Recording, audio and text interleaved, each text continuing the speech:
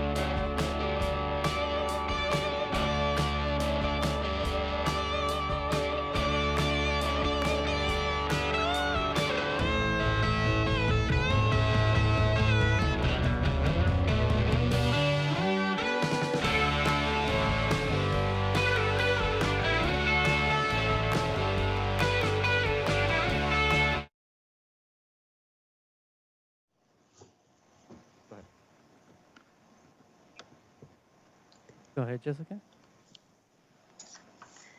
Good morning. Today is Monday, June 22nd, 2020.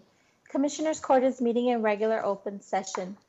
Joining us today, we have American Sign Language interpreters Dario Garcia and Tamara Gacelu. Would you please rise and join us for the Pledge of Allegiance, followed by an invocation by Pam Peroni. Pledge allegiance to the flag of the United States of America, to the republic which stands, one nation, under God, indivisible, with liberty and justice.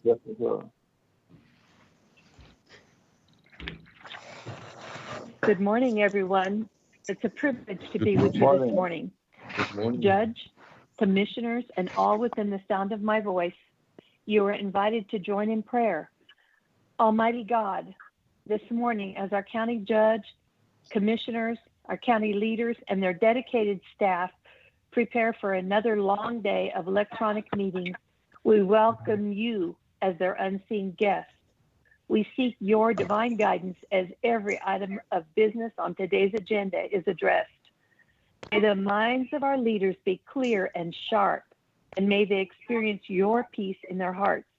Right now, let them trust you with the burdens and the concerns they are carrying so they can be free to focus on the business at hand.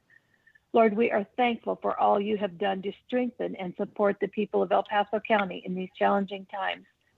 We pray you will direct our county leaders in the ongoing battle to address the effects of COVID-19 on our citizens. We pray you will reduce and stop the spread of the coronavirus, touch and heal those who are dealing with sickness and disease. I speak your comfort and your life over everyone who has been affected. We pray for the faithful first responders, for all caregivers and medical personnel who faithfully go to work every day to keep the rest of us safe. We ask you to bless them and keep them healthy and well. Give them the strength they need to stay in the fight. We are a resilient people who walk by faith and not by sight. We trust you to provide everything we need for life and godliness. Let El Paso continue to be strong in you, Lord, and in the power of your might. In the matchless name of Jesus, amen, and so be it. Thank you, Mrs. Ferroni. Always very appreciative of your time. Thank you for being with us. Welcome to Commissioners Court. On behalf of the commissioners and myself, we welcome you, and we thank you for participating in our governmental process. I'll make some comments during our COVID presentation with respect to some of the orders and what's taking place with the governor. Also at 1 o'clock, we'll take our lunch break at 1 o'clock because we have the governor speaking, and those that would want to take advantage of eating and being able to listen to the governor would be able to do so. So I thank you for, I'll move it. We had looked at 12 o'clock as being the ideal, or 12:15. So this time we'll do that at 1 o'clock. Happy post-Father's Day to everyone out there. We wish everyone a great Father's Day weekend and an extension into today on Monday. Thank you for being here. Hope you all have a very productive week, and we look forward to your participation. So, Jessica? Thank you, Judge. Item number 4 is the consent agenda, composed of items 4A through 4K. Are there any items that members of the court would like to pull for individual discussion? Commissioners? Motion to approve. Second? Commissioner Perez?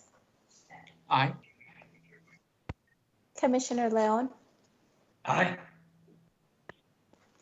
Commissioner Stout? Aye. Commissioner Robinson? Aye. Judge Samaniego? Aye. Motion carries. Item number 5 is public comment. At this time, we do not have anybody signed up to speak for public comment. We will take Jessica, no yes, action. yes, we do. We do have We somebody do? for. I apologize. We do. Miguel, go ahead. That Who would do we be have? Mr. Stephen Strummer. Stand by.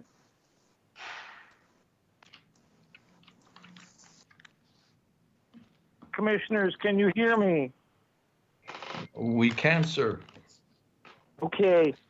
I have read an article in the New York Times this winter. It was on the Spanish flu. It was, can you hear me? It was misnamed from Massachusetts. And the most important part of it was, and I know this is vile and gross, but it was spit. The spit transmitted disease, and the Spanish flu broke out twice. This was in a New York Times article this winter, I think January 17th or so, in Sunday, winter New York Times. And the spit transmitted the disease. Now, I'm not saying it's with the COVID, but it is worth looking into. This spit is deadly. What about the, it is, did you tell them who runs that area? Yeah, she says that she's been trying to contact her. She wasn't. Keep going, sir. Pardon me? Keep going. Can I go on? This was a very deadly part of the flu, and there was a nationwide ban on the spit. Absolutely ban on it. And that's what saved the country. That is what saved the country at that time. I know it's a very difficult subject, but I hope there's nothing wrong in making these comments. Thank you, sir. Appreciate your comments and your time. There you go. If I could add one little extra thing, I had spoken to the mayor's secretary about this matter. She had said that she was going to speak to Mr. Samaniego and to the governor's office as well. But thank you very much for letting me speak this way. I love you all, and I pray no harm done by saying this. Thank you. No, your comments are very welcome. Thank you so much for your time. Go ahead, Jessica.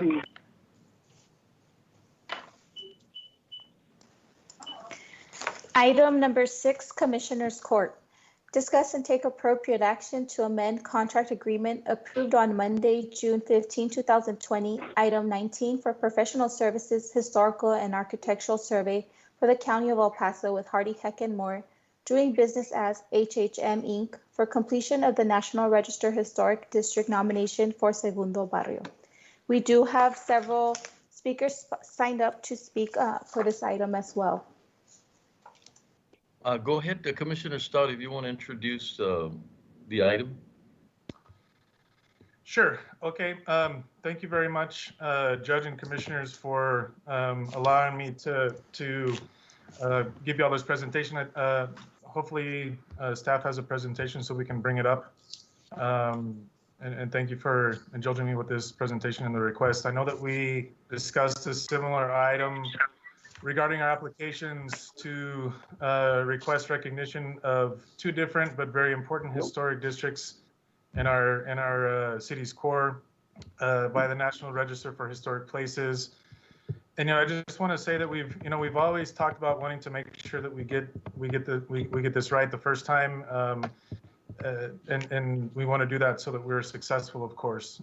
However, I feel after hearing from our local experts, our County Historic Commission members, the Texas Historic Commission, the National Trust, and others, and after seeing a petition that I think y'all as well probably were sent, that it was signed by close to 1,000 people. I'm not sure what the end number ended up being, but I feel like it was close to 1,000 folks. Many of them are residents of Segundo Barrio. I feel like they do, and I feel that we didn't get it right, and I wanted to propose an alternative that I hope you see as a worthy compromise between options 2 and 3 from last week. Please at 3 p.m. Is there somebody else on speaking? Sorry, go ahead. I don't know if there's anybody in the background. Can you check on that? There's some disruption on the... We did silence it. I apologize. No worries. Thank you. I'll continue. So by allowing this compromise, we could amend the contract to ensure that the boundaries in our Segundo Barrio Historic District applications are as close as they possibly can be to those that have traditionally marked the neighborhood without causing issues with historic integrity, you know, and defining what our community knows as Segundo Barrio. So it's really that simple. Next slide, please.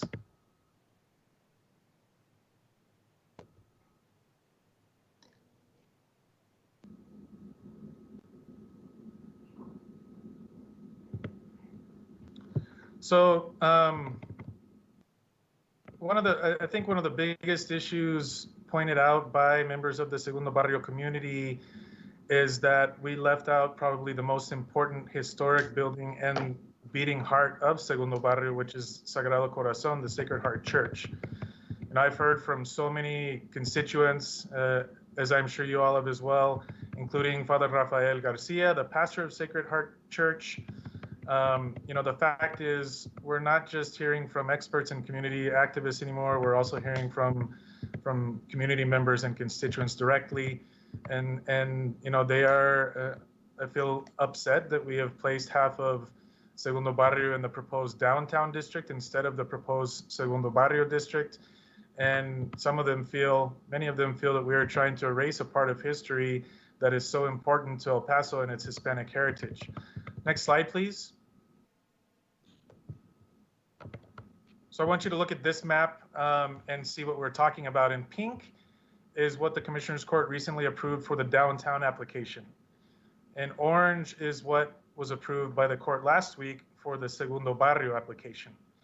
And in green is what was the original community proposal that was also up for consideration last week. As you can see, the western half of Segundo Barrio is included in the downtown application in the pink, and left out of the Segundo Barrio application, the orange, which is what has caused some of this controversy.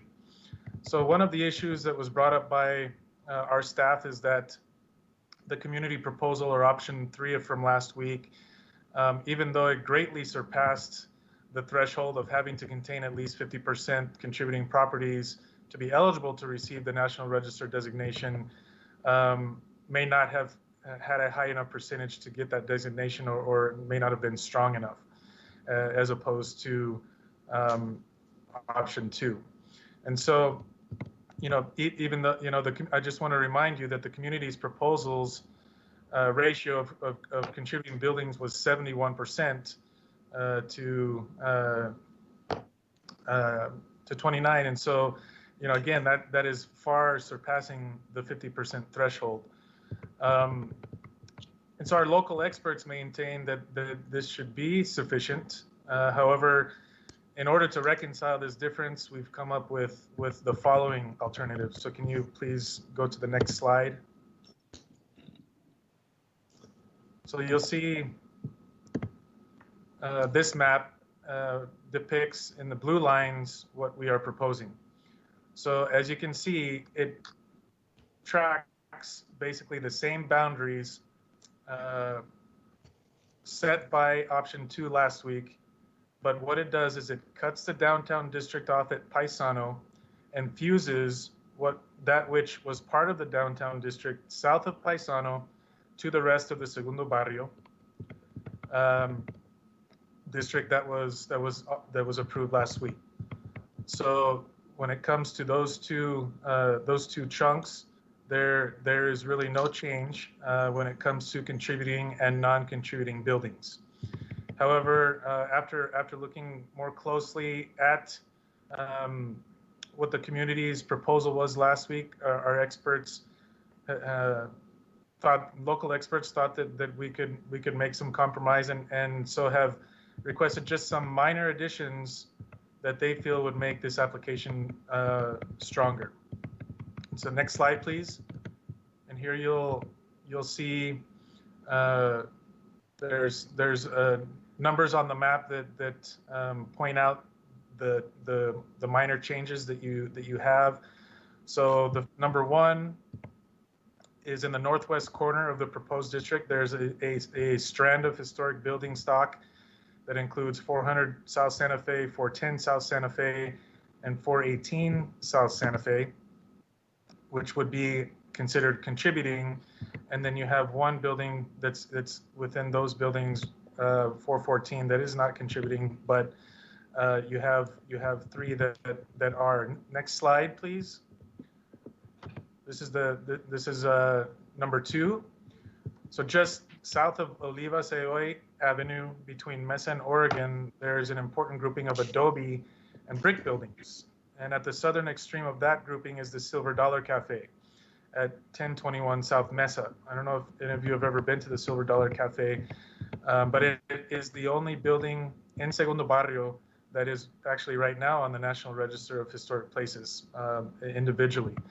And we feel that it belongs within the district and shouldn't be left out.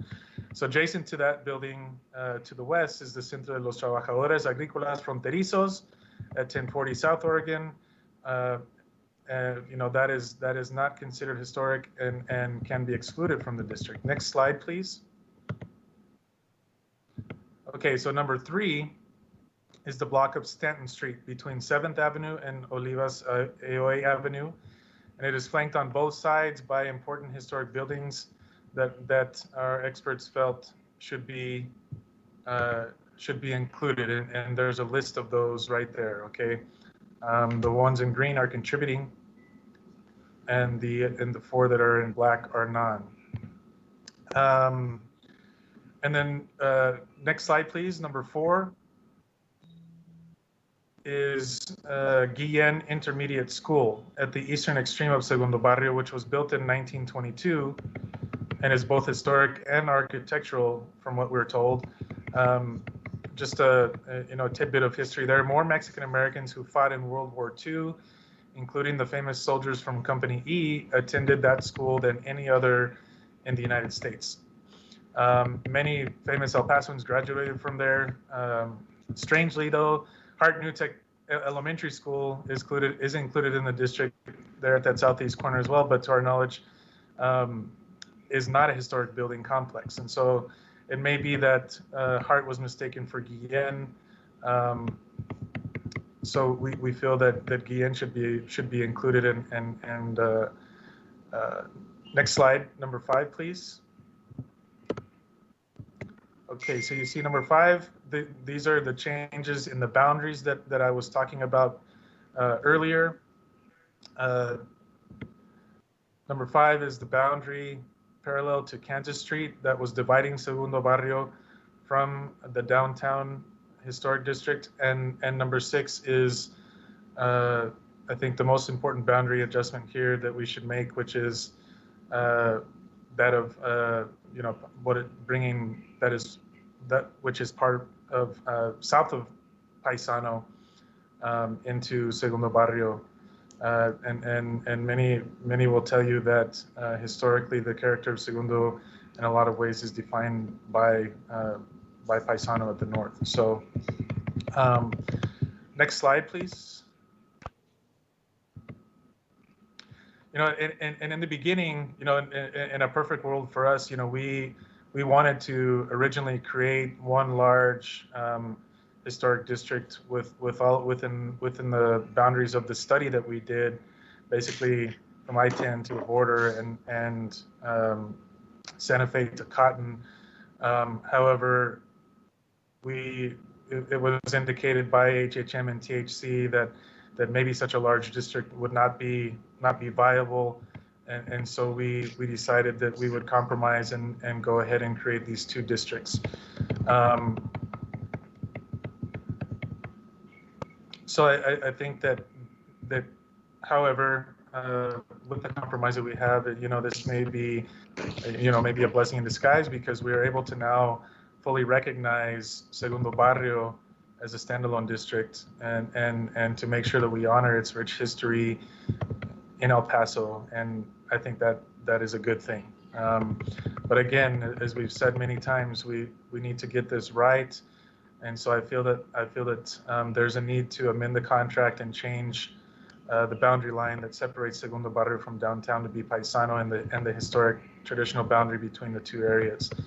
I know that for many of us, this is something that is very important, especially to the folks that live in Segundo Barrio, who are constituents of mine, and our local historic experts, including our historic commission, our county historic commission.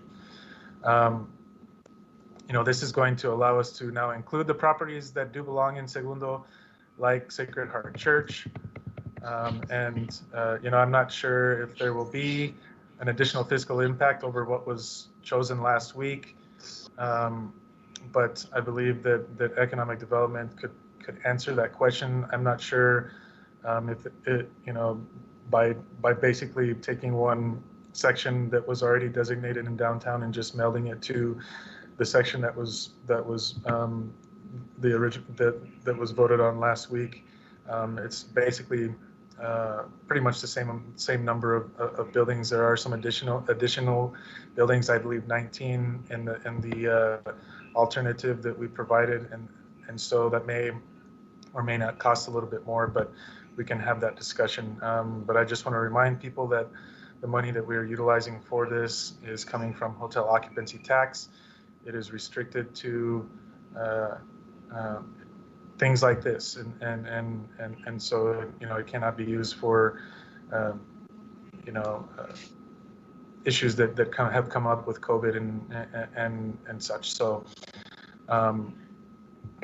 we can, I guess, have some discussion, or we can hear from the public comment. Judge, that's the end of my presentation at this point. Well, thank you. And one of the reasons Miguel, I'm getting a really bad, echo kind of. Oh, there it goes. So, I know it's difficult to bring an item that has already been voted on and discussed on. So I'm looking for that we needed additional information to be able to make the best decision. And so that's what I'm looking for, to see if there's anything additional like that. So what I'd like to do is hear from economic development first, and then I'm hoping that Hardy Heck and Moore are on the line, and then they could give us some views, because it looks like maybe some of the things that they recommended, things have changed, or something had to have changed, because otherwise we just can't bring back an item if there's not additional information that we needed in order to make the right decision. So Betsy from Economic Development, who is there? Yes, sir. Available? We have both Valerie and Andrea on the line. Judge, before we start, I did want to mention our staff, when we bring these items forward, we're bringing forward information and just the facts that we have from the consultant and the parties we've been working with. It is always ultimately the Commissioner's Court's decision. And as we move forward, it's just important to note that our staff is bringing forward that fact and that information, and they're not, well, we may say we recommend what the consultant referred us to. It's not that the staff is making the decision or trying to force the court to make a decision in any particular direction. We just want to provide you the facts and information. And I say this because I know there was some criticism of our staff after last week, and I don't think that criticism was warranted. I really appreciate the job Valerie and Andrea are doing to bring this forward, this information forward on what we know was a very tense subject with differing views. So we are just bringing this forward again. We're just supporting the information to help the court make a decision on this item. With that, I'll turn it over to Valerie. Well, thank you. Judge, can I add something to what Betsy said? Sure, absolutely. Commissioner Leon, please go ahead. Thank you, Betsy, for those statements. And it is, I always ask our department heads or whatever issue we're talking about for their opinion, because it is very important to me to hear what our own staff is recommending because of their knowledge. So, Betsy, thank you for what you said. Those criticisms, I think, came from the outside, and I think we need to stay the course insofar as their opinion, whether it's the county attorney's office, whether economic development or somebody else. that is very critical to me, very important. So thank you for those words. Thank you, Judge. Thank you. No, thank you, Commissioner Leon. Valerie, you want to go ahead and especially if you could discern if there was any additional information or things that would have allowed us to look at this either differently or at least a better understanding. If you could discern anything that now, in looking back, if we were missing any information that would have made this a different vote or anything that would be different in the way we were presented last week. So Valerie, you want to go ahead and start the discussion?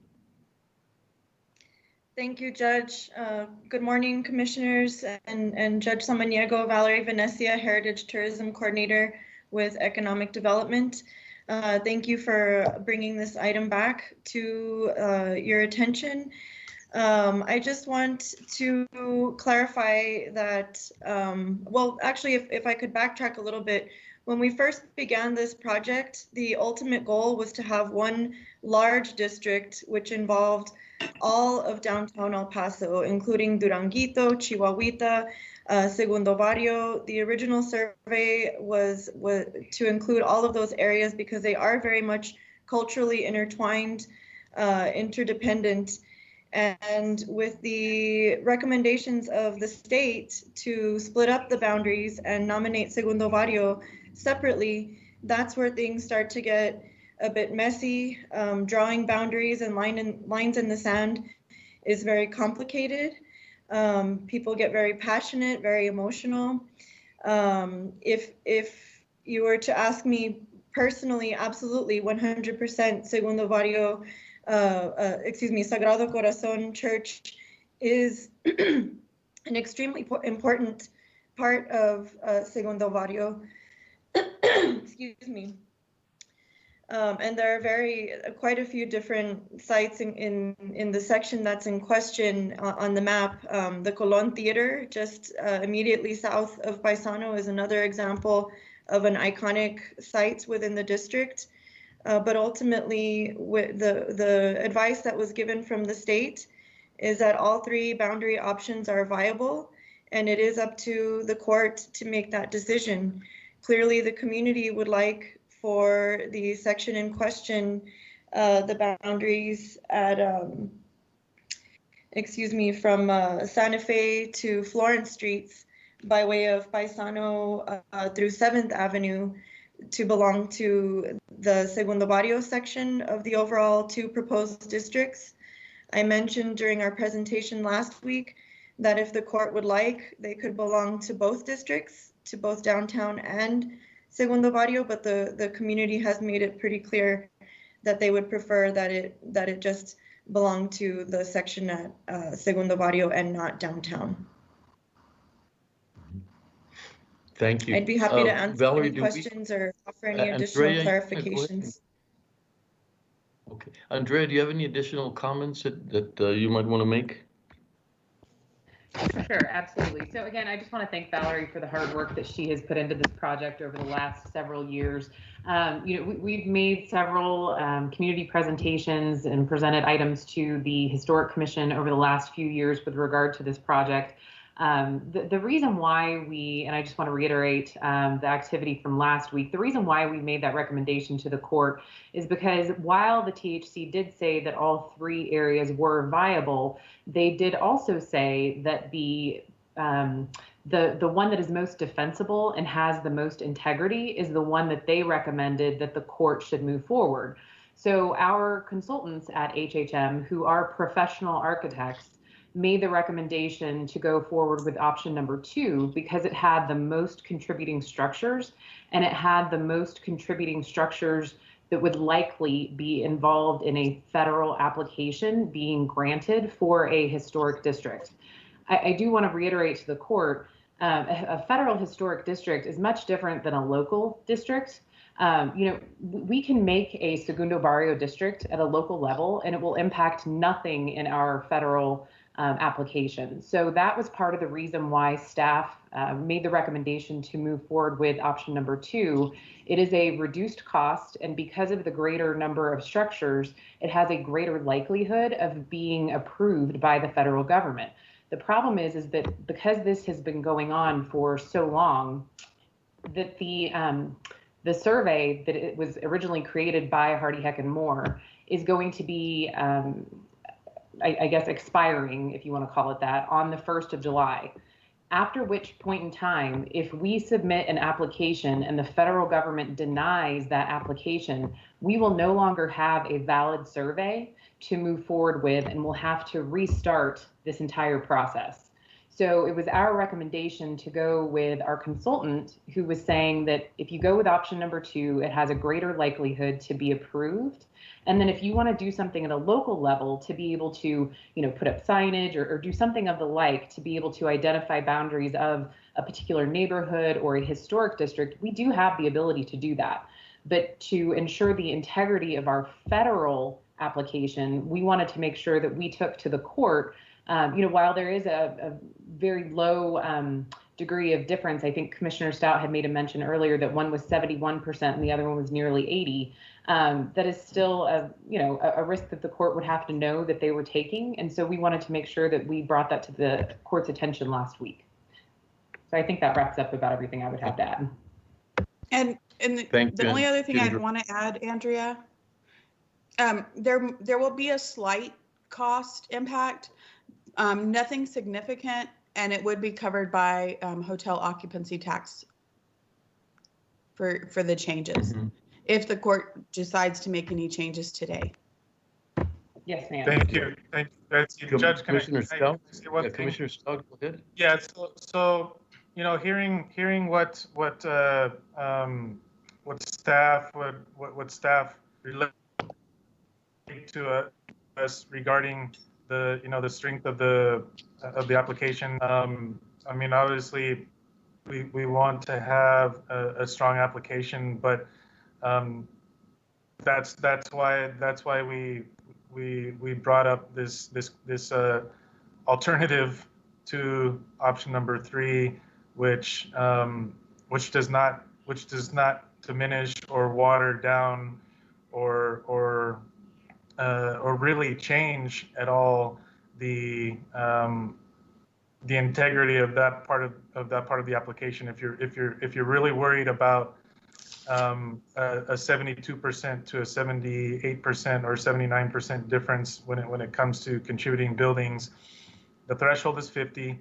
Obviously, we understand that the more contributing buildings, the better. But I feel like when you have more than 70%, and what we've been told by our experts is, I mean, that should not be a problem, as well as we've been advised the same by the Texas Historical Commission. And so,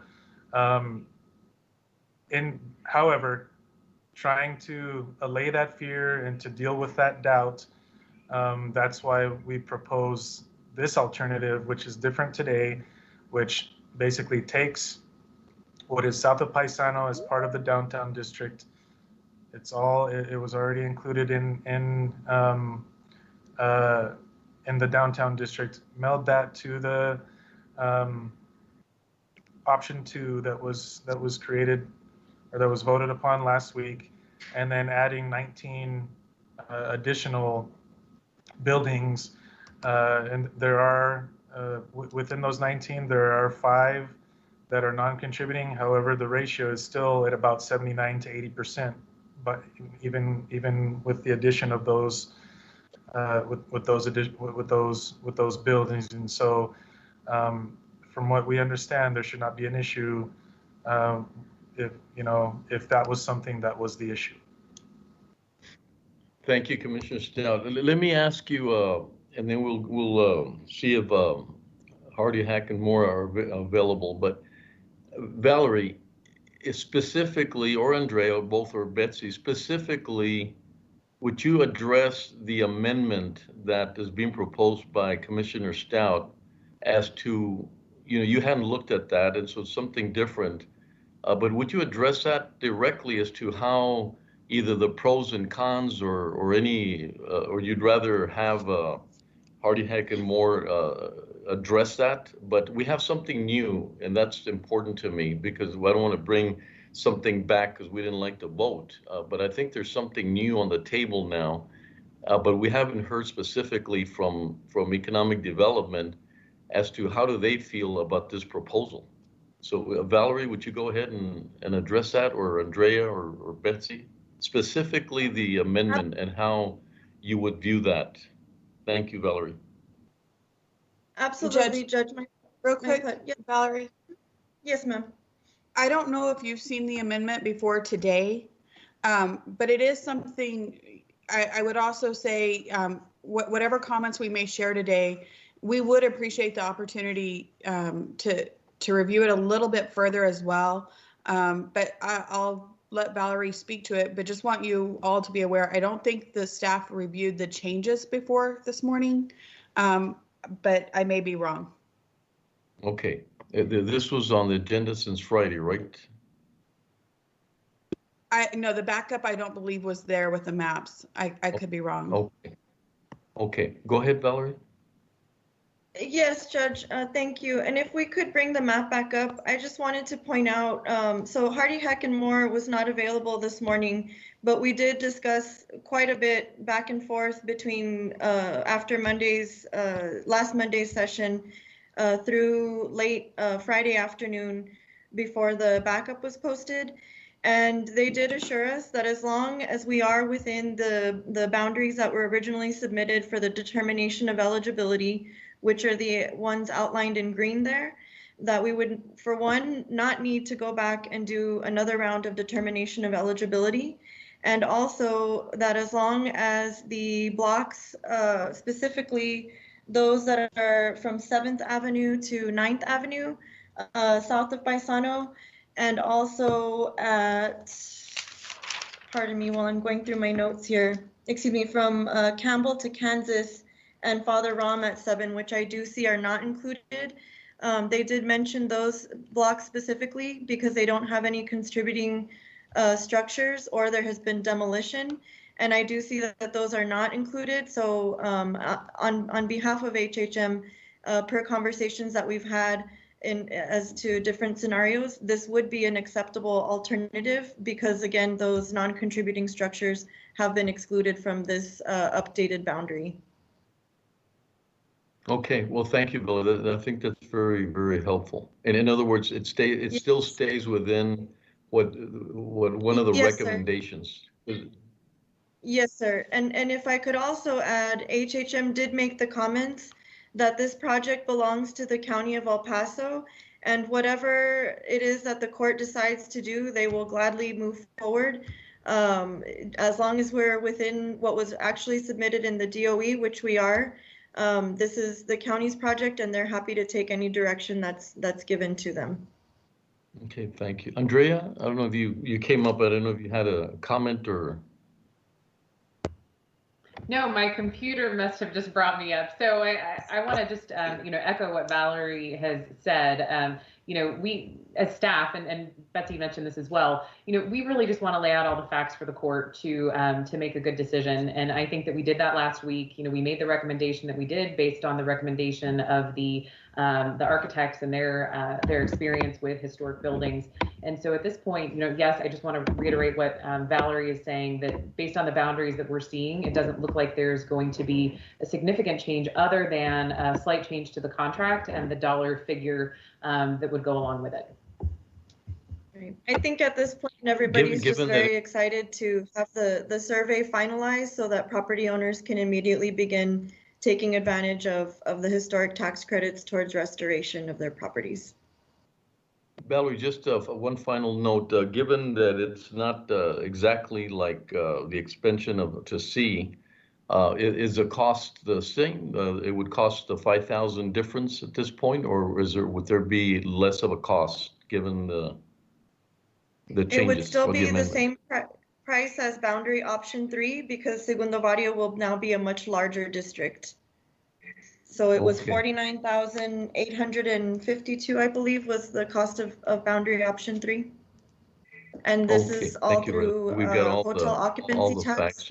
through our operational expenses. So we're not tapping into our contingency funds or any of our general funds for this project.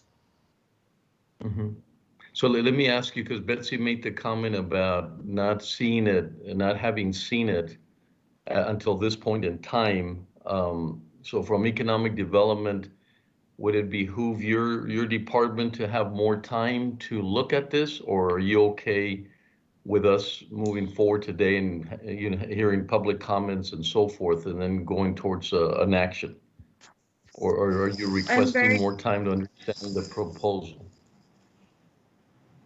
Having looked at the map just now and seeing that it is within the original DOE submission and that the blocks of non-contributing structures were removed, I'm confident that HHM will be comfortable moving forward as well. Okay, thank you. Commissioner, yes. What's your pleasure on this? Do you want to hear public comments now, or do you want to make your own comments at this time? What would you like to see? Commissioner Perez, Commissioner Leon, Commissioner Robinson, any? Judge, if I may. Sure, absolutely. I know that there's a time constraint, and there was a lot of variations that are really confused me somewhat. Now, as far as time-wise, Betsy, you said we're up against a time frame that is very short. When do we need to make a decision? You said July 1st. So right? The survey expires or outdates July 1st.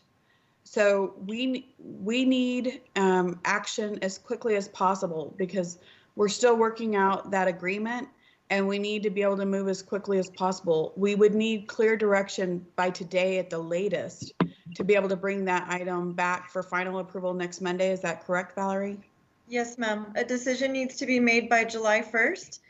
If I could at the very least provide HHM with the final boundary selection that the court would like to move forward with so that they can finalize the survey for both downtown and Segundo Barrio, and then we can move forward with the second phase and all of the public outreach that involves as well. Okay, but let me ask you this, Betsy. Those consultants are working for us. Why not extend this by a couple of weeks so we can give our staff time to really look at this, so we can look at it and make a much more educated vote, take a better vote. And I can't see why we can't extend it for at least a week, maybe two. So there's also a federal application timeline. I'm not as familiar with those timelines, but the survey work would have to restart. Valerie, do you want to speak to that? I was just going to add, at the very least, if we move beyond July 1st, we will have to conduct another windshield survey. The last one was completed in November at the time that we reinstated the downtown survey, and that windshield survey is what expires as of July 1st. So we would be adding on the cost of another visit from HHM and possibly even the state if we go back and have to do another windshield survey. And so how often does the state review these? If we push it back 2 weeks, it's going to trigger that windshield survey. Correct. And to answer your question, Ms. Betsy, they meet 3 times a year, the state board. But until we finalize the survey and move forward with narrative production, will we be at that phase? We hope to move forward with narrative production and have in time for submission during their next session, which is in January of 2021. Well, and it would seem to me, given all that information, Commissioner Leon, it would seem to me that we do sort of need to have a robust discussion today, given and take whatever we can. I asked Valerie if she was comfortable that the changes wouldn't impact in any way, what Hardy Heck and Moore were recommending and so forth. It looks like they've given us any of the 3 options are okay. It's just up to Commissioner's Court to make that decision. So I think the most important thing here, if there's any appetite from the court to hear out now the public comments, or any appetite to have a consensus on the amendment at this point in time. If there isn't, obviously, then we're just going to be delaying everything, including public comment, making comments when there's no appetite to really entertain a change in the vote. Judge, Mr. Robinson, go ahead. Well, I'm not content with, well, first of all, the issue for us today, the information, the backup. Let's talk about the backup. When did we get the backup? In fact, I have not seen the backup. I see it on the screen, but I have not seen the backup. Why didn't we get the backup before today?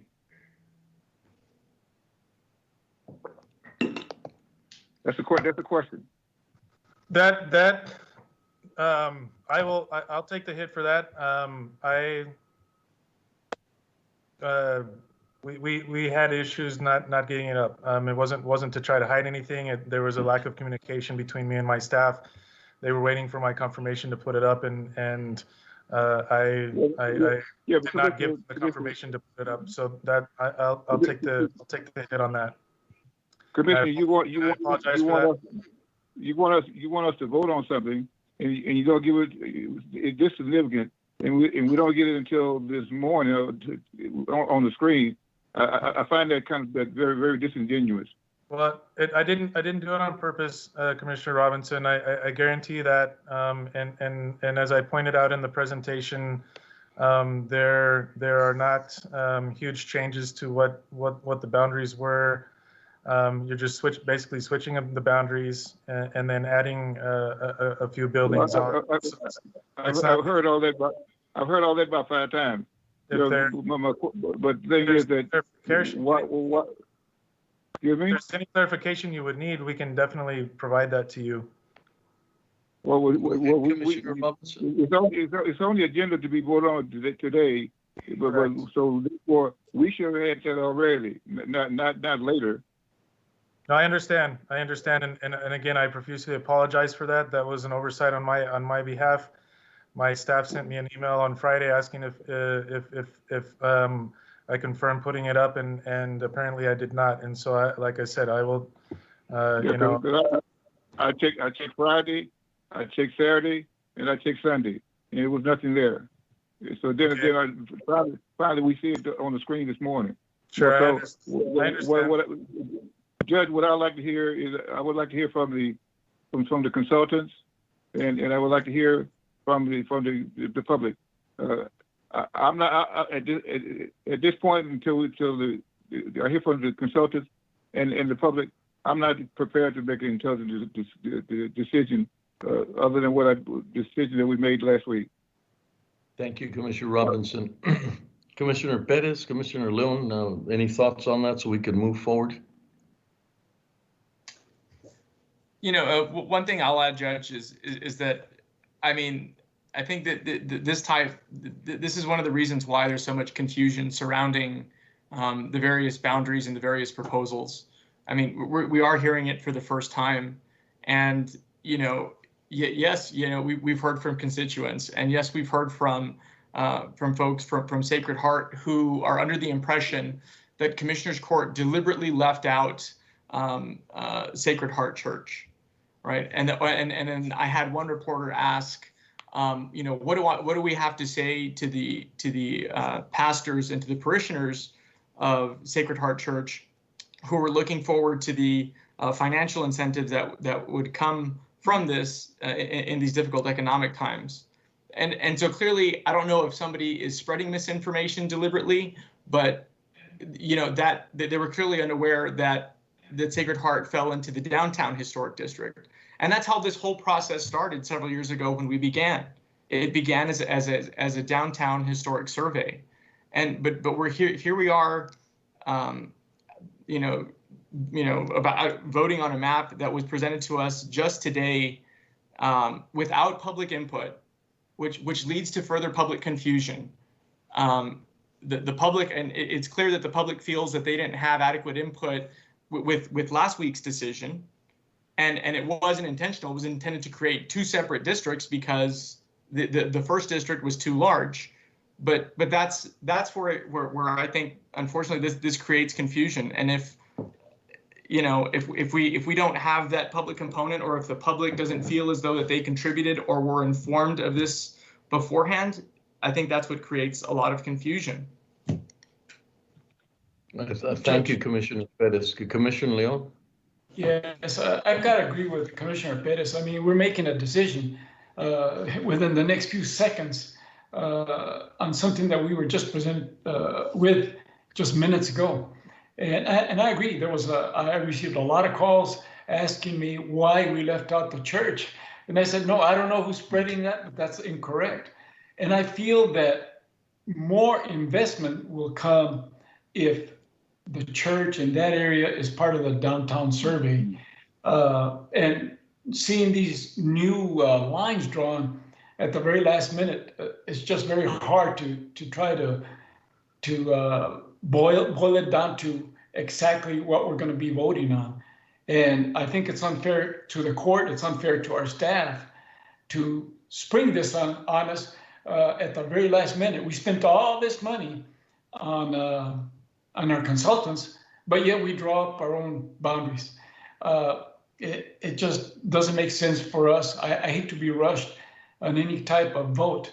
And if it takes spending a little bit more money and including our public in the new lines, I think it's very important, because now we're making our own decision with completely shutting out the public, other than the local experts that some in the court feel is important to us. And we do have some expertise out there, very talented people out there. But to me, I'm still confused. I just want to know where those lines are going to be, and have our staff review it and have some public input. Mm-hmm. Judge. Go ahead, Commissioner Stout. So can we hear public comment that signed up today? If y'all want to hear some public input, I know that there are probably a lot of people signed up to speak today. Again, I apologize profusely. That was an oversight on my behalf, miscommunication between me and my staff, and I understand, that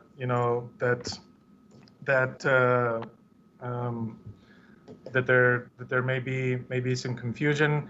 I'm definitely willing to clarify anything right now. If you have a question about any part of the boundary, I feel like it's quite easy to understand. It's just basically taking all of the, or the vast majority of the non-contributing buildings that were in the original option 3, and leaving 19 of the contributing buildings. And so, it's I feel like we can go over them right now if you'd like, and if that's not something that you all would like to do, may I suggest having a couple of days to go over it, and maybe having a quick special meeting so that we can have a better discussion, and you all can become a little more informed, maybe on Thursday or Friday, where we can take an hour or so to go over what other questions you may have. I think that's an option as well. I really would like the opportunity to be able to inform you as you would like to be informed. And so if you're not ready to vote on it now, then I understand that we instead of not getting it done the first time the correct way, I feel like we can take a little bit more time on this, since it's so important, since as you said, we have spent a lot of money on this and a lot of time on this. I guarantee you that I want you all to be as informed as possible, so that you can make the best decision that you can. And so, I would propose that we have people that have taken time out of their schedules to be on the call today, that we hear from them. And if you're not ready to vote today, then I would ask that I would respectfully request, and again, I profusely apologize for the lack of communication on my behalf to my staff, I will make sure that does not happen again. You know, we all sometimes make mistakes, and I'm not perfect, and I've made more mistakes recently than I haven't. And so, you know, this is something that I feel like is really very important for us to get done and done the right way.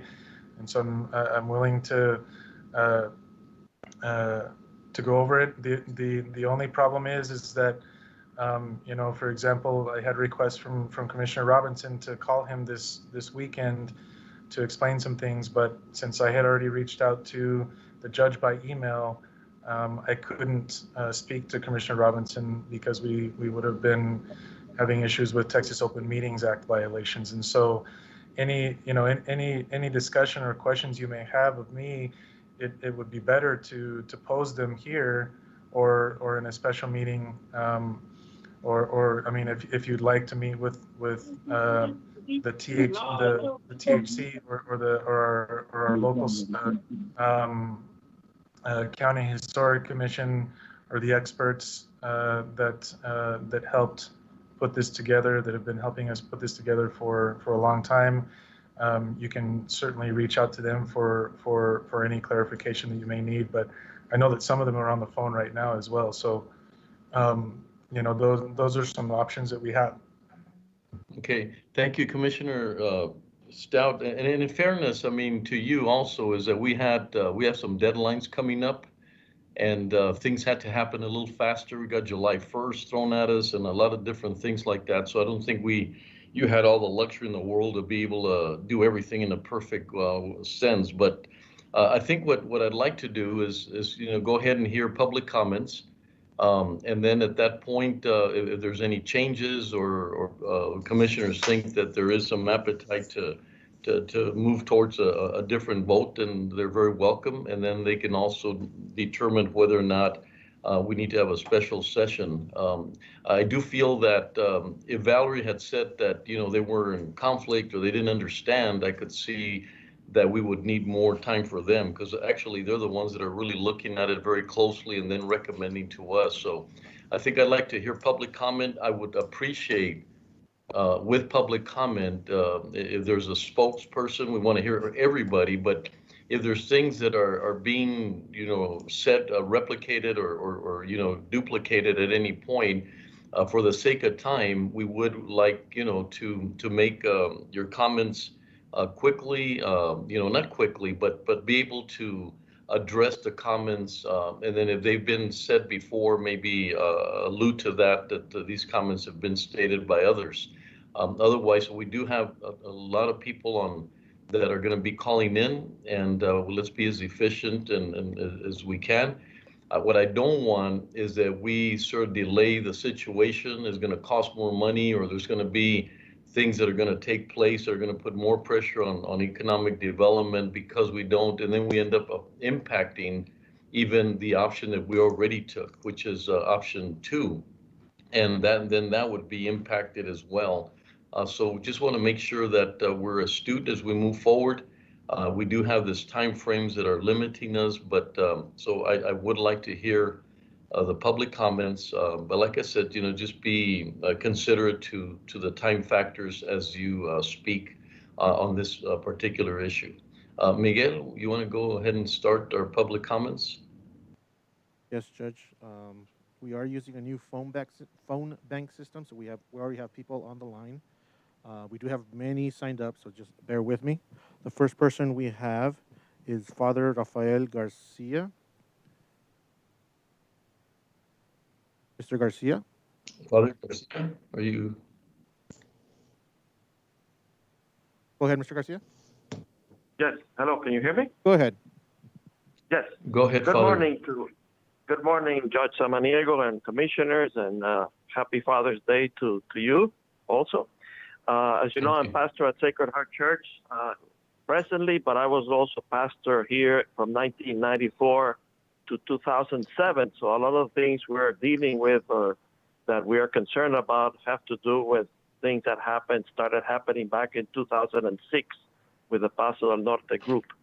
I expressed, I think in detail, my feelings and my thoughts on the neighborhood and the situation on my email of June the 18th. I would like to suggest that, Judge Samaniego, you mentioned something very important a while ago to say to re-vote on this, that, that it's important to have new data or some reason for reconsidering. And I hope that comments from many people like ourselves, the voice of the people, can be considered, should be considered, need to be considered additional information to reconsider this vote. I very much support option 3, south of Paisano, which has been the historical boundaries of the Segundo Barrio. As you know, the history of the Segundo Barrio, I could go on, but I won't. But, from the beginning, from the 1880s, thousands of families settled here.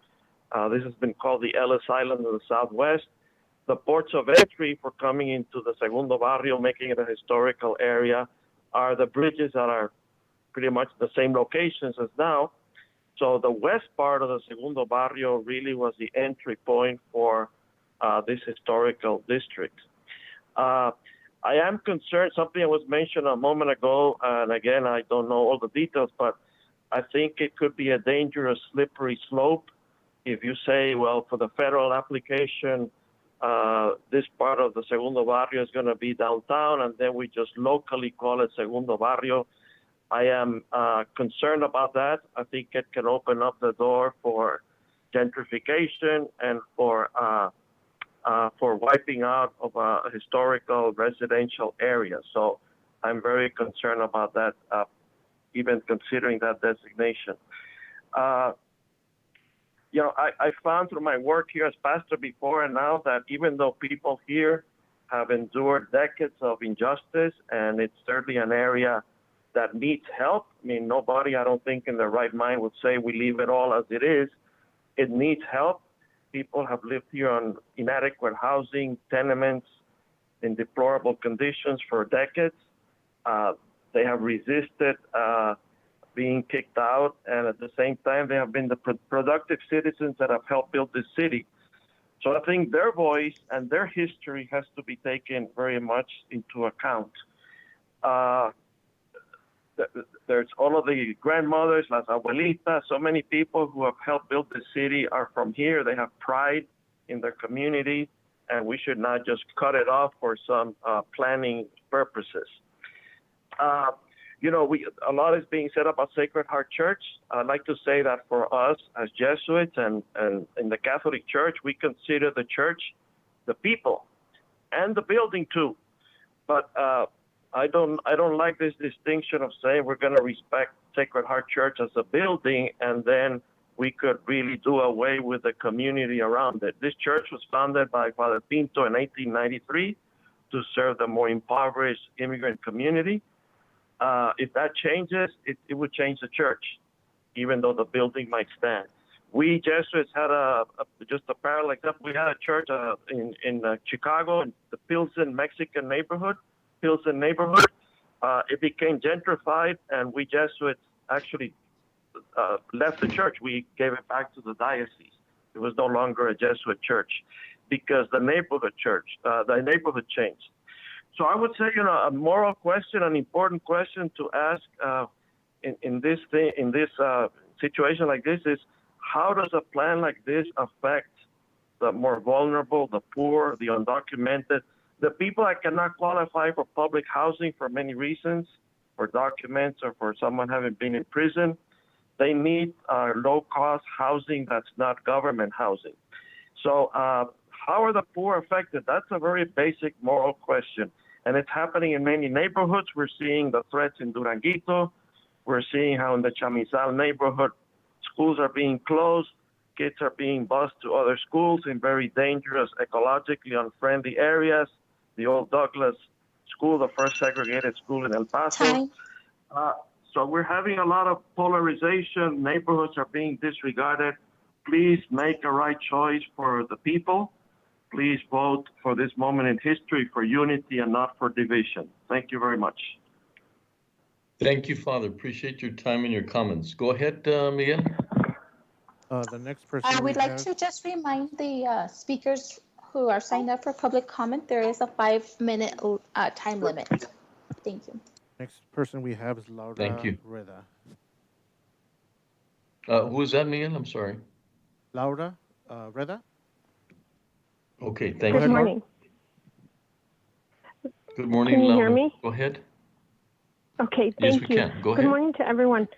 I'm in front of you today because I'm very concerned with the results of the Segundo Barrio plan that was voted on Monday, and I support option 3. My name is Laura Reda. I'm a veteran and a native El Pasoan. I was born and raised in El Segundo Barrio. My parents married at that church. Sorry.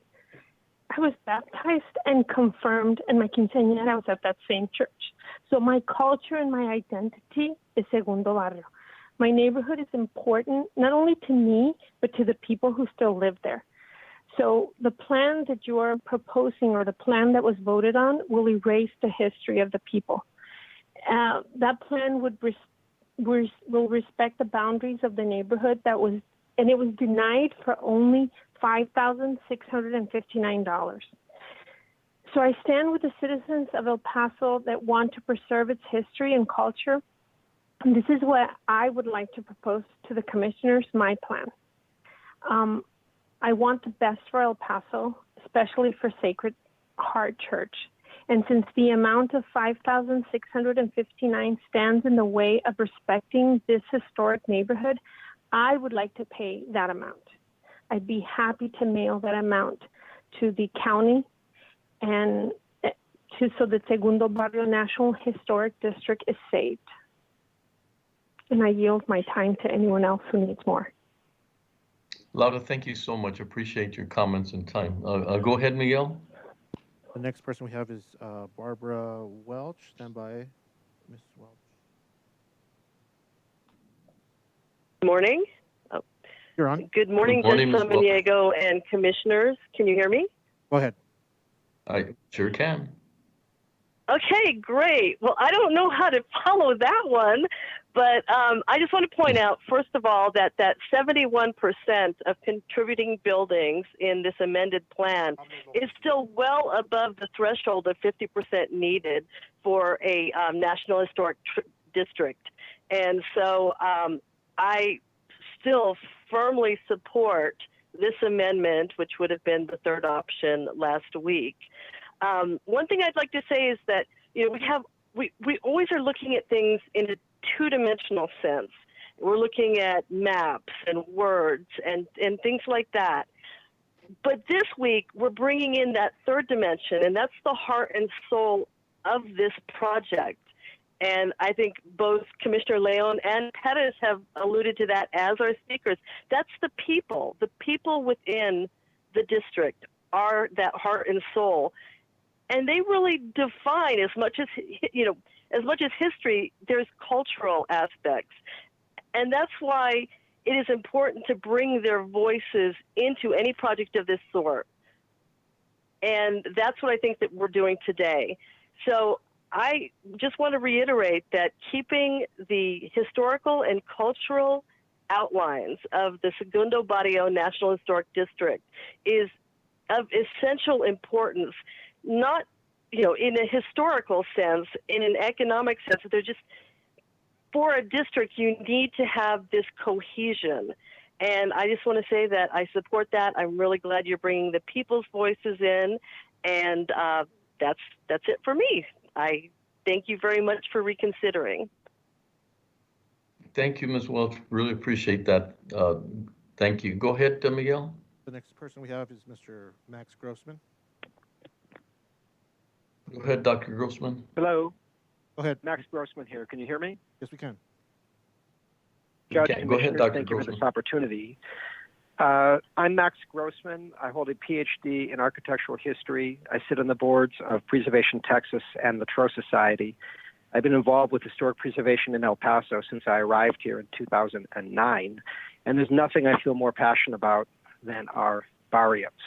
Segundo Barrio, as we've heard, was established circa 1885. It's about 135 years old and is well defined within historical as well as cultural boundaries. I can tell you that the County Historical Commission has placed more historical markers in Segundo Barrio than in any other place in El Paso because it is so incredibly rich in history, going right back to the origins of our city. And I'm so glad that this item is back for discussion because I think that the commissioners who voted for item 2 might not have had, the second option might not have had all the information available to them, and I think these clarifications are helpful. Basic facts: 71% of the properties within the proposed option 3, including with amendments, that would be contributing. That is so far above the 50% threshold required by law that there's no question about the proposed district qualifying. We heard last week issues about duplication of boundaries, duplication of properties between the downtown historic district and the Segundo Barrio historic district. Turns out that's really not an issue. There's no question of duplication. You, the judge and commissioners, have the power to set the boundaries between the two districts where you see fit, and that should be Paisano Drive, the historical boundary going back 135 years. And you do not incur any additional costs or problems by simply setting the boundary between the two districts and keeping the two districts distinct, and there's certainly no reason that they should overlap. I also want to clarify that the THC has no problem approving any proposal that comes out of this court as long as it meets that 50% threshold. We're at 71%, and so the approval of the THC is not an issue. The project reviewer has actually provided that in writing recently, and I shared that, and so that should not be an issue. I also want to clarify that the petition that went out to the general public received over 1,000 signatures in only 24 hours and currently stands at 1,551 signatures, including hundreds and hundreds of people who reside in Segundo Barrio or are from Segundo Barrio in support of option 3. In terms of the $5,000 price tag, $5,659 price tag, the difference between the two options, we just heard from a former resident of Segundo Barrio that she'd be happy to cover that cost. But look, the hot tax cannot go to the county general fund. It is earmarked for projects that support tourism, that support the tourist economy, and nothing could go further toward that aim than a historic district in Segundo Barrio within its proper historic and cultural boundaries. This project has the support of Preservation Texas, whose chair, Evan Thompson, just sent you a letter this morning in support of option 3. We just heard from the chair of the County Historical Commission. I'm also representing the Tro Society. There are local historians, academics, Sacred Heart Church, 1,551 citizens. I mean, the support for this district, option 3, is overwhelming. And, HHM, they're run by very good professionals, and I understand their justification for option 2, which would have 78% contributing properties instead of 71%. But look, the difference between 78 and 71% is not going to make any final determination. Both of those figures are well above the 50% threshold, and I think HHM, hearing from so many people, will now more fully appreciate the history of Segundo Barrio and the importance of maintaining the integrity of its historical and cultural boundaries. Another point I want to make is that churches are covered in National Register districts. They can receive tax credits, and Sacred Heart Church could benefit from these tax credits. Local historic districts do not provide that 45% federal state tax credit. And so it is important to capture the churches. And again, Sacred Heart Church is El Corazón del Barrio. It must be within its own historic district. The people of Segundo Barrio are counting on you. The people of El Paso in general, at large, historical groups, including national and state groups. Everybody is watching. And I really hope that you will do the right thing. You have the facts in front of you, and will vote in favor of option 3. Thank you very much. Thank you, Dr. Grossman, for your time and comments. Miguel, go ahead. Next person we have is Mr. Pablo Lopez. Mr. Lopez, go ahead. Hello. Hello, Mr. Lopez. We can hear you. Go ahead. Mr. Lopez. Oh, it was breaking. Good morning. I'll make it very quick. County Judge Samaniego, Commissioner Robinson, Commissioner Perez, Commissioner Leon, Commissioner Stout, Okay. Everybody said what I was going to say, but I couldn't have said it any better. My people depend on me to take a bullet for them. That's why I'm here. What's so hard? I know. What's so hard about having just the boundaries Paisano, Santa Fe, Cotton, and Border Highway? We've always been like that. I was born and raised here, moved out, moved back to better my community. I live 2 blocks from Sacred Heart Church. And we deal with them.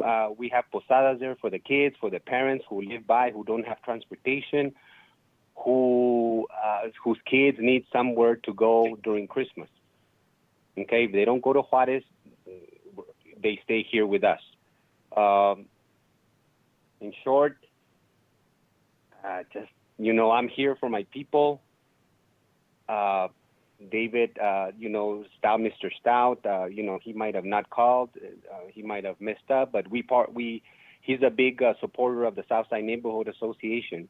And so we have a lot of people in the city and in other states that I called that grew up here. And the voting, Dr. Grossman said there's 1,551 people that signed. And Segundo Barrio, we have a lot of elderly which don't have a laptop. They can't walk that far. So we can get together because of the COVID-19 and show what we are made of. We're real people in a neighborhood that's rich in culture. Like Dr. Grossman said, we all know Segundo Barrio. They even want us to make a book about the barrio again. But you know what? Let's get this over with. And I would appreciate Commissioner's Court, Commissioner Leon and Commissioner Perez. You mentioned something real important to me. There's a lot of local talent here. And we need public input. Public is very important here. I don't want to be hanged in a cross by my own people if I don't do the right thing for them. That's why I came back. It's to take care of business for this barrio, which is unique everywhere you go. A lot of people know Segundo Barrio because they lived here, and the ladies who talked, and Father Garcia and Dr. Grossman, they know what's up. So commissioners, I hope you can do the right thing. Pick the best educated guest you can, and we'd appreciate that very much. Keeping option 3, keeping our boundaries the way they are. And that's it. That's all I have to say. Thank you very much. Mr. Lopez, thank you very much for your comments, but also for your service. Thank you. Go ahead. Miguel. Person we have is Ms. Ana Dueñas. Go ahead, Hello? Ms. Dueñas. Hello? Go ahead, Ms. Dueñas, we can hear you. You can address the court. Sorry. Good morning,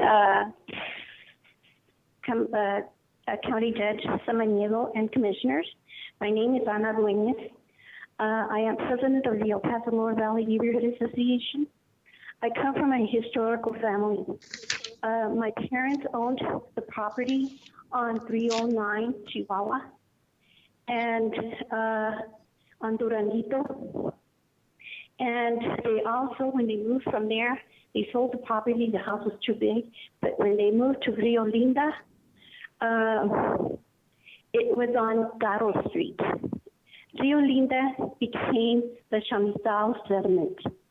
I have the plaque to prove that we are, and I was a little girl, and my parents lived in Segundo Barrio. My father since 1914, my father, my mother, 1918. When they moved to Duranguito, they lived there in 1930s, and then they moved to Rio Linda, which was also in the 30s, almost 40s, and they lasted there until about 1967, when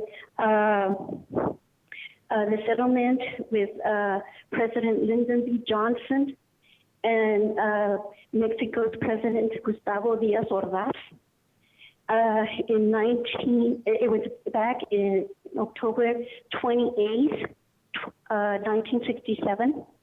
And not only that, but it's a history to a lot of people, and it's deep heart into your heart with what they're doing to Segundo Barrio. It comes, and I myself went to San Ignacio Church School, and then we moved to the Lower Valley, but my father lived in Kansas Street when he was a young man, little boy, and my mother lived in Oregon, right in front of Sacred Heart. She went to Sacred Heart. My father went to Eoy. Then they both went to Bowie High School. It means a lot to our history. A lot of my cousins went to Bowie High School, and we're very proud of Segundo Barrio.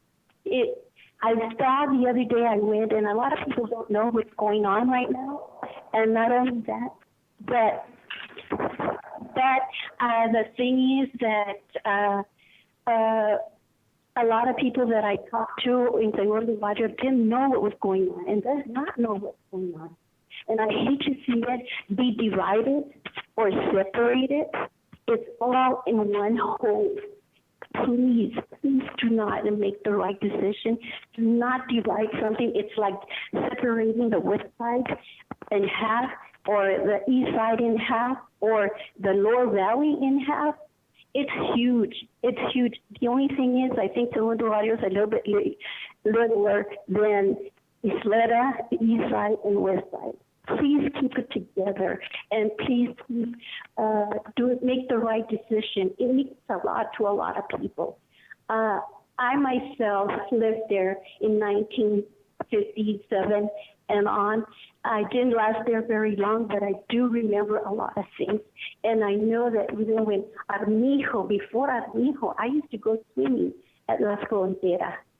My dad was a professional boxer, and he even trained in the boys' club, and he even trained those kids to become boxers. So it means a lot to a lot of people, and especially our family. So please keep it together. Keep the whole, from Cotton all the way to Paisano and all the way to Santa Fe, and like I said, even Duranguito. But I don't know about Duranguito, but I hope it does stay with us. But you know, what we're doing right now is not right, because a lot of people don't know a lot of information about this. And it is very important to a lot of people, because this is the roots. This is our roots. And being a native El Paso, born and raised, I was born in Hotel View. I'm not ashamed to say it. And I'm not ashamed to say that I'm from El Segundo Barrio, because that's where a lot of things started. I remember when we went to the Lower Valley, it was out of the city limits. The Segundo Barrio was in the city. So I would appreciate, please, for you to keep the Segundo Barrio together. And please, thank you, Mrs. Dueñas. I'm forward to be together. Thank you. Thank you, Mrs. Dueñas. Appreciate your comments. Go ahead, Miguel. The next person we have is Senator Jose Rodriguez. Mr. Rodriguez? Thank you. Good morning, Judge and Commissioners. Hi, I'm sorry. Good morning, Senator. Privileged to have you. Thank you for the opportunity to offer a few comments on this issue. And I first want to commend you all for getting us as far as you have in terms of getting the historic designation for Segundo Barrio, one of the oldest original subdivisions here in El Paso. My interest in this is, as an elected official, is support for heritage tourism and historic preservation, which is embodied really in an advisory committee of citizens of all different walks of life, professional, non-professional, interested in historic preservation and heritage tourism. That advisory committee has been very instrumental in addressing a lot of the issues that we confront in terms of preserving El Paso's history. And beyond that, I must tell you that when I first moved to El Paso 37 years ago after marrying my wife Carmen, the native El Pasoan. She and I work with Farm Worker Legal Services, representing farm workers at that time from both sides of the border, Juarez and El Paso. And we literally spent the next 5 years while we worked in the program in El Segundo Barrio, 2 o'clock, 3 o'clock in the morning, talking to the farm workers that were waiting to be picked up for the day's work in Hatch, New Mexico, or Deming, or even beyond. That was the time that the farm labor contractors recruited the farm workers, and they still do. And so we spent a lot of time there in my early years here in El Paso. Then included Carmen Felix, who many of you may know, was very active in trying to provide housing for people in the Segundo Barrio and code enforcement and things of that nature. Commissioner Leon will recall when I was county attorney that I worked with him and his department when he was the chief of police on getting an injunction against the Barrio Azteca because they were literally terrorizing the Segundo Barrio. And so I've had a lot of personal experiences there with the farm workers. We would gather at the gymnasium of the Sacred Heart Church for our meetings and for cultural events for many, many years, even after we left legal services. So my take on this issue is simply this, as somebody just alluded to it, and that is, if you are familiar with the Segundo Barrio, you know the areas that are encompassed by it.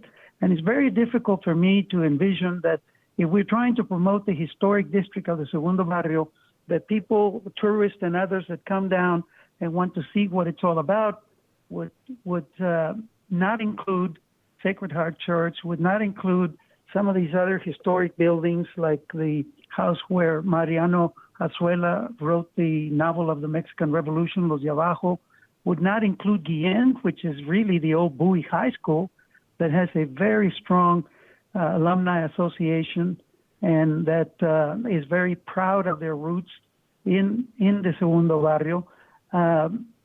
I spent many time in the early morning hours at the old Hollywood Cafe on South El Paso Street, and workers coming in across the bridge there from Juarez. So we who have worked there, if not born and lived there, know where the boundaries lie. And it would be very difficult for me to say to somebody coming in to visit, here's the historic district, but it doesn't include these other important areas that we take for granted are part of the Segundo Barrio. We've had historic historians like David Romo, local historian, one of the experts, gave tours of the Segundo Barrio where the buildings of the Mexican Revolution and other characters from that era like Teresita Urea, etc., spent time. The Junior League of El Paso many years ago was doing tours of the murals in the Segundo Barrio. There is a rich history, and so I feel like Father Garcia that apart from the buildings, it's the people, the culture, the heritage that we have there that makes up the Segundo Barrio, and without that, then you're just missing the soul of the Segundo Barrio. So I would urge you to reconsider your vote and support option 3. Thank you very much for your time. Senator, I want to take the opportunity to thank you for your service and everything you've done and your passion, and it's a privilege to have you as one of our public comments. Thank you very much, Senator. Thank you. Go ahead, Miguel. The next person we have is Ms. Estela Reyes. Hello? Go ahead, Mrs. Good morning, Reyes. Judge, Commissioners. Muy buenos días. Good morning, everyone. Buenos días. I would like to thank you all for the opportunity to speak this morning. As most of you all know me, I work for Centro de Salud Familiar La Fe. I am that organization's Media and Public Information Officer, and I'm here this morning representing our Chief Executive Officer, Salvador Valcorta, 4th generation Segundo Barrio community member. And it is vital that, one, we recognize, and thank you for the opportunity to have you reconsider last week's vote. It needs to be reconsidered. It must be reconsidered, because identifying Segundo Barrio, the community without whom our organization would not exist. We were born and created by the mothers and families and grandmothers of Segundo Barrio. Without them, we would not exist. It is vital that this community be recognized for what it is, a historic community, a powerfully culturally rich community.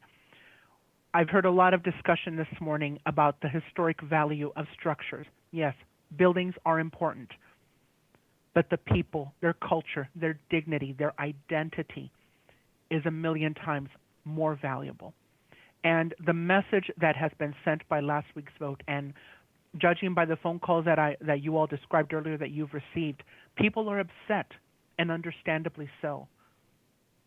The perception is that Segundo Barrio as a community is being dictated to and told what it is, what it has been, and what it can be. Whether some part of it is or isn't historical, that's the message coming from outsiders. And I'm sure they try to do their best, their due diligence, but clearly that is not the right message that needs to be heard. When a community is, when a community is decided on as historical, when a community is designated as historic, it's not just its buildings, it is its beautiful culture and history as a whole. And that is not the message that has been sent out. The message is, some of you are historic, some of you are not. Some of your buildings are historic, some of you are not. And thus the dividing line. And that is wrong. And so we ask that you reconsider your vote. We ask that you identify Segundo Barrio as its people identify. Everything south of Paisano, within Cotton Street to Santa Fe Street. That is Segundo Barrio. And we thank you for your time this morning. Mrs. Reyes, thank you very much for your comment, but also so much for your service in that neighborhood. Thank you so much. Thank you, Judge. Go ahead, Miguel. The next person we have.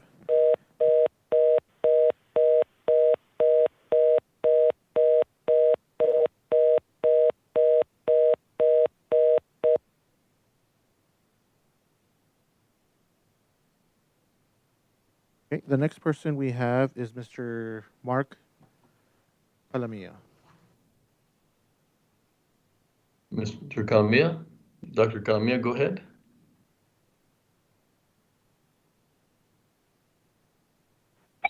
Can you hear me? Go ahead. Hello? Go ahead. Go ahead, Okay. Dr. Calamia. Yes. Good morning, Judge Samaniego. Good morning, Commissioners. I've spoken several other times on the support of option 3 for the now the modified boundaries of Segundo Barrio National Historic District that's proposed. I certainly would like to echo and support everybody that has spoken thus far this morning on that. I have said before, and I speak as a member of the County Historical Commission, now in my second term, and also as a employee with the National Park Service here at Chamizal National Memorial, and also as a citizen of El Paso, but one with roots in Segundo Barrio. My great-grandfather came from Sicily and established a grocery store there. My grandfather was there and raised my father, Joseph Calamia, a very prominent civil rights and criminal defense attorney, which some of the older people in that room and on this call may remember.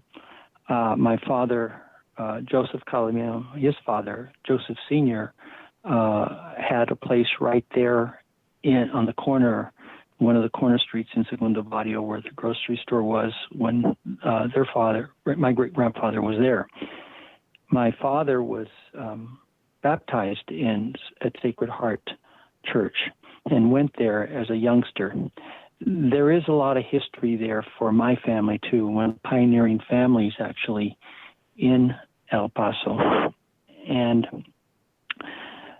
I believe that the integrity, the social and cultural and historical integrity of this area must be maintained. And to do that, the boundaries as presented and just recently modified in option 3 with 19 additional contributing properties must be maintained, must be identified, which they have been, and they have to be adhered to carve up, to chop up this very historic district, this proposed National Historic District, and putting the west end of it, or significant west end of it, in the proposed downtown National Historic District is simply inappropriate, unacceptable, and in many people's mind, immoral.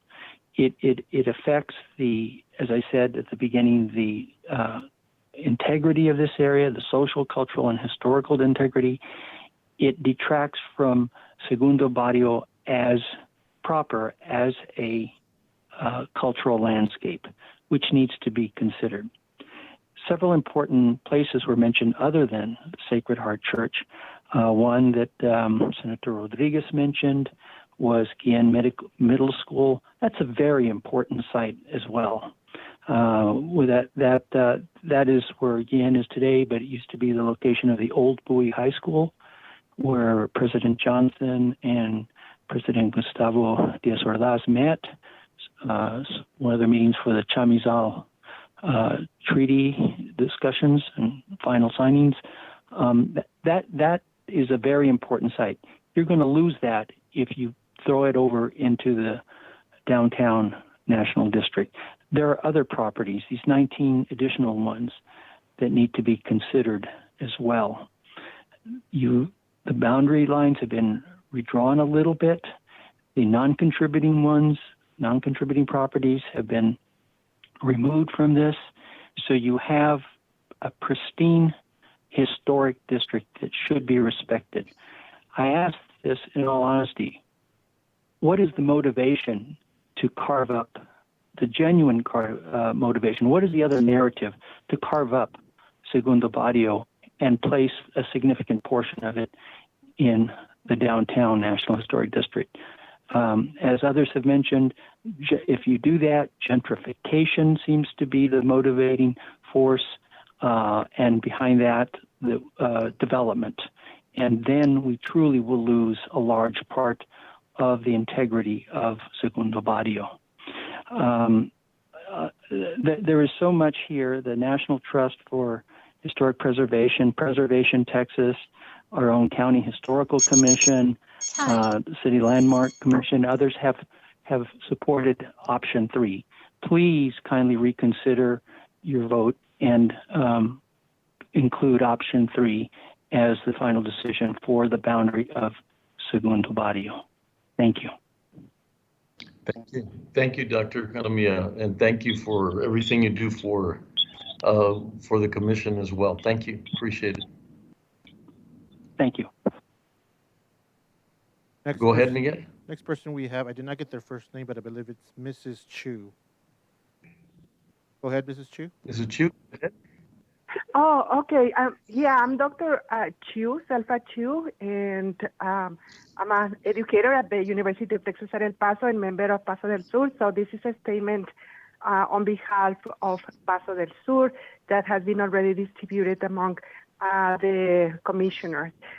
So Paso del Sur urges the El Paso County Commissioners to reverse their vote of June 15 to create a downtown historic district that includes a large area of El Segundo Barrio.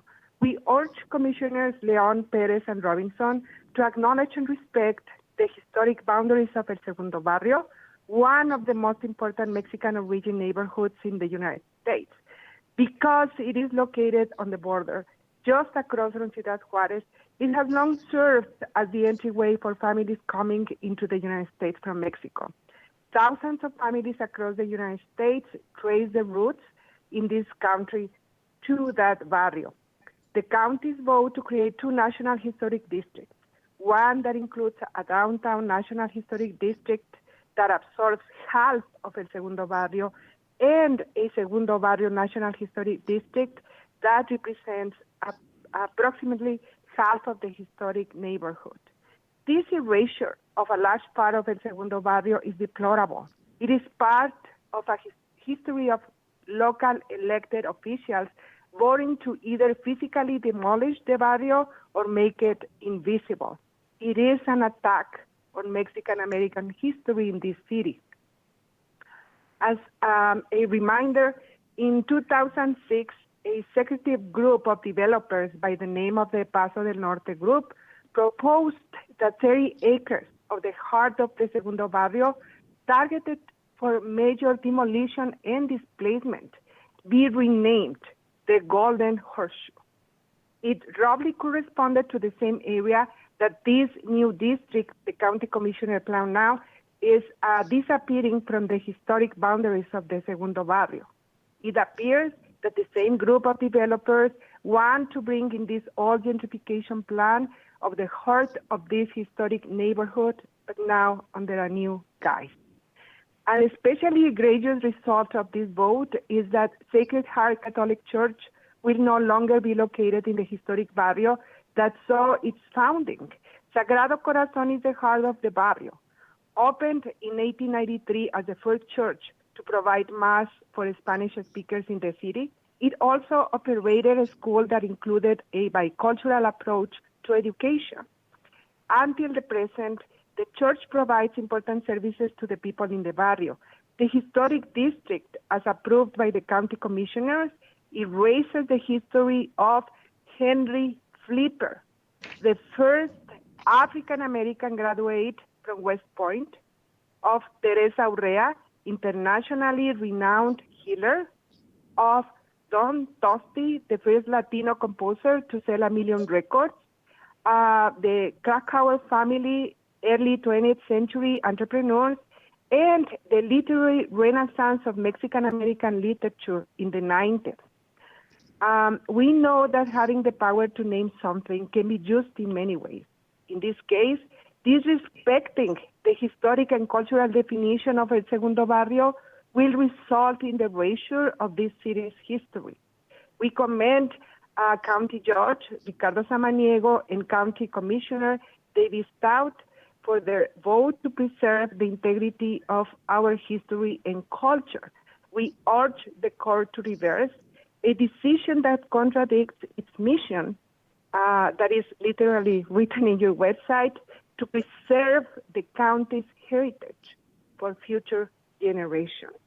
And that is the statement that Paso del Sur prepared for the commission. But on a personal note, I heard this argument that states that the national boundaries are not going to affect the local boundaries. That, in other words, I interpret as, well, nothing is going to be changed, really. But you know what? I think that this discrepancy is raising very important ethical issues. How can we present an identity that is not corresponding to reality? On what basis are we applying for financial assistance if those are predicated or built on a distortion of reality? What type of city, of county we want to be? One that is honest, one that preserves our history and culture, or one that is willing to lie in order to achieve some very hidden, genuine objectives. So thank you very much for your time. I trust you're going to take the best decision today. Thank you. Bye.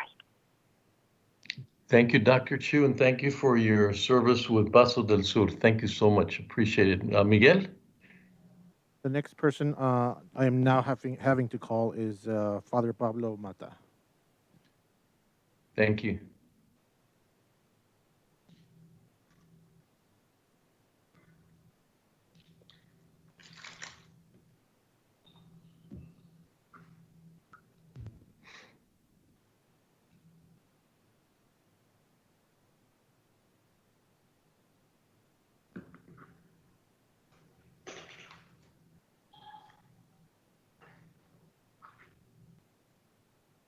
Okay, I'm going to try the next person. Okay, go ahead. Next person I'm going to attempt is Christy Couture. Ms. Couture, go ahead. Placing the call. Oh, I'm sorry. Thank you, Miguel.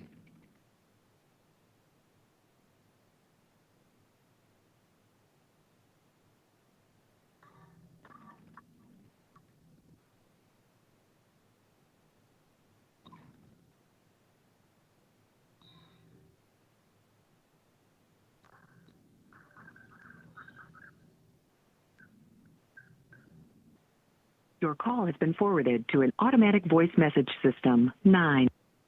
Next person I'm going to attempt is Ms. Mirna Ajo.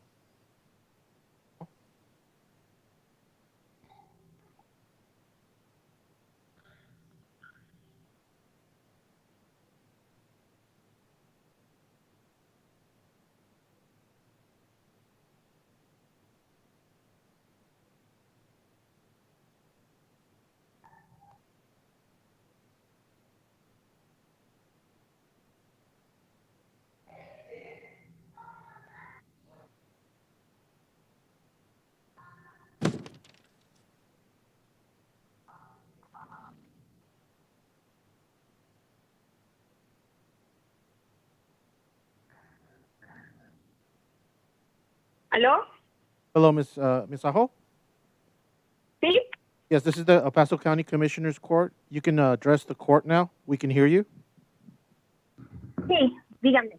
Yo hablé de respecto al número 6, a que quieren dividir el segundo barrio. Bueno. Sí. Did you want to translate, Commissioner Stout? Adelante, señora. Adelante. Sí. Buenas tardes. Mire, yo estoy hablando porque estoy en contra de que dividan el barrio. Es parte de nuestras raíces y de nuestra cultura del Paso. Es historia, es nuestra raíz. Y no estoy de acuerdo en que vayan a dividirlo.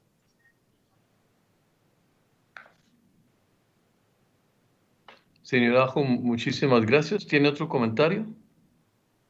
No, solo eso. También estoy en desacuerdo con lo que quieren hacer en el barrio Duranguito y que esto es parte de una gentrificación que solamente está afectando a los locales, al pequeño comercio y nos quieren imponer otras cosas que están destruyendo nuestras raíces y nuestra forma de vida de esta cultura, de esta comunidad bicultural. Muchas gracias, señora. Ok, ¿y cuándo podemos ir para votar o podemos ir a una sesión para poder apoyar el que no dividan el segundo barrio? Es triste, es muy triste nuestras raíces, nuestra iglesia del centro. ¿Cómo es posible que hagan esto? Bueno, muchas gracias y le va a traducir el comisionado Stout sus comentarios. Muchas gracias. A usted. Go ahead, Commissioner Stout. So I'm probably not going to be able to do it verbatim, but basically the gist of what Ms. Ajo was trying to get across, she said that she is against dividing Barrio Duranguito. She said that it's part of our roots, part of our history, and that she's also against what's happening in Duranguito. And gentrification. She says it's very sad. These are our roots, our church, and our neighborhood. Thank you, Commissioner Stout. Go ahead, Miguel. Next person we're going to attempt to call is Mr. Rene Fierro. Okay, thank you, Miguel. Hello? Hello, Mr. Fierro. This is the El Paso County Commissioners Court. This is item 6. If you want to state your name, you can address the court. We can hear you. Okay, starting now? Go ahead. Yeah, go ahead, Mr. Fierro. Yes. Hi, my name is Rene Fierro, and I'm just calling to express my support for the option 3 on this agenda item to include more and substantially important sections of the Segundo Barrio. I know through my own personal experience, I remember I didn't have much information or knowledge about the history of Segundo Barrio, but I did make a friend many years ago who lived there and was proud to be from the neighborhood and to have gone to Bowie High School. And I remember him telling me how important the Sacred Heart Church was to the community and that was the church that he went to. And I know that's merely anecdotal story on my part, but this is true, and I believe it's being reflected by many of the comments that are being given to the Commissioners Court today, and I guess some of the phone calls or emails that you've received since your vote the previous week. And I know also like where the farm workers gather, I know I've learned the story about why that's important and how many of the workers would go there very early in the morning, not knowing really whether or not they'd even have work that day or how much money they would make or any of that. And that's also another important section of the neighborhood. And I agree that this seems to be a decision that was made about people that don't really have a clear understanding of the history of the neighborhood and are only able to define the history based on the structures within, designating some as historical and others as not. And that, I believe, takes away from the spirit and the soul and the culture of the neighborhood as an immigrant neighborhood, as a Hispanic neighborhood, as a Mexican-American neighborhood. And to separate that and to include part of Segundo Barrio as part of downtown, when really the history and origins of the Segundo Barrio is that it was separated from downtown, and the banks were built in downtown, and the courthouses were built in downtown, and that's where the lawyers worked in the downtown. But the workers, the community, the working class people, the immigrants lived in Segundo Barrio, and so that's what defines the Segundo Barrio, is that it is separate from downtown, and it should never be considered as a part of the same historic district. That ignores the very history and origins of the Segundo Barrio. And I think it's very unfortunate that we have county commissioners that are unable to recognize that and have so little knowledge of the history of El Paso that could make a decision based on a study that I guess is relying on scientific evidence of historical buildings, but ignores the actual history of the neighborhood. And so, again, I'd just like to express my support, again, for the option 3, or more inclusive to the tradition, no boundaries of the Segundo Barrio. Thank you. Thank you very much. Appreciate your comments. Thank you. Go ahead, Miguel. Finally, we have Maya Sanchez placing the call right now.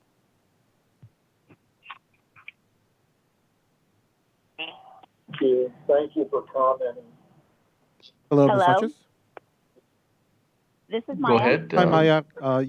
This is the Commissioner's Court. We are on item 6. Yes. If you want to address the court, you can do so right now. If you want to mute the broadcast, please. Yes, I have. Thank you. Thank you, Mrs. Sanchez. Sorry about that. Thank you, Commissioners Court, Judge, and Commissioners. I know most of you associate me with San Luisario, but I was in fact born in Segundo Barrio, so this is a very near and dear place to me.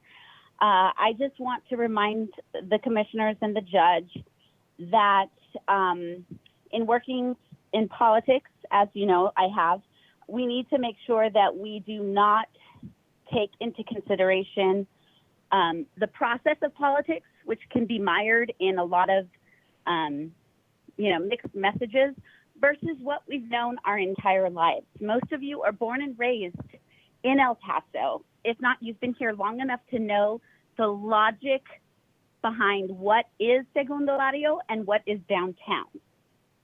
Now, I know this might be taking it to the extreme, but when you think about how policy is made today and how it affects what is going to be our future history, we're seeing that in the very present. So what experts who don't even live in our area tell us sometimes is not always going to be the right choice. So I know that you're leaning toward wanting more time, but you've had your entire life to know where Segundo Barrio is. And if we change those boundaries today, we are sending a message to our future generations that the history of Segundo Barrio, one of the oldest parts of El Paso, has not been important to us. So it shouldn't be to you in the future either.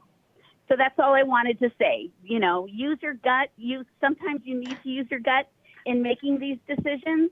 And just because experts say that it should be a certain way isn't always going to be the right choice. So that's all I wanted to say. Thank you very much. Thank you, Mrs. Sanchez. Also, thank you for your service in San Elizario. Appreciate that. Thank you. Miguel? That is all that we have that were available who signed up. Okay. Well, I just want to make a quick comment and then we'll proceed. But I think we've got enough information. I feel that postponing a vote would really not take us anywhere. It's my opinion. I think you've got economic development saying that the amendment is a good, it's part of the option that would be agreed on by our consultants. I think we have people saying that we want to define our own territory other than somebody else defining it for us. So they want to keep the integrity of what they believe to be Segundo Barrio. But I do think that it takes courage to have limited information, but we also have deadlines, and like I said, we already have options B. And if we are not careful and we throw that off, and then we're not even able to keep that one because of the time constraints. And I think the comments about, I think we have enough information. I think there's some confusion, obviously, still that the downtown district versus the historic district, and I think there's been some clarification. We've had experts, people that understand, that are part of our commission. So I think we have all the information in front of us. I can't believe that that any further discussions would take us into a different place other than, there's some, basic feelings from each one of the commissioners, and I respect that tremendously. But I'm not sure information would, in fact, take us to a different place. I think we've got more than enough information. And so I think we have to just make a commitment. We're either for or against, and that's okay. That's part of the governmental process. And so I'd like to make a motion to move to accept the amendment. And Judge, I'll second the motion, but I just want to state that the alternate that we proposed today, all of those buildings are already within the option 3 that you all saw last week. So we could go back to the regular option 3 if that's what you want. All this does is, again, take what was south of Paisano in the downtown district and infuse it to what was approved in option 2 last week of the Segundo Barrio district. And the additions there, they were already inside of that option 3. But what we wanted to do so that we could deal with the issue of having too many non-contributing buildings within that larger district is that we excluded a number of those non-contributing buildings to make the application much more strong. And so that's what happened here. We're not adding anything outside of the what was already proposed last week. We're just trying to make this application stronger. And so if you had a chance to study the option 3 last week, then you would see the buildings are the same. Okay, all we're doing is taking out non-contributing buildings. Okay, Commissioner Leon, go ahead, please. Yes, Commissioner Stout, then tell me so I can have it clear in my mind the difference between option 3, last week's option 3, and today's option 3. You know, without getting too wordy. Sure. Okay. So can you pull up the can staff please pull up the map with the so you can see on this map the blue lines are what we're proposing today. The green line basically is what was proposed last week. So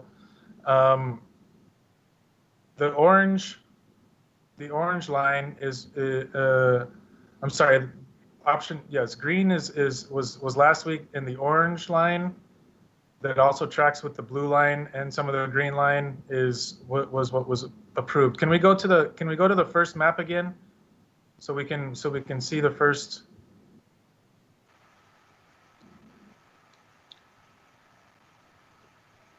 Miguel, okay. Thank you. Go to the first map on the item. Okay, go down. Okay, so this is pink is the downtown district. Okay, orange is the Segundo Barrio as approved last week. Okay, and then green was basically option 3. So you can see that that basically east of Campbell, the orange and the green pretty much track each other. Okay. What doesn't track each other is west of Campbell and basically south of 7th Street. There's a huge chunk there that pink does not include. Okay, and a lot of that is our buildings and properties that would not be considered as contributing. And so in the alternate proposal for today, we left those out and redrew the green lines to be what the blue line was. Okay, so we left those. There's probably 10 or 12 blocks in there that we left out of option 3, and then all we did was add a couple more. It was leave in, basically not add, but leave in a couple of the blocks that were majority contributing. And so there was basically we're leaving in 19 buildings that are contributing, and we're leaving in 5 that are non-contributing, but all of the rest of the non-contributing buildings basically are being left out. So that, in my opinion, would make would speak to the issue of whether that green boundary was too weak because it had so many non-contributing properties in it. And so can we go to the next map?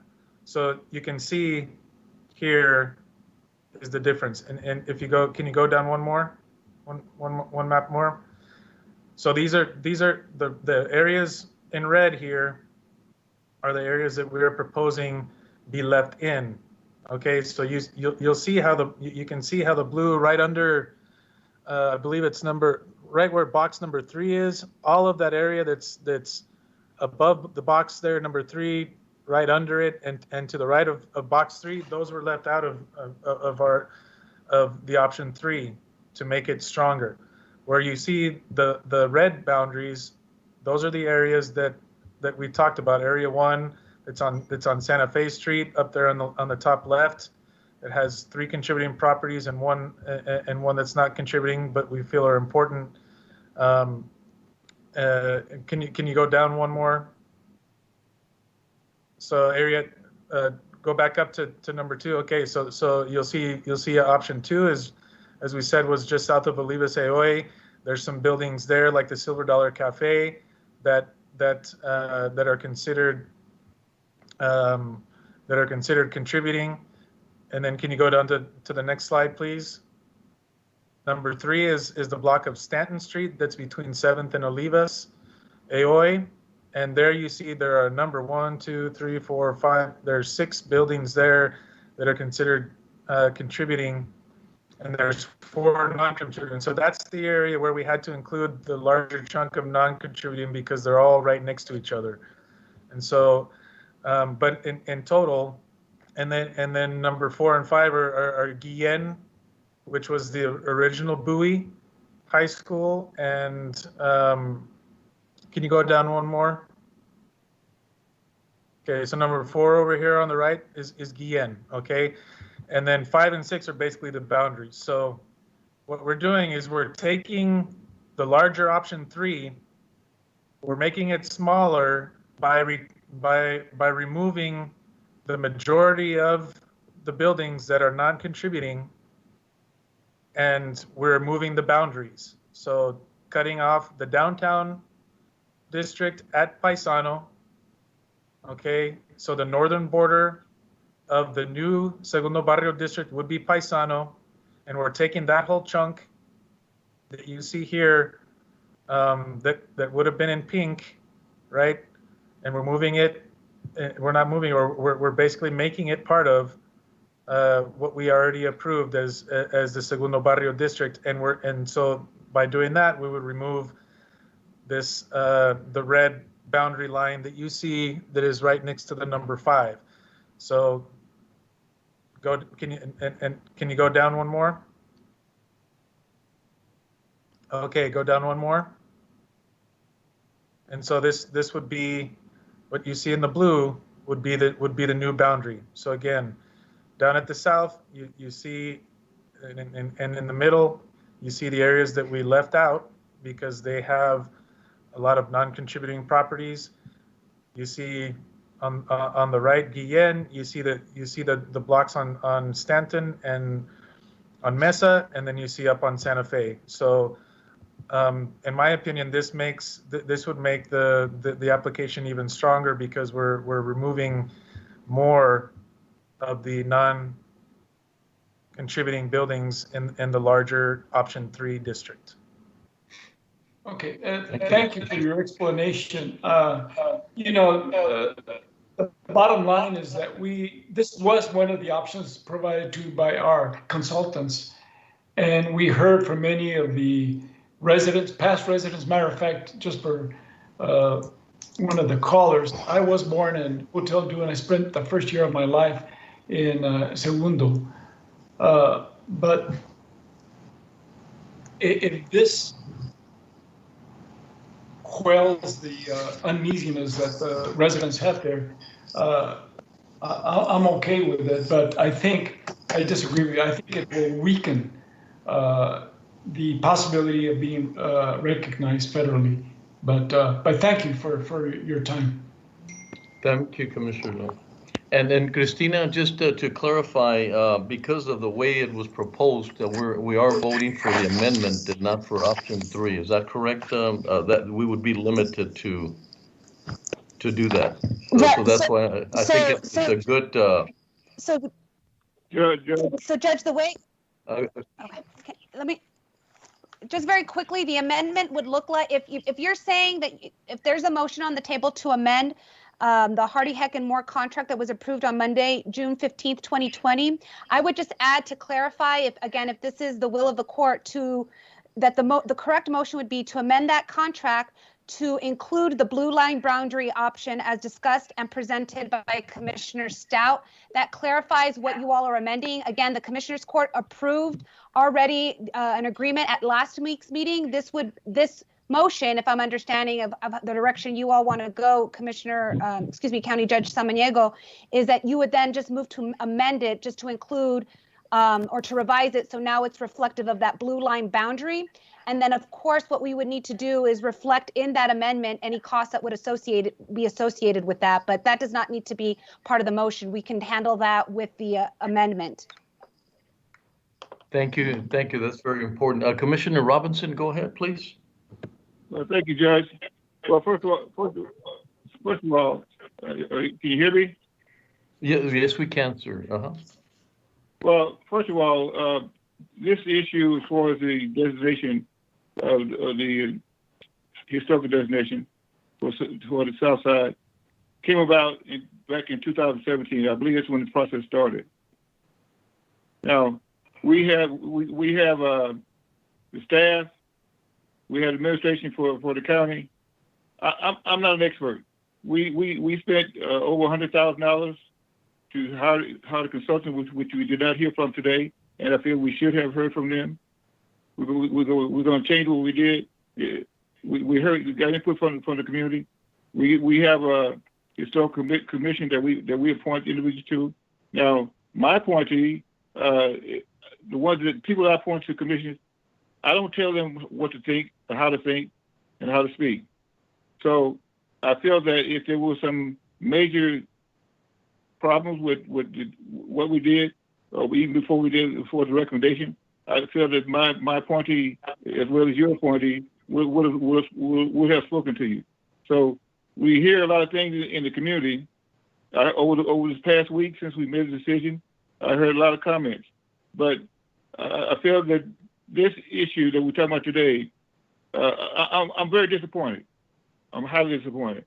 Number one, that backup should have been posted by Friday for this item, where I and all the commissioners, when I make a decision, I want to make an intelligent decision, not based on what someone tell me to say, or how someone want me to vote, or whatever. Decisions I make is decisions that I make based on the information that's provided. Why do we have staff? Staff make recommendations. They're the experts. They're the professionals. So we're going to ignore everything that the consultants that tell us. We ignore everything to the staff. Why do we need to have a staff to recommend anything at all? That's a question. So I'm very disappointed. I'm not prepared to make a decision to change from what we did from last week, based on the fact that I have not had ample time to study the issue, the changes. Telling me on a map that you show on the screen, that's good, but it's not good enough. I feel that this whole process, what we're doing today, is very disingenuous. It's good to hear from the public, very good. But when 2017, did we have any input from the community? Now, Commissioner Stout was on the commission, was a commissioner at that time. What was the feedback that we got in 2017? That's the question. Is that a question for me? Yes. Okay. We've had strong support from the community all along during this process. We started, I believe, in 2016, actually, when we discovered that the city had decided not to do this, and I reached out to the County Historical Commission and asked if the county could do something like this, and they said yes. And so we started the process then. It's hit a lot of bumps in the road, but this project has had very, very strong public support. I know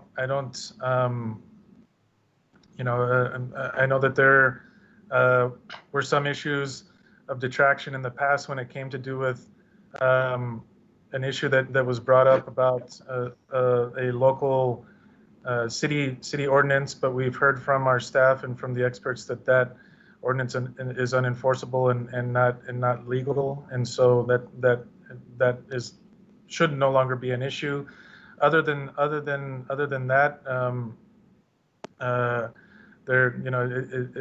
from what I can remember, I mean, Commissioner Leon and Commissioner Perez have been on the court just as long, but the beginning, the idea was again to create one larger district because we were enticed by the size of the district. However, as I said in my address in the beginning, I feel like it may have been a blessing in disguise, because we can now see how important it is to our community that Segundo Barrio be recognized independently, and that's what they're asking for. And so again, I apologize, Commissioner Robinson, profusely that the backup was not on the agenda by Friday. Friday was a holiday. We were trying to get things done by Thursday. I miscommunicate. And there was a lack of communication on my behalf with my staff. I did not make it clear to them to post it right away on Thursday. Friday it would have been difficult to do so because of the holiday. And so again, I will take the full blame for that. But and I again apologize profusely. I'm not trying to be disingenuous. I'm trying. I just want to finish. I've heard all that, Commissioner. I've heard all that. I've heard all that. Go ahead, Commissioner Stout. Go ahead and finish, and then we'll hear from Commissioner Robbins. Go ahead, finish, Commissioner Stout. Just want to finish. I understand that people need more time, but it's it seems to me that the boundaries that were part of option 3, I think we've gone over them. If you have further questions for me, I would love to answer them. Again, the reason why, I called you twice this weekend. I left messages on your phone. And I told you the reason why I could not discuss it with you is because I had already sent an email to the judge, and I did not want to get into issues with public Open Meetings Act, and so I apologize that I was not able to communicate with you, and that's why I'm here now, and that's why I brought this up. And I'm more than happy to try to clarify anything for you, just as I did for Commissioner Leon. Any questions that you have about the boundaries, any questions that you have about the alternative here that we're looking at.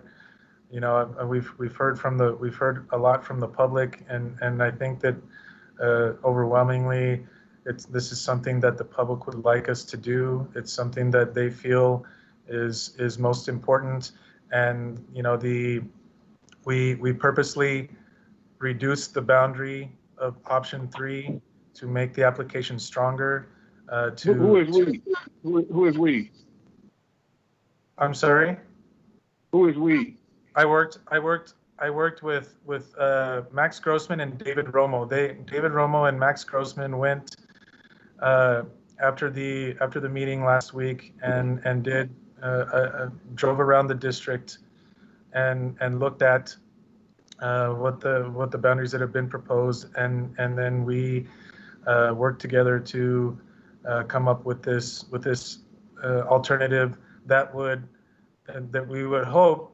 hoped would have allayed the fears or dealt with the issue of the weakness of the so-called weakness. Above 70%, I think we heard from Mr. Grossman that a district with above 70%, there should be no question that it would be acceptable. But even so we took that perception into account. We took that perception. Let me finish my comment. Can I finish? Let me finish. So I've heard that 3 times already. I've heard it 3 times already. Let me finish my comment. Can I finish, please? Can I finish my comment? I'm sorry? I've heard that 3 times. Let me finish my comment. Judge, I feel very strongly. Yes. I'm very disappointed. The thing is, we put our staff in a very precarious position. The thing is, they didn't have the information. The commissioners didn't have the information. So the staff come in and make a presentation based on what? Based on what is presented by commission staff today. Why didn't staff should have had the information Friday to make a recommendation? Now, the designation is good. It's very good. But one, you're talking about federal designation, then you're talking about state and local designation. Those areas that are not designated by, that do not get the federal designation, still can be designated by the Commissioners Court as a historical. So to take away from the community, I don't feel that we take anything away from the community, and I don't want to take anything away from the community. But the thing is, we made a decision. I think that it's good to have additional dialogue. But I think, I feel very strongly, this thing is very disingenuous. And the thing is, I'm not going to be one to get involved in the politics in the lawsuit from other people. You Thank you, understand what I'm saying? Commissioner. Yeah, So- thank you, I'm not Commissioner done. Robinson. So I'd like, yeah, thank you, Judge. So, you know, staff, I think staff understands this map very deeply. They've been working with this map for quite a while, and I believe that we heard from staff that with the way that this alternative is proposed, there would be no issues, and they also felt that HHM, the contractor, would have no issues.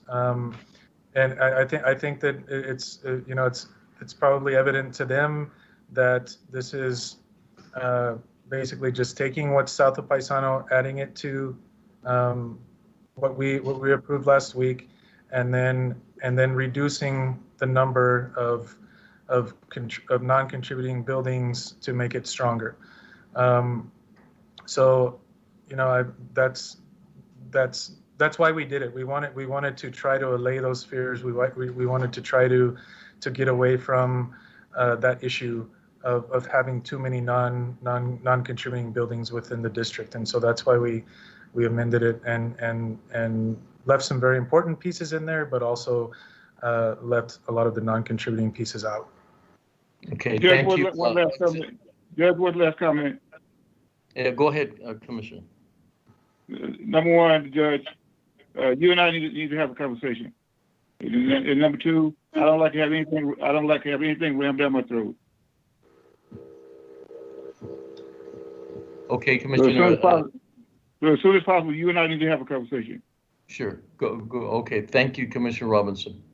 My motion stands as expressed by Cristina Sanchez, our legal, and so it still stands. I think it's a good, in my opinion, it was a good compromise to address some of the issues. I think it's different from option 3, and therefore I wouldn't, if it was strictly option 3, I think we've already voted on that. Because it's an amendment and it's different, and it's proposing a different situation, my motion stands, and there it is. And I seconded it. Okay. Commissioner Perez. Commissioner Perez, just a second. I'll be very quick. Judge, I think from a lot of the comments that we heard in public comment, there's a lot of confusion about the actions that the Commissioners Court has taken. There were a lot of speakers who were advocating for option 3, which was last week's option 3. There's some that were advocating for this, and then it's clear that many residents are unaware that Segundo Barrio was included in the initial downtown historic district that was approved back in March. And you know, we hired a consultant to help shepherd us through this process. And to me, it's disappointing that, you know, looking at the maps today, I mean, I recognize this was done at the last minute and commissioners weren't given this back up until this morning. But I mean, it looks like we're approving a map that was drawn with a Sharpie. I mean, it doesn't meet, I think, the professional standards of the county. We hired a consultant, not necessarily to tell us where the line should be or what's historic and what's not. And one of the last speakers made a great point that you know, sometimes we just have to go with your gut. And but at the same time, we do hire consultants to help us organize, draw these options out, and then also create a process where the public is clearly informed about that. But just hearing from public comment, there's a lot of confusion regarding this item. Thank you, Commissioner. Respect your comments. Thank you. Go ahead. Okay. Commissioner Perez? No, not at this time. Commissioner Leon? I've got to say, I agree with Commissioner Perez. A lot of misinformation out there, and years back we voted, and there was no pushback as we're having now, and I think we have a better chance of being designated as we spoke last week insofar as option 2. So my vote is no. Thank you, Commissioner. Go ahead. Commissioner Stout, Aye. Commissioner Robinson, No. Judge Samaniego. And, the good thing about it is we're going to keep the integrity of the vote last week. And therefore, we were considering a second option. I thought it was a good compromise. So I vote aye on this one as well. Okay, motion fails. And then Judge, and then, just to assure the community that, it was not, I don't think it was the intent of the court to divide Segundo Barrio, and I think that has to be made very clear, and I don't think that is being made very clear or was made very clear last week, whoever was spreading information. We've got to keep in mind that it was the Texas Historic Commission that said the original boundaries were too large and needed to be split up, and the court was trying to come up with a sensible plan that made sense. So if it helps to reassure the community that that's not our intent, is to split this in an arbitrary way and split I would support a motion to rescind last week's action, but to have, again, the consultants come back with a process. We may not meet the July deadline, but see, there's clearly a lot of passion and strong feelings and a lot of importance to get this right. We need to hear from the consultants regarding that process. And so, I would make a motion to do that, to rescind last week's vote, to make it clear to the public that, we're doing our best to come up with options that are best for the community. It was not the intent of the court to split, to in any way divide or exclude certain landmarks that are certainly important to Segundo Barrio. So, but again, there's got to be a clear process. The public has got to feel confident at the same time. But then also we need something to demonstrate to the public, this is what we are presenting to the state. This is the historic district that's going forward. And I just don't think we're there today. But I would support a motion to rescind last week's item and then have our consultants come back with other options and greater public input. Thank you, Commissioner. We've got two more public comments that were left out, and so I'd like to include them because they were part of the process. Go ahead, Miguel. Judge, can I ask this, Christina? We have a motion on the floor. I second it. Do we take the vote or do we listen to public comment first? If you can go ahead and listen to public comment first, Judge, because I want to just check something very quickly, because the item that was very specifically posted for today was to amend the contract that you already approved. If we're going to go back and rescind that vote, in my opinion, I believe you're going to need to post a separate agenda item to do that. Again, because the scope of this particular agenda item was to amend that contract. If you can give me just a second to check into that a little bit, and you go ahead and take the comment, and I will confirm that in just a minute. Yeah, that was my impression, Christina, that we're amending voting for an amendment. So, but go ahead, Miguel, go ahead. We've got two more, and then we'll be done with public comment. Thank you. Yes, so I'm placing the call with a Dr. Miguel Juarez right now. Placing the call. Thank you.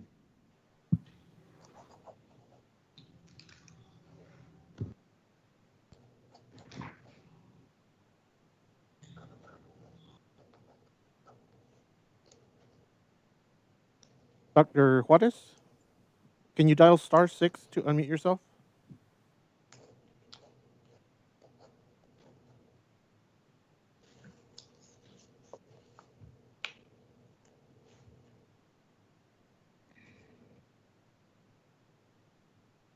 Now let me try the next one.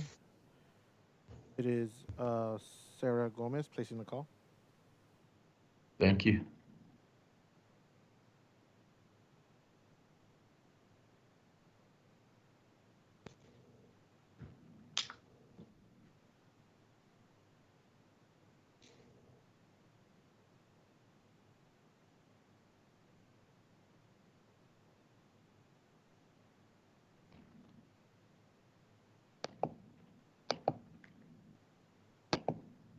Hello, Sarah. This is the Commissioner's Court. Can you dial *6, please, to unmute yourself?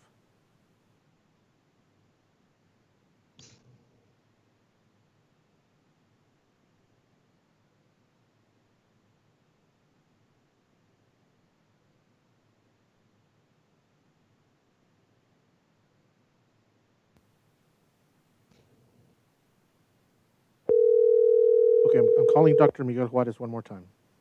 Hello? Hello, Dr. Juarez. This is the Paso County Commissioner's Court. We are still on item 6. If you want to address the item to the Yes. commissioners. Yes, can you hear me now? Yes, go ahead. Okay. Go ahead, Dr. Juarez. Yes, okay. Commissioners, thank you for taking my call. My name is Dr. Miguel Juarez. Actually, my family lived in Segundo Barrio for about 10 years in my youth. And I would often wonder, living in the tenement, that what was beyond our barrio, what was beyond Segundo Barrio. And it didn't come later until I was able to leave that community, but also to get educated. I'm one of the few, I think, people from Segundo Barrio who was able to go get an education all the way to getting a doctorate in border history from the University of Texas at El Paso. And I want to say, concerning my research on Segundo Barrio was a significant neighborhood for African Americans in the 19th and 20th century. We have a lot of African Americans who, with the arrival of the railroads in the late 1800s, were porters, streetcar porters, pharmacists, school teachers, and so forth. So the African American community is very important to that neighborhood. And they lived in various buildings in Segundo Barrio, in the area that you're trying to divide. So we need to keep that community whole. Nolan Richardson attended Bowie High School, as did a number of well-known African Americans. And my recommendation is that you perhaps revisit this issue. A lot of people did not know about the petition. A lot of people didn't know this was happening. We have thousands of people who do not live in El Paso. They didn't know that this was happening. So I think the issue needs to be revisited. And you need to hear from everyone who has something to say. Thank you very much. Thank you, Dr. Juarez. Appreciate it. Miguel, were you able to get the last person on the call? I'm going to try one more time placing the call. Okay. Thank you. And I'm trying to call Sarah Gomez. Okay, thank you.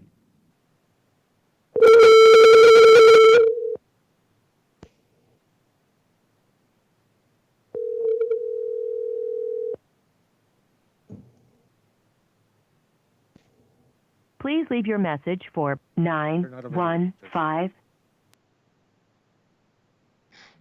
Okay, thank you, Miguel. We'll proceed. Christina, were you able to give us the direction? Hold on, Judge. Just give me 1 minute. Just give me 1 second. I'm just finishing looking at something. Sure.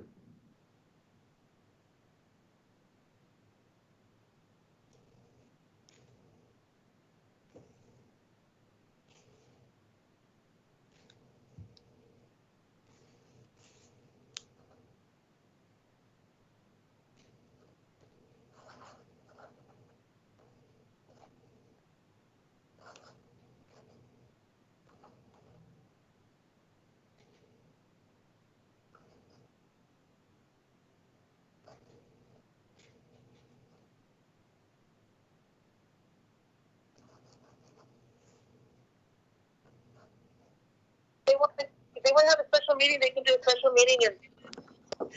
Hi, Judge, Commissioners. Are you there? Are you waiting for me? Yes. Sorry, I'm sorry. Thank you, Christina. Okay. I'm sorry. Yes, sorry. You muted yourself? You muted yourself, Christina? Sorry. Hi. For this County Judge, Commissioners. I'm sorry, I was working a couple of different devices here. I apologize for that. The way I see this particular item, it was posted very specifically for an amendment. I think just given the discussions, the robust discussions on this particular item, and really to ensure that the action is taken by the Commissioners Court is clear, my recommendation is that you post this as a separate item to rescind the action that you already took from last Monday, which was June the 15th. So in other words, I don't believe, in my opinion at this time, that it would be prudent or wise to move forward with a motion to rescind, but we certainly can either one, post it for a special meeting if you all want to do that this week, or two, put this on the Commissioners Court agenda for Monday, June the 20th. I think that's the next meeting date. But I know we're running up against a timeline, so it might just be wise, Betsy, I'll leave that up to you and to the court, that we move forward on an agenda item this week.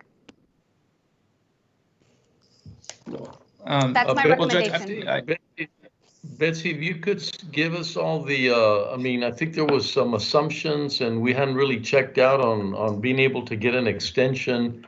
I think we need to know all of that. Just like I said, we already have one vote for option 2. And if we miss out on some of the deadlines, I want to know how detrimental that's going to be. And then if it's going to throw us off of opportunity to, I mean, I'd rather get that piece and then not at all and go into more expenses. So if you could debrief us on that, obviously not right now, but as soon as possible, so that we could determine if a special session would be the best thing at this point in time. But I think we need to know very clearly what happens if we don't make the decisions in a timely manner. I think that's important. But Commissioner Pettis, go ahead. Well, I was just going to say, so I mean, I support pushing this item to Monday. Again, I recognize there's timelines, and I think it is appropriate. Staff does need to inform us of the deadlines that we're up against. But again, I think the deeper issue here is the public. It's going to be time intensive. We heard a wide array of voices today, and there's a wide array of understandings of what actions the Commissioners Court took, and I think again that's part of the consultant. At least my understanding was that was part of the consultant's role, was to have that input, so it was clear and from the get-go.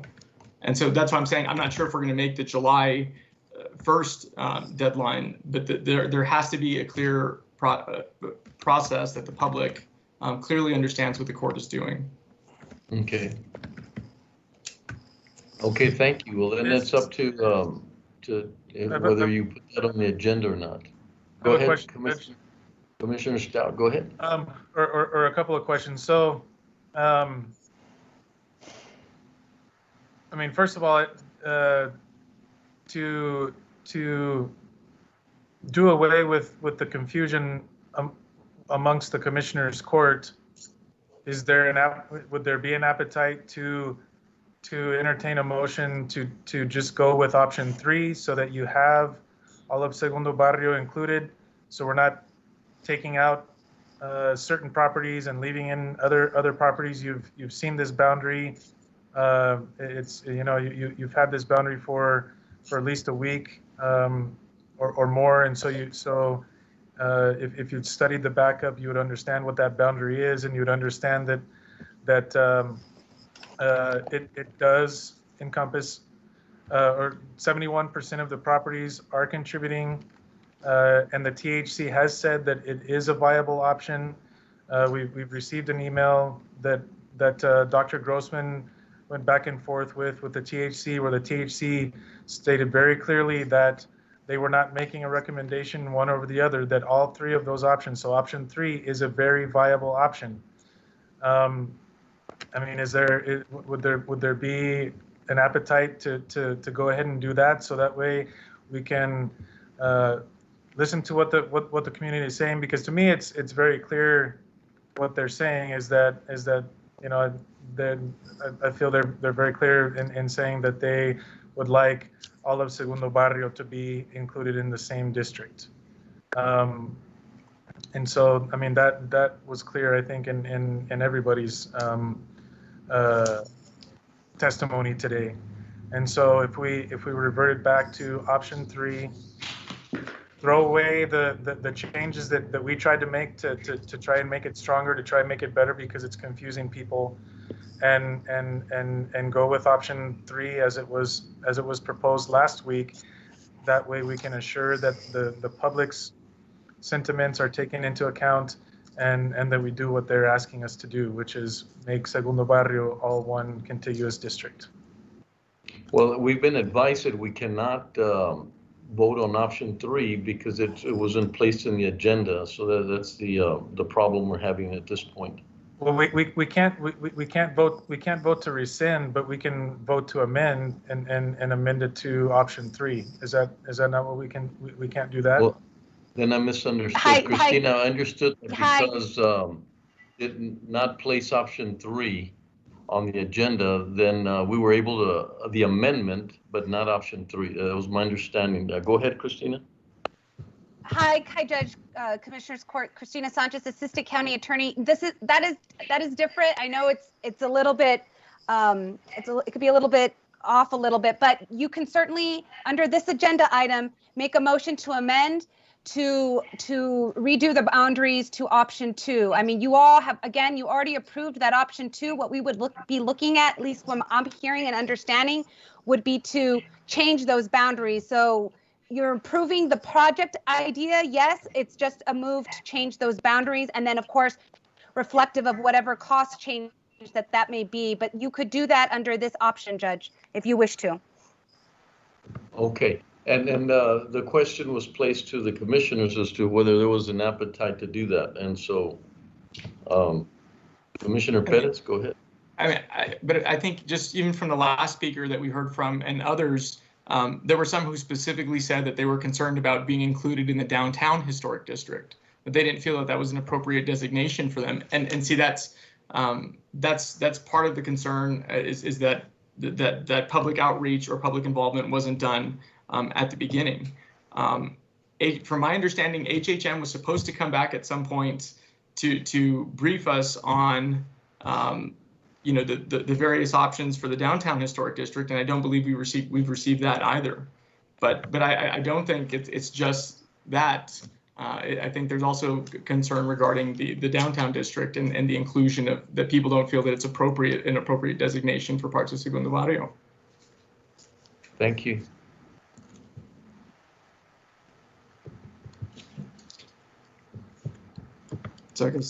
So I mean, next.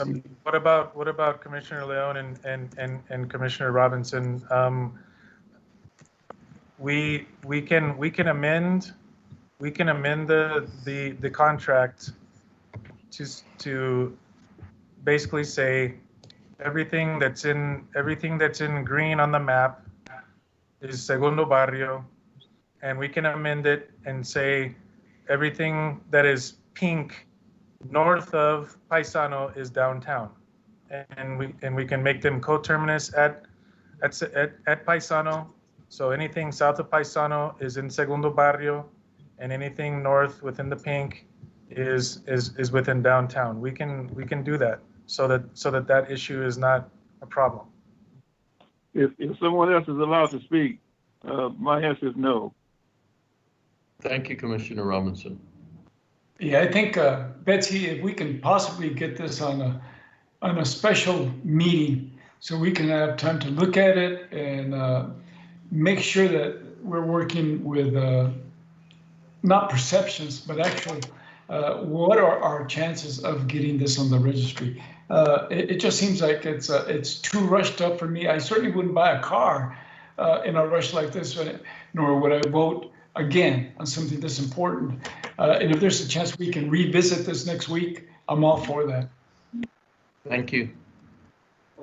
Well, let's go ahead and do that. Move forward. I think it's on, if you want to put it on the agenda, if you want to do a special, I think everybody's open for that. And so let's get that on the agenda. And whether it's a special meeting or next Monday, and then I still am convinced that we need to understand the impact of delaying the decision for us to know whether we have a special meeting or wait for Monday I want to know what the impact is going to be if we delay the decisions. Because I don't want to come back and say because of the time frame, we're paying much more money or we're going to lose some opportunities, and I need to be advised on that before we determine. Otherwise, I'd rather stay with option, last week's vote if it's going to be detrimental to the process. So yeah, I agree. So can we okay. can we set up a special meeting, or is that not enough time for y'all, or do you want to just push it to Monday? So Betsy, go ahead. I believe if we have a special meeting this week, if we have a special meeting later this week,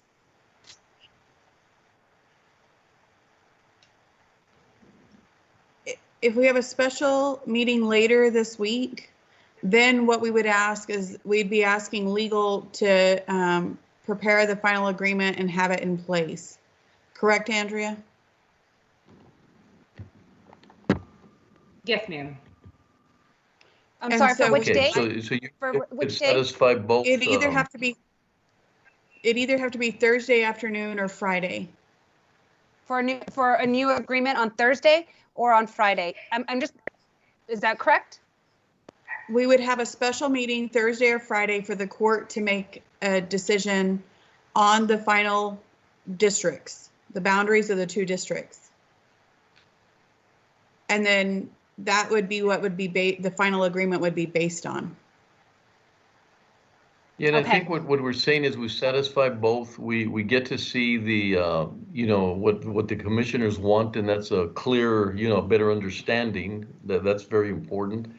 And then secondly, we can avoid some delays on the on the process of the the application process. So I think by having one on Thursday, we can address both things. Be clear as to what we're doing, have time to look at it properly, and then also an opportunity not to delay the process. So I think we can satisfy both by having a special meeting on Thursday if possible. The only thing that I heard Commissioner Pettis say that you don't get by Thursday or Friday is you don't get additional public input. We have had public input over the course of this project. However, this project has been spread out over several years. So that could be some of the reason why the public has had later input that was not included earlier on or didn't participate, because as you know, the dividing of the districts came in later in the process. So, but we obviously will not have that by Thursday or Friday of this week. Well, and also I think one of the requests was to have the consultant available. I think that's important. I think there's questions that we want to, we would like to ask them as well directly. And so that's also, I think it's important, have the time, have the opportunity, but also have, I think from the public and the petitions, and I think we have had ample public opinion.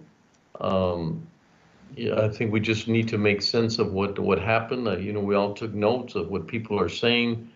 I know they don't represent everybody, but I think it was ample information. We've had when we voted last year, we had 35 people that were present and gave us information. So I think we have that part of it. I think it's just a matter of feeling comfortable that we're not, and I think like Commissioner Perez says, that whatever vote that we make, it's understood by the community properly as not being one thing when it's something else. And I think that's very, very important. And that happened to me. The calls I got were, from both sides, that I think there was some confusion about what we're voting for to begin with, and then how that impacted other activities and other initiatives. And so I think it's very, it's very important for people to understand the vote we're taking and the real impact that it has, and not what people are assuming that vote has. So I think, if we could do that, Betsy, I still think nothing's going to happen any different whether Friday or Monday. So, but I think it'll give us more time to really focus on one item and not, please don't bring, 2 or 3 other items into this process and make it specifically for this topic. That would be my recommendation. Okay. We'll work, if it's okay with the court, we'll work to set that up for possibly Thursday afternoon or Friday morning. Okay. Thank you.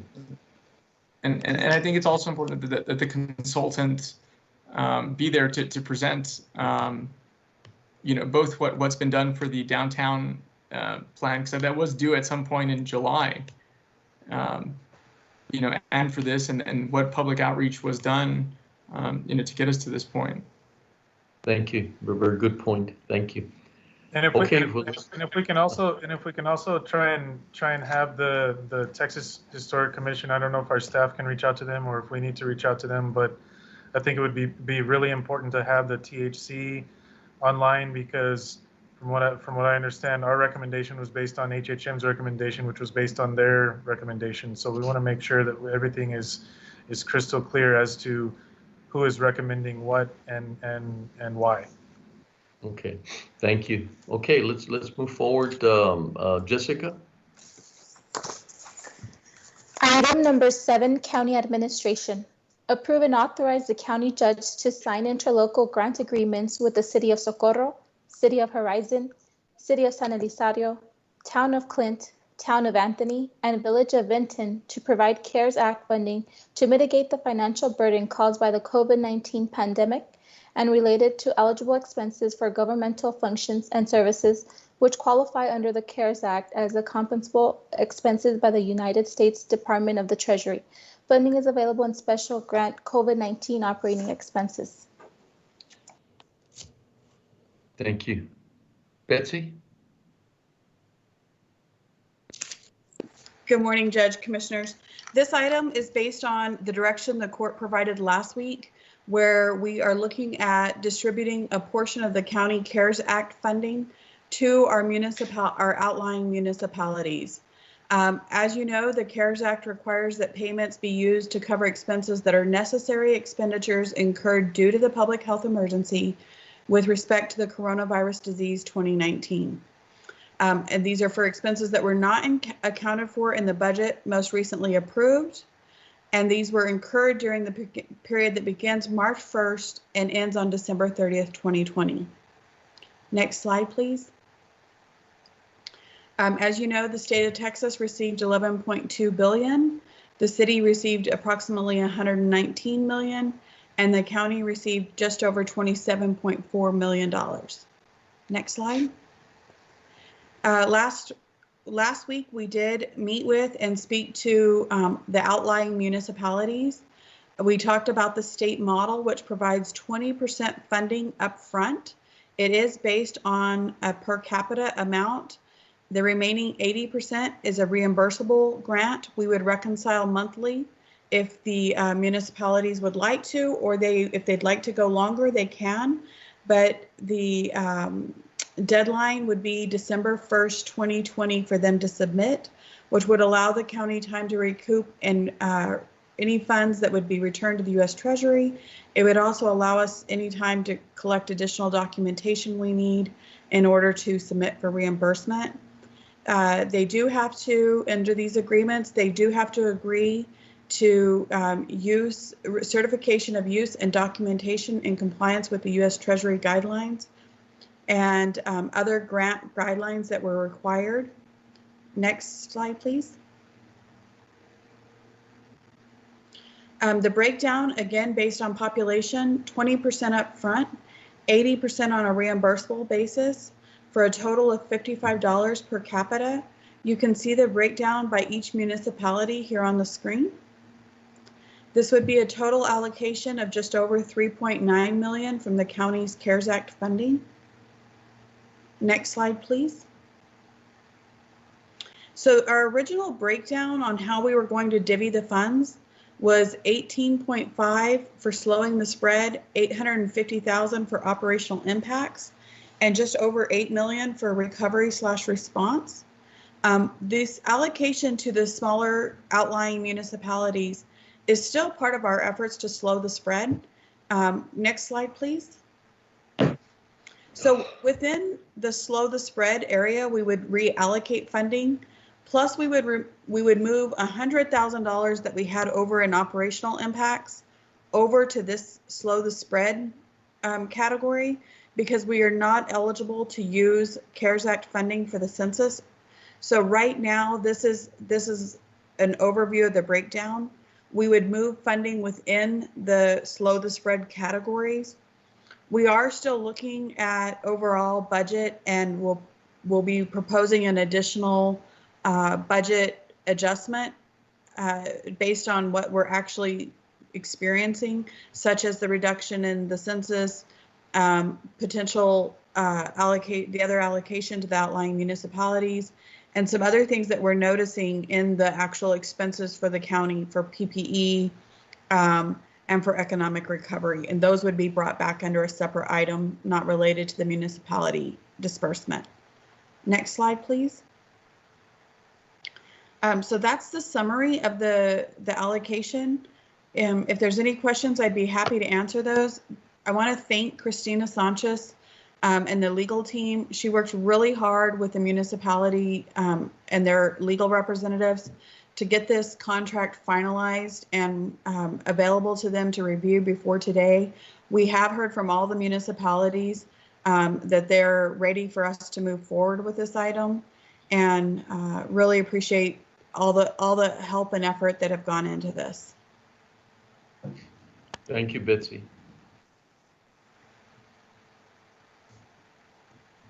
I move to approve. Second.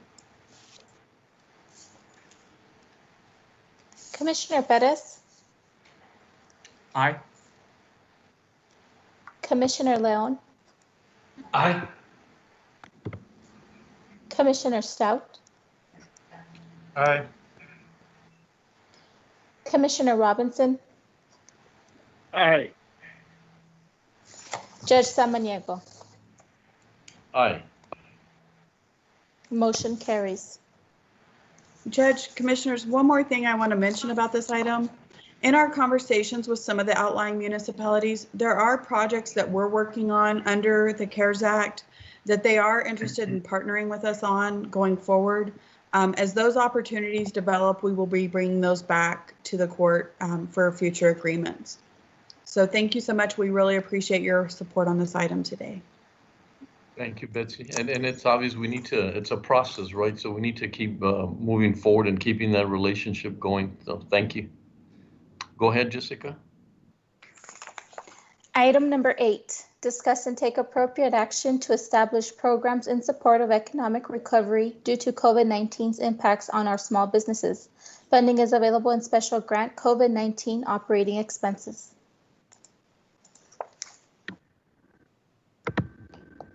Good afternoon, Judge and Commissioners. Andrea Hutchins with the Economic Development Department. I did just want to briefly, as we get ready to go into these slides, let you all know that I do have a breakdown of similar programs that the city is going to be providing that they just voted on today.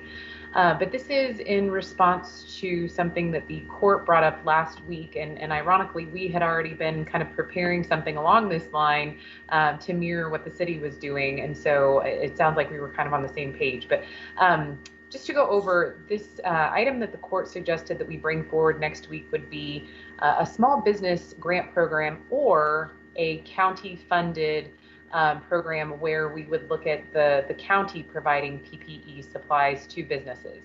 And so this slide in particular goes over the pros and cons of what a small business grant program could look like and what some of the pros and cons are of those two.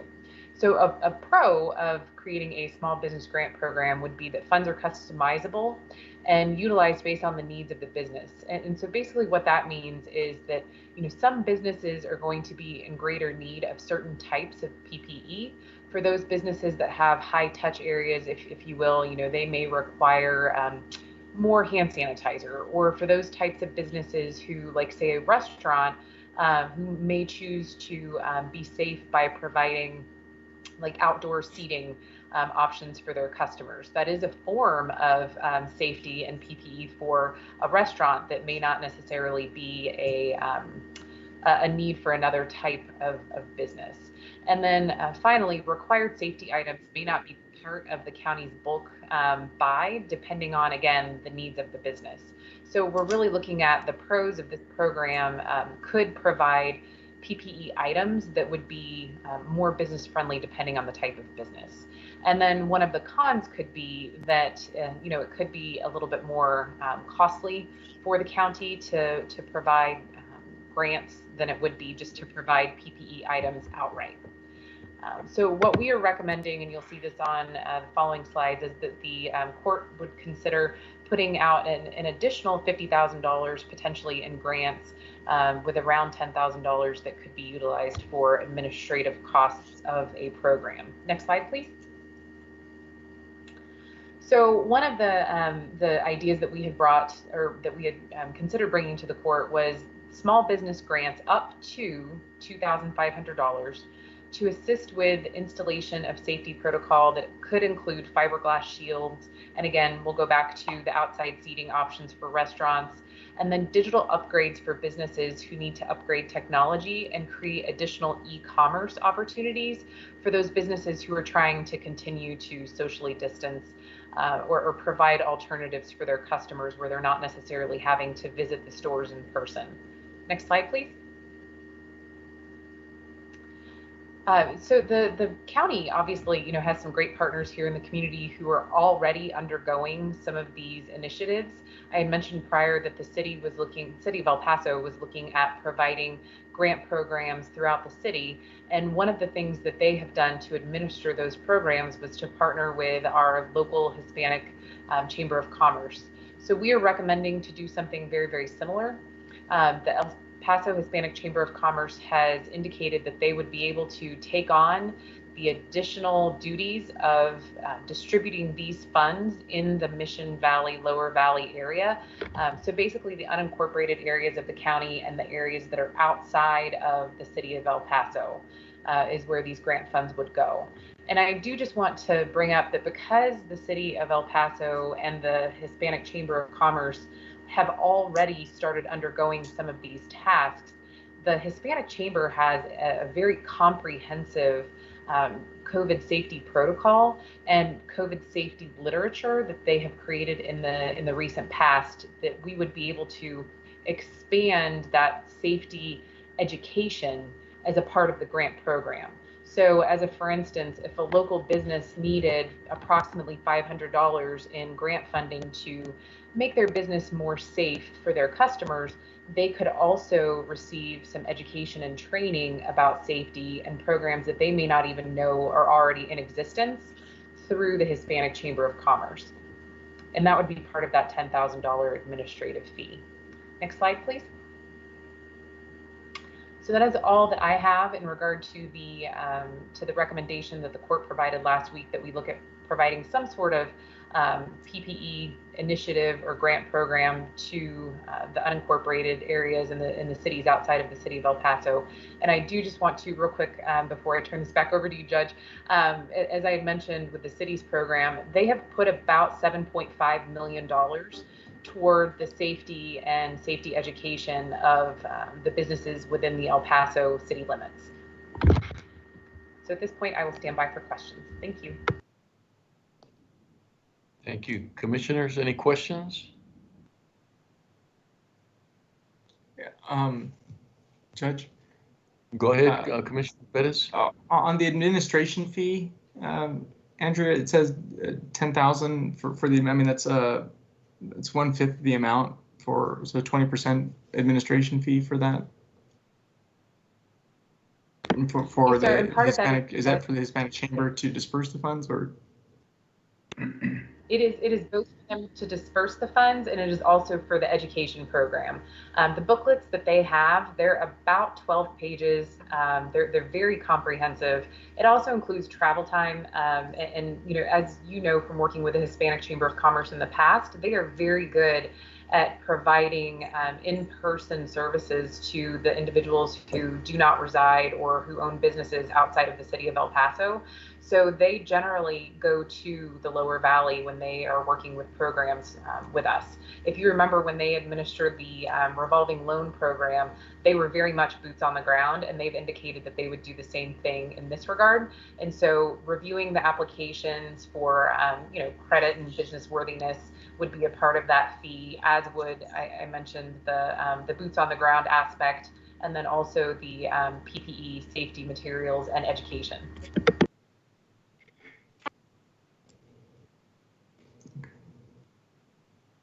And again, just for clarification, it would be for businesses outside the city limits. Yes, sir, 100%. And the amount that we have indicated, I just want to reiterate to the court, there's approximately 2,400 businesses outside of the city of El Paso. So we are recommending an initial $50,000 be allocated. But if we should notice that within a very short period of time that there is a great deal of demand for this program, we will definitely bring it back to the court. And at that time, we will let the court know, that you all may want to consider making an amendment to the initial contract and adding more money where appropriate. But we would like to just kind of take a look at what initial demand is for this program before we recommend further expenditure. Judge. Go ahead. Go ahead, Commissioner Lemon. I'll cede to you first. Okay, thank you. Just a quick question, Andrea. This funding, can it all come from CARES monies that we've received? Yes, sir. 100% this is CARES funding eligible, and including the administrative fee. Yes, sir. Go ahead, Commissioner Stout. I just wanted to thank staff for working on this. I know it's something that brought up a number of weeks ago, and I'm glad that we're able to vote on this and provide this much needed assistance to the businesses. I know that the city of El Paso is doing something like this with folks inside the city limits, and I'm glad that we can look at trying to do this, and hopefully it will go a long way. So I'll move to approve. Second. Judge, Commissioner Robinson, please go ahead. Yes, sir. The question is, the education and training that Andrea talked about, can she address that? Is that just for the business, or is to include the employees? Are you talking about for the additional training to enhance their opportunities for a better job, either at that location or down the road? Andrea, go ahead and address that, please. Yes, sir. So the training specifically is for the business. So if the business, if part of that desire is that the employees be trained on dealing with customers. So that's the good thing about utilizing our friends over at the Hispanic Chamber. They're very customer service oriented. And so, yes, they have already started programs where they are teaching employees how to be safe with their customers. And so it's really customizable based on that type of, or whatever type of business is looking for the grants. Now, when it comes to working with employees for other areas of opportunity for employment, that would not be covered under their training program. That is something we would be working with our friends over at Workforce Development to continue. But certainly, again, their priority really is to make sure that the businesses and their employees have the resources that they need to be safe, and be safe around their employees and their customers. Okay, thank you. And I agree, Andrea. The Hispanic Chamber reached out really early on with any support, and they were already focusing on training. They had protocols on returning back to work.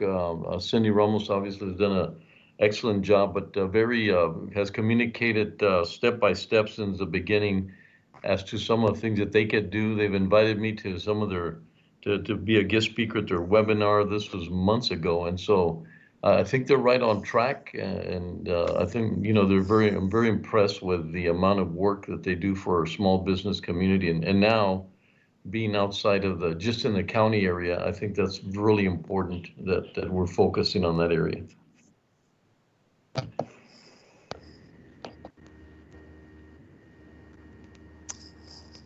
Judge, and just to be clear, hi, this is Christina Sanchez, Assistant County Attorney. It's for the option to develop these small business grants for the safety upgrades. Is that the option that the court is taking for today's item? Yes. That's my understanding, huh? Thank you. Commissioner Perez? Well, Jessica, go ahead. Yeah. Aye. Commissioner Leon? Aye. Commissioner Stout? Aye. Commissioner Robinson? Aye. Judge Samaniego? Aye. Motion carries. Thank you all. Thank you, Andrea. Item number 9, discuss and take appropriate action regarding El Paso County's preparation and response for COVID-19.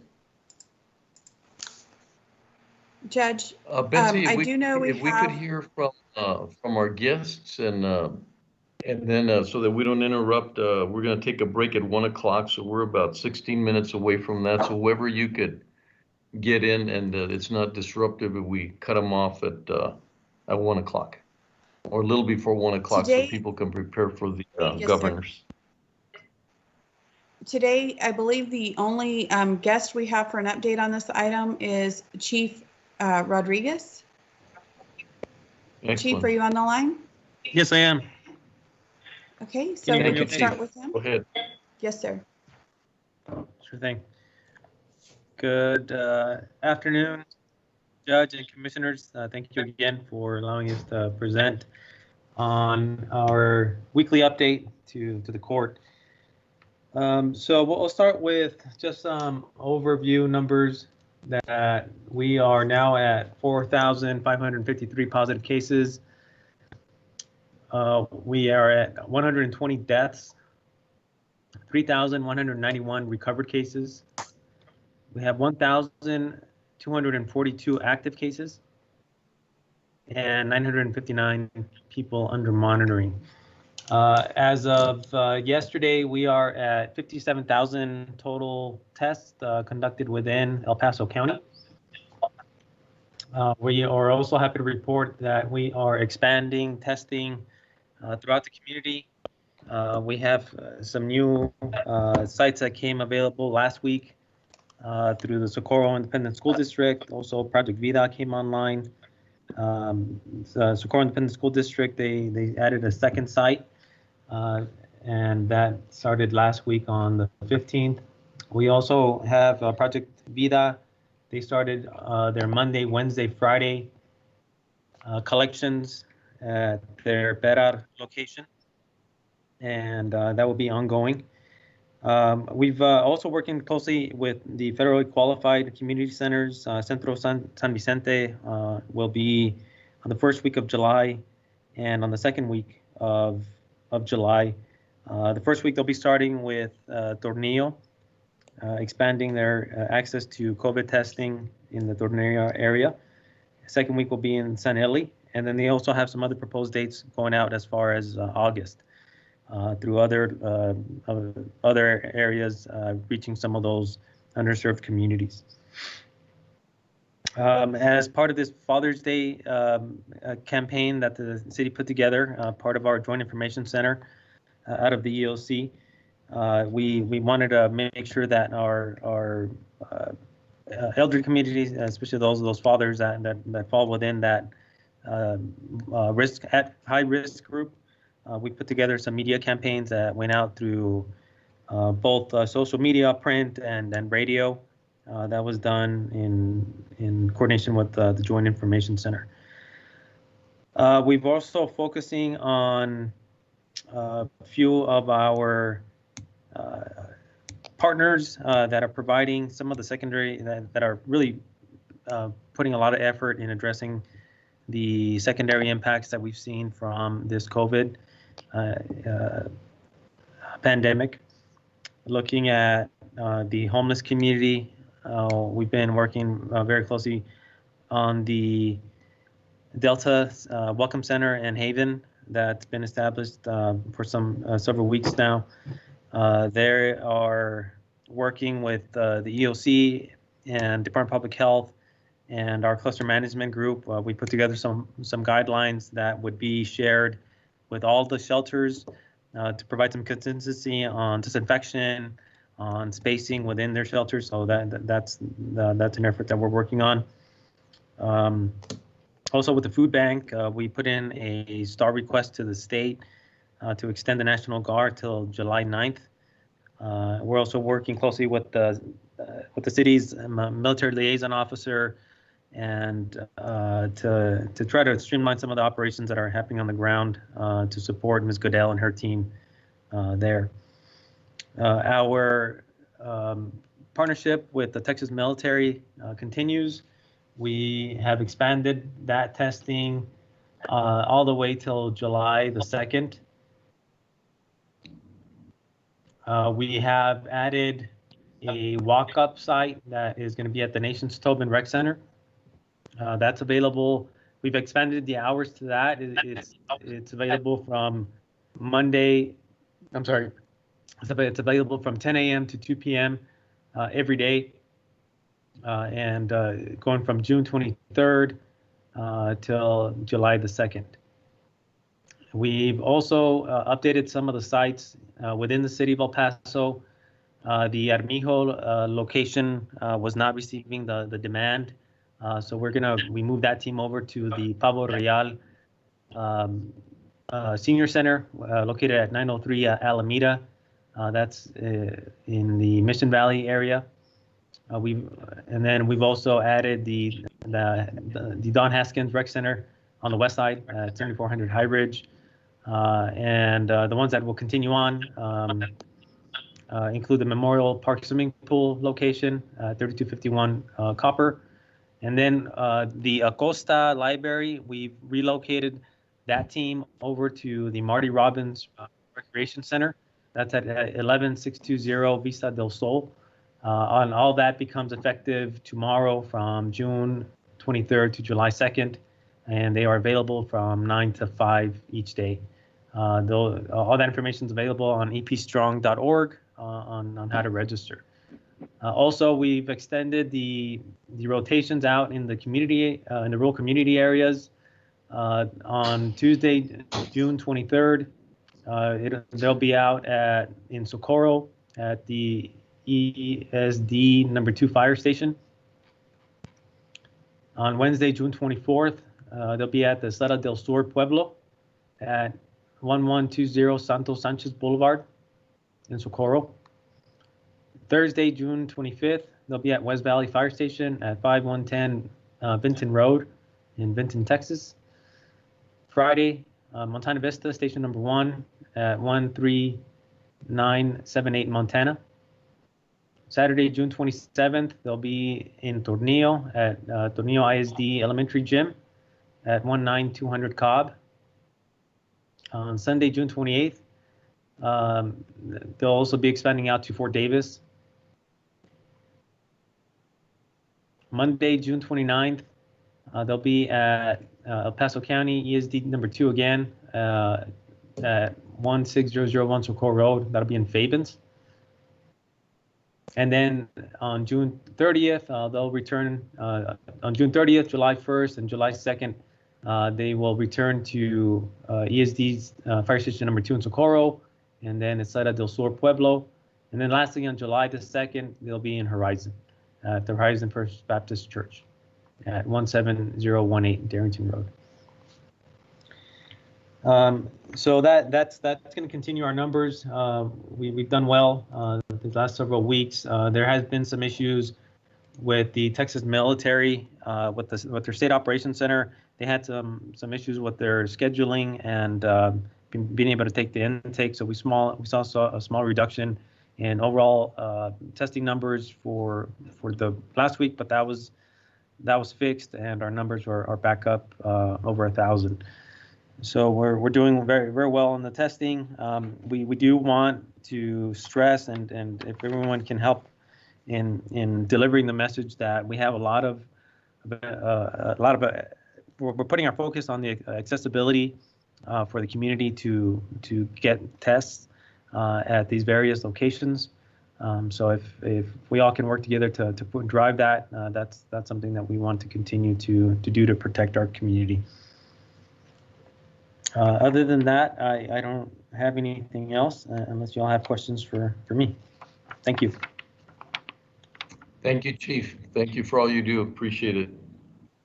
Any questions for Chief Rodriguez? Okay. Well, thank you. Betsy, we'll Judge, go ahead and... Do you want to go ahead and break Betsy, now, sir? Yes, please. So we'll be back at 1:45 so that we could see if it extends longer on the governors, which I don't think so, but I think we'd have enough time between now and 1:45 to hear his message and then come back and continue with our agenda. Okay, great. Thank you, sir. Commissioners Court will Jessica. recess until 1:45 p.m. Thank you.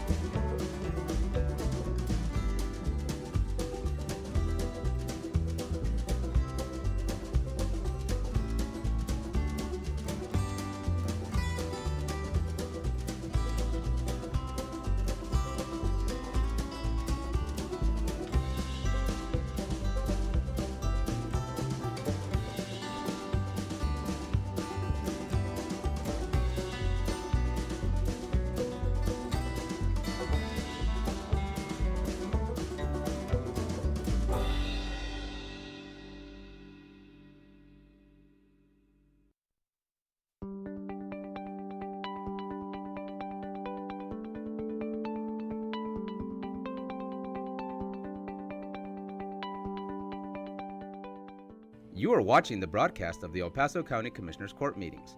Commissioners Court meetings are held every Monday at 9:30 a.m. on the third floor of the El Paso County Courthouse, located at 500 East San Antonio in downtown El Paso. These meetings are open to the public. The meeting will start momentarily.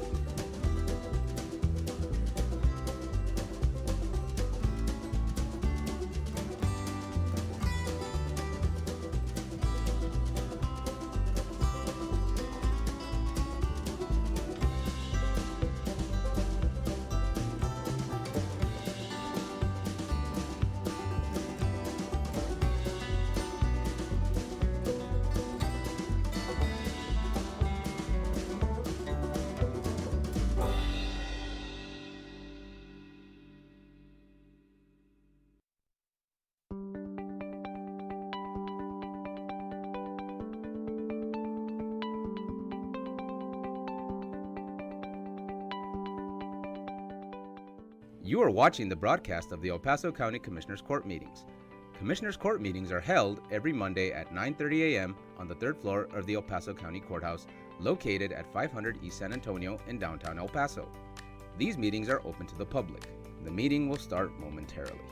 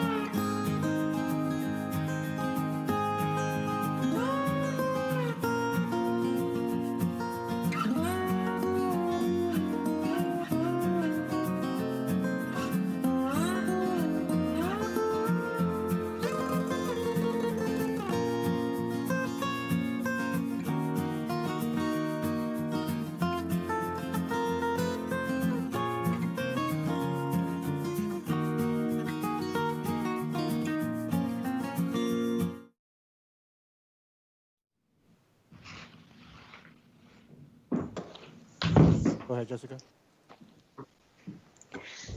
Commissioners Court has reconvened into regular session. Continuing with item number 9, discuss and take appropriate action regarding El Paso County's preparation and response for COVID-19. Judge, if you'd like, we can return with your update, please. Sure. Mine is quick. Have you heard the governor? Things are, numbers are going up pretty rapidly. People are dropping their guard and they're thinking, we're out of this situation. El Paso's no different. I think we're doing a great job. I mean, I see most people wearing the mask. Got to go to Las Cruces over the weekend, and I think we're doing it much better. Not a criticism to them, but you don't see people. You see them on lines at restaurants without the masks, and so with our order, thanks to legal, my order will now say that it is required to wear a mask at any public at any business. The owner is able to request that they cannot come into their business unless they're wearing a mask.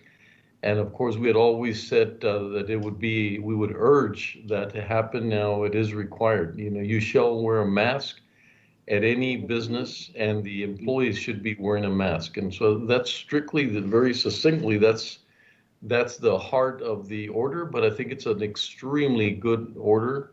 I feel that it was lacking. I mean, owners were still hesitant to ask someone to come in and wear a mask. Now it can be enforced. That was not the case.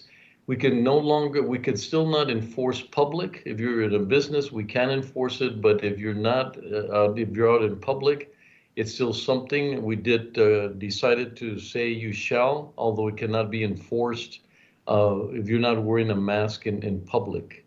The other one that was very important that I think is going to be difficult, but once again, we're trying to do the best that we can, and those are the gyms. So at the gym, you need to wear a mask at all times unless you're in the act of the exercise itself. So if you're exercising on a machine, you can take it off, but as soon as you're going to make a move towards away from the machine, you have to put the mask back on. So something that's very important. Still, we're trying our best not to avoid large social gatherings and no more than 10. And we're working right now on the memorial and August 3rd anniversary. We were having a really difficult time as to whether we would be ready. So I've made the decision, and based on what I've gotten the feedback, that's the best thing to do is to have the memorial right now at this point, do that for the families, and then try to stream as much as we can. We looked at different options there at Escarate, where the diocese is also participating in a service or an event themselves, and they're dovetailing it to our memorial there at Escarate, but opening it to the public would really create some issues for us. So we're thinking at this time the park will be closed and open to the family. And then after the memorial has taken place, and we can open it, but this would be cars that would be coming in to luminarios and other activities, but where they wouldn't have to be able to get off, not be able to, but they would not need to get off the cars. So once again, as a county, we've been extremely good about not enticing events that would create issues for us. And, we've closed at each one of the holidays. We're going to be closed for 4th of July as well to avoid any huge gatherings. So still very, very cognizant that the social gatherings are really going to be an issue for us. And the mask, people are wondering whether or not a mask would help. And I think it's universal knowledge that the mask is extremely helpful, and the social distance is very helpful as well. So once again, mandatory, you are required to wear a mask at any business that you attend or that you go to. And so that's strictly something that I think is going to be a huge help for us. You heard the comment at the end of the governor's, the question was, do you think that you would have to detract and go back? We're seeing that a lot of the counties from San Antonio, Dallas, areas. They're even requesting themselves to go back to the 25%. That's because the peaks are, you see the amount of those numbers are going up drastically. So it's not helping open the business if you're not adhering to some of the restrictions. And that's something that we're hoping El Paso doesn't go through and we start thinking of going backwards. The one that seems to be the most challenging at this time are the bars. Some counties are saying they're going to close the bars. That didn't work. We're also having some challenges of how they conduct themselves in a bar atmosphere. And, we would also have to look at that if we continue to feel that it's too much of a challenge or that the spread might be happening through contact tracing, and we find out that these, it's happening at bars and then taking them to their homes and affecting others. We would obviously take a close look at that. So legal has been extremely supportive and helpful in looking at what other counties are doing to anticipate what we might be doing. So that's my report for now. We continue to meet Border Patrol and Customs and ICE on Fridays with Commissioner Stout. A lot of information happens there to make sure that we're understanding their challenges and how we can be supportive to them. It always helps because Jacobson Throne was able to offer some help that they didn't know was available, and I think that's an extremely important meeting that we're having. So that's my report at this time. Just very clear, we have to move forward cautiously, abundance of caution. Let's try to do the best we can with what happens, but not do it so fast that we have to detract. So thank you. Betsy? Yes, sir. Thank you. Commissioner Leon? Thank you, Betsy. There's nothing of significance to report on my side. Thank you. Thank you, Commissioner. Commissioner Stout?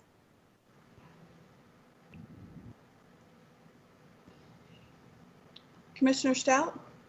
Yeah, sorry, let me unmute myself and pull up my notes here real quick.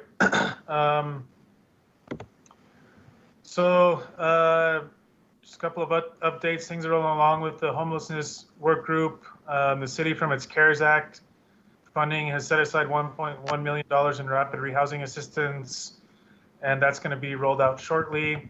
There's some additional ESG funds to rehouse youth that are coming into the community as well through the El Paso Human Services and the El Paso Center for Children. With eviction hearings able to begin again this week, Irene Valenzuela and her counterparts at the city reported that they are working with rental assistance dollars to try and help people quickly before something like an eviction can happen. However, for some of the folks who may not get help in time, the rapid rehousing dollars also will be critical for helping them to maintain normalcy and stability. The Delta facility is just over 71% occupancy, and local officials are in solid compliance with the CDC requirements for cleaning and sanitizing that space.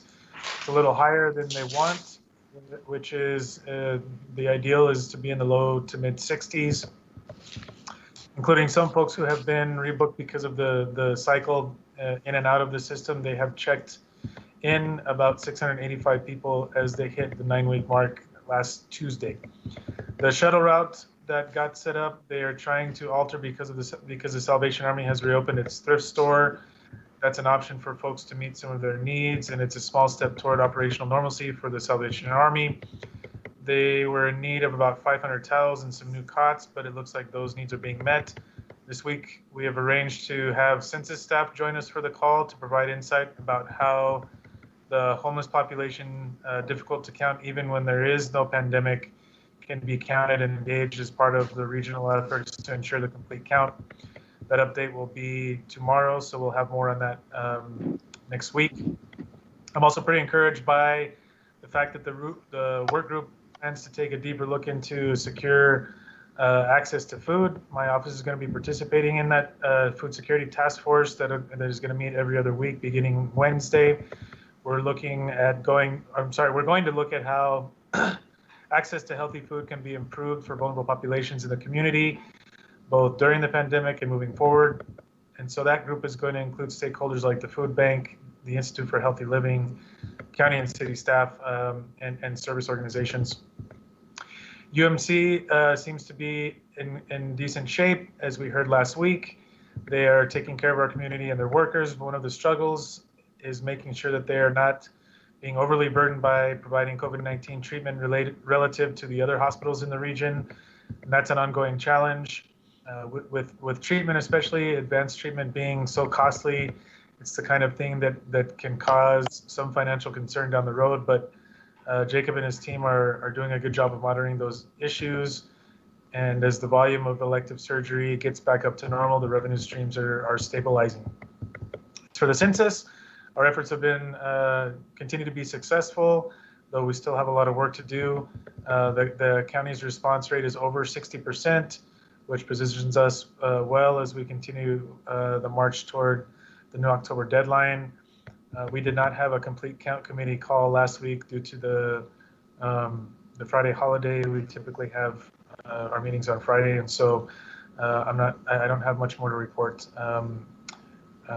other than what I just told you. So thank you very much for the time to do so. That's a war. Thank you, Commissioner Stout. Commissioner Robinson? I have nothing to add at this time. Thank you, Commissioner. Judge? Betsy? Commissioner Pettis did ask that I share with the court that last week the task force did receive data presentations from both the city and the county. He wanted to thank Jacob Miles and Joel Bishop for the data presentation that they came and gave to the task force. This data will be used in some of the recommendations that the task force brings forward. He was very appreciative of their time. The subcommittees of the task force met on Friday. Some of them met on Friday, the ones that Commissioner Pettis is on. He continues to press for as regional and binational approach to the work that the task force is doing. And they're continuing to meet weekly and are on track to be presenting a plan to both the city and the county in probably about the next 3 to 4 weeks. Commissioner Pettis was designated the spokesperson between the task force and the county, and Representative Rodriguez was appointed as the spokesperson between the task force and the city of El Paso. So things are progressing well there, and that was the update from Commissioner Pettis. And I believe that's all of our items for this item. The only other information that was shared with me was by purchasing. Deborah mentioned that the city is working on having a vendor fair for local providers of PPE and noted that they will be participating in that vendor fair as well, so to represent the county. And so that's all we have for this item, unless there's anything else the court would like to add. Betsy, on behalf of Nicole was saying that they don't have any updates at this time. We adopted their plan for the return to work. They're still working on it, but nothing significant to report at this time. Thank you, sir. Thank you. Okay. Jessica? Yes, ma'am. Item number 10, purchasing. Pursuant to Texas Local Government Code Section 262.024A1 and A2, approve and authorize the use of an exemption to purchasing procedures to allow a contract with El Pasoans Fighting Hunger Food Bank for emergency-related items. Good afternoon, Judge Samaniego, Commissioners. Deborah Carrejo Troll, County Purchasing Agent.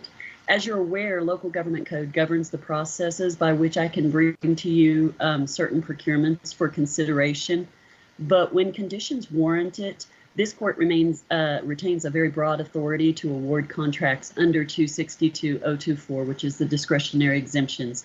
Today, I am requesting, along with county staff, that we have your favorable consideration for an award under the emergency provision of this, which is 024A1 and A2, which is directly related to the declared emergency in the pandemic and our situation related to CARES Act funding. In this case, For number 10, El Paso County requires the services of a nonprofit organization to provide infrastructure for the distribution of emergency finances to eligible residents. Staff requests your approval to award this to El Paso and Fighting Hunger Food Bank. We do have Ms. Irene Valenzuela standing by to answer any specific programmatic questions the court may have related to this. Irene, you want to go ahead and sort of add to give us your views on that, please? Yes, sir. Absolutely. Good afternoon, County Judge Commissioners. Irene Valenzuela, Community Services Department. I'll go into more detail in the corresponding agreement agenda item later on in your agenda. But basically, in a nutshell, if you recall, on June 1st, you approved appropriating $500,000 from the CARES General Assistance allocation to support the food bank to meet their continued increase in demand for food distribution in our community as a result of the pandemic. And so approval of this allows you to engage the food bank, as Deborah mentioned, directly with an agreement for the use of funds. The agreement is forthcoming in your agenda item number 19 below. Motion to approve. Second. Commissioner Perez is absent. Commissioner Leon. Aye. Commissioner Stout. Aye. Commissioner Robinson. Aye. Judge Samaniego. Aye. Motion carries. Item number 11, pursuant to Texas Local Government Code Section 262.024A1 and A2, approve and authorize the use of an exemption to purchasing procedures to allow a contract with El Paso Community Foundation for emergency-related items. Deborah Correjo, Troll County Purchasing Agent. For item number 11, I'm also requesting favorable consideration for award under the emergency discretionary exemptions related to our CARES Act funding and the pandemic situation. In this case, we're requesting approval to move forward with a contract for El Paso Community Foundation in the distribution of emergency financial assistance, I believe related to the debit cards. Irene's also standing by to discuss this if you have questions about this program as well. Again, County Commissioners, County Judge Irene Valenzuela again with Community Services Department. Similar as item number 10, on June 1st, you also approved an allocation of $500,000 to provide a financial assistance program via a debit card to county residents. There's also a corresponding agreement item later on in your agenda as well. We'll all provide an overview of the program as well as discuss the terms and conditions of the agreement. Thank you, Irene. Judge? Yes, sir. Go ahead, Commissioner Robinson. I guess the more details come over on the other item that's on the agenda in that regard. But the question I have, which I had expressed some concern and reservation about the debit card as far as what limitations that we impose, or did we? Irene, you want to? Hi, Commissioner. I know there was. I was just going to interject. This is Christina Sanchez, Assistant County Attorney. Commissioner, this is just for the approval of the purchasing item, but certainly we can go into much more detail and discussion when we have that item read for the contract itself, sir. Okay, that's fine. Thank you. Okay, thank you.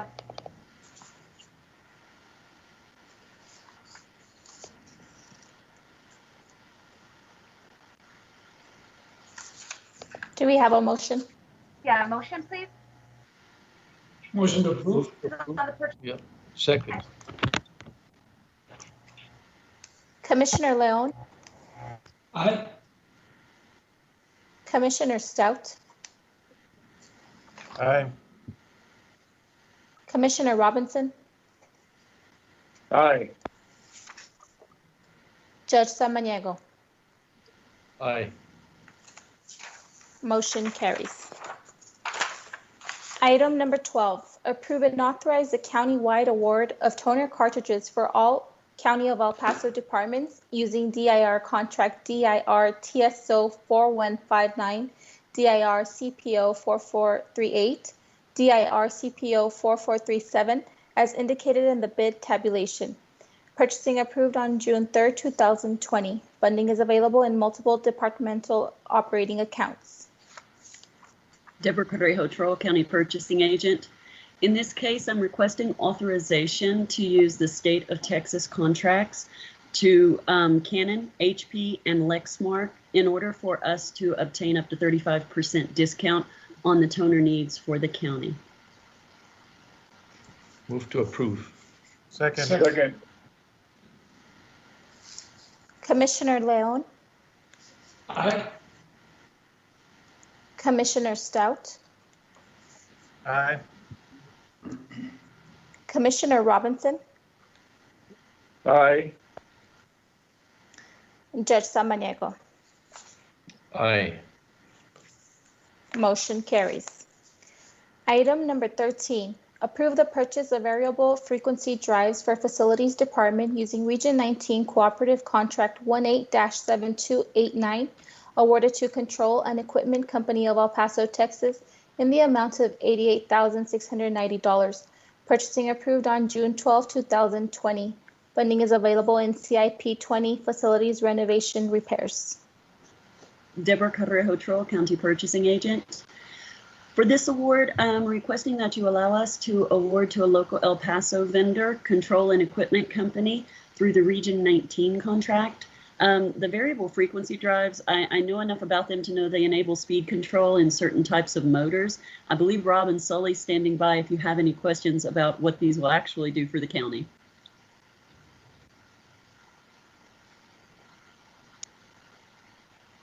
Go ahead, Mr. Sully, if you have any comments. Good afternoon, Judge, County Commissioners, Robin Sully, Facility Maintenance Director. The variable frequency drive, basically what it does is it provides an energy savings to the HVAC for the county courthouse. It does that by controlling the speed and the pumps and controlling the flow of the air through the valves. And it will save at least about 20 to 50% on energy conservation. Subject to your questions. To approve. Thank you. Second. Commissioner Leon, Aye. Commissioner Stout, Aye. Commissioner Robinson, Aye. Judge Samaniego. Aye. Motion carries. Item number 14, approve the purchase of full body scanning security system for the Sheriff's Office to OD Security North America of College Station, Texas, using Tarrant County, Texas, contract number TCCPP 2019-163 and Texas Buy Board contract number 60320 for a total cost of $146,250. Purchasing approved on June 3rd, 2020. Funding is available in CIP 20 SO detention equipment. Deborah Correjo, Troro County Purchasing Agent. For this purchase, I'm actually requesting that you allow us to do a hybrid solution. The Sheriff's Office needs the full body scanning security system. We were able to find the system itself under the Tarrant County Cooperative, which on the communication form is the first item. Buy Board actually had some of the extra components that they needed for this system and the additional extended warranty. So we're requesting permission to purchase those three items from the Buy Board. And then, of course, there's training involved in this. And although it's not covered by a cooperative itself, it is only $5,000, which is a very small amount that does not require a specific type of procurement process, and I can handle that. But I wanted to put it in so that you would see the purchase in its entirety. If you approve this, you're approving us to use both the Tarrant County and the Buy Board to meet the Sheriff's Office needs. And there may be someone here to speak about what this system does and the benefit to the county.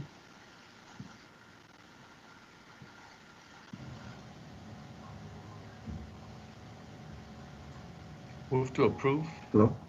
Second. Is there somebody available to explain what exactly does is this the body scanners inside the courthouse or in the jail or? Good afternoon, Judge, Commissioners. Marco Vargas with the Sheriff's Office. That's correct, sir. This is for the detention facility. Back in 2014, we received a donated item from Department of Homeland Security, TSA, and that pretty much has outlived its shelf life. So we're asking for this purchase to replace that piece of equipment, and obviously is needed to conduct full body scans for individuals arrested or being transported to the jail annex. Thank you. Thank you. Okay. Commissioner Leon. Aye. Commissioner Stout. Aye. Commissioner Robinson. Aye. Judge Samaniego.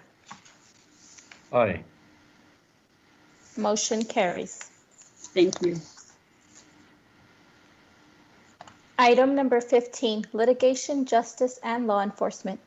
Approve and authorize the county judge to sign the memorandum of understanding with Gideon's Promise, Ana Yaldo, and the University of Michigan School of Law for the El Paso County Public Defenders to participate in the 2020 Gideon's Promise Law School Partnership Program and accept Ana Yaldo as its 2020 Gideon Fellow. Funding will be provided through salary savings. Contract number 2020-0325. Thank you. Bill, are you available? Good afternoon, Judge and Commissioners. Bill Cox, your Interim Chief Public Defender. The court approved a master agreement with Gideon's Promise in February. This is the specific agreement with Ana Yaldo, who is our Gideon's Fellow from the University of Michigan and the University of Michigan, as well as Gideon's Promise, to accept her as our fellow, under which the University of Michigan will pay a stipend for a period of 1 year, and the county, based on the agreement that we entered into in February, will provide a supplement on top of that stipend from the University of Michigan. The county supplement during the first, we hope, about 2 months of her time with us will raise her to the level of a position of an unlicensed attorney within the county salary structure at a PS 07. And then once she passes the bar, which we anticipate being in the November bar results, she's going to be taking the bar in July, she would then receive a supplement that would put her at a level commensurate with an entry-level trial attorney. Under the agreement with Gideon's Promise and the Law School Partnership Program, the goal of this is to bring together newly licensed lawyers who want to commit their careers to public service that would work for 1 year, supported by the law schools, and then become a permanent member of a public defender's office, in this case, the El Paso Public Defender's Office. And under this program, as we talked about in February, when we have an opening that occurs after the 1st of September, we will not fill that position. The salary savings from that position will then both offset the salary supplement and the training costs, and then will result in a net savings to the county before Ms. Yaldo becomes a county employee starting in September of 2021. Thank you, Bill. Motion to approve. Second. Commissioner Leon. Aye. Commissioner Stout. Aye. Commissioner Robinson. Aye. Judge Samaniego. Aye. Motion carries. Thank you. Item number 16, tax assessor collector.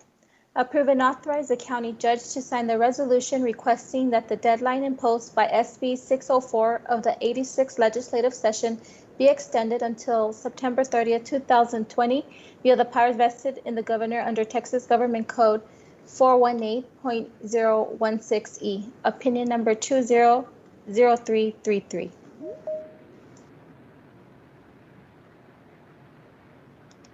Mr. Gonzalez. Good afternoon, Judge and County Commissioners. Ruben Gonzalez, County Tax Collector. Can you hear me? Yes, we can. Yes, sir. Go ahead. Okay, what we're trying to do here, Judge and Commissioners, we're trying to do some administrative cleanup so that we can stay legal in doing our tax office business with the citizens and fulfilling our obligation to rebid contracts for that's required under Senate Bill 604. So all we're doing is basically asking for an extension, your approval to extend this till September the 30th of 2020. And that should give us enough time to finalize this process that's mandated by Senate Bill 604.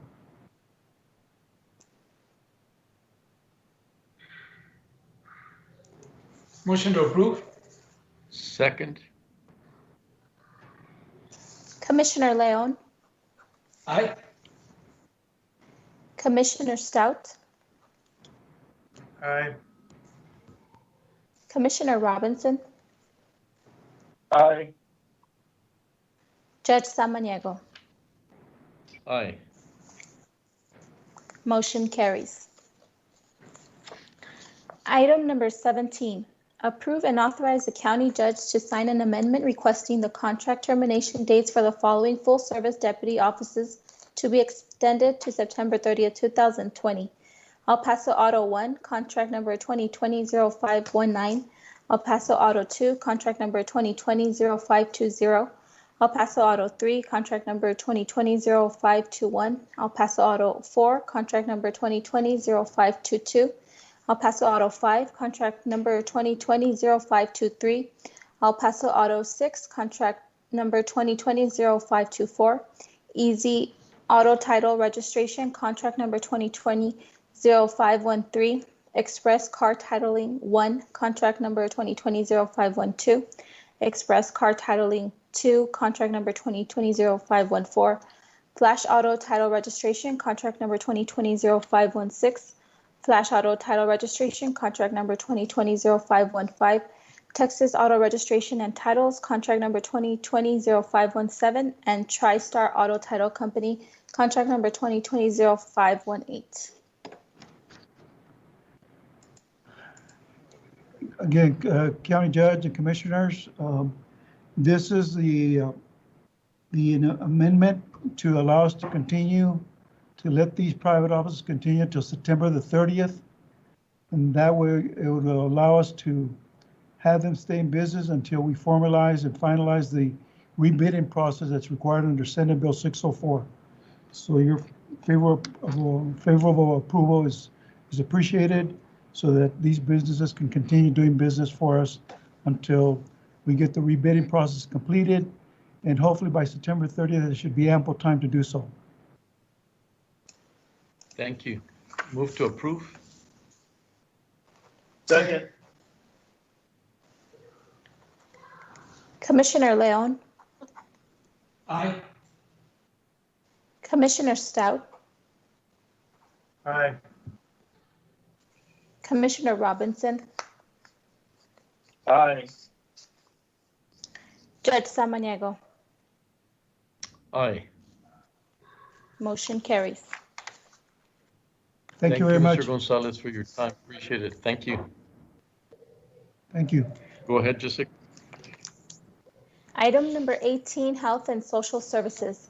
Approve and authorize the county judge to execute an agreement with the El Paso Community Foundation in the amount of $500,000 to deploy financial assistance through a debit card disbursement process to county residents who have been affected by the COVID-19 health and economic crisis.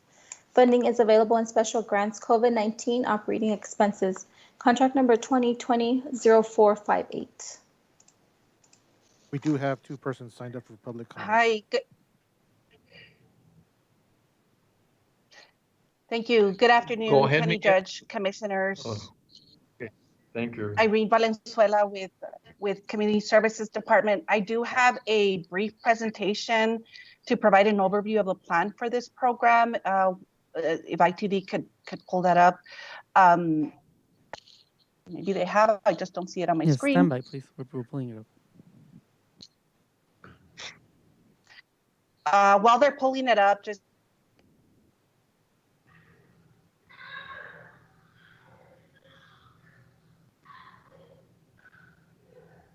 $500,000 of the $1 million from the CARES General Assistance Appropriation towards an emergency financial assistance program for county households to purchase medicines and other essential items.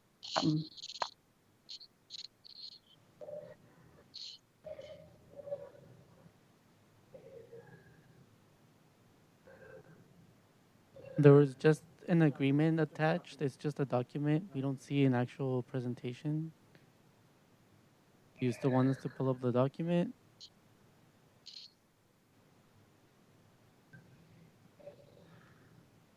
There was a presentation in the backup, I thought. I saw a presentation in the backup. It was a PowerPoint presentation. It's not just the agreements. I saw the presentation there too. We're double checking. Correct. Stand by.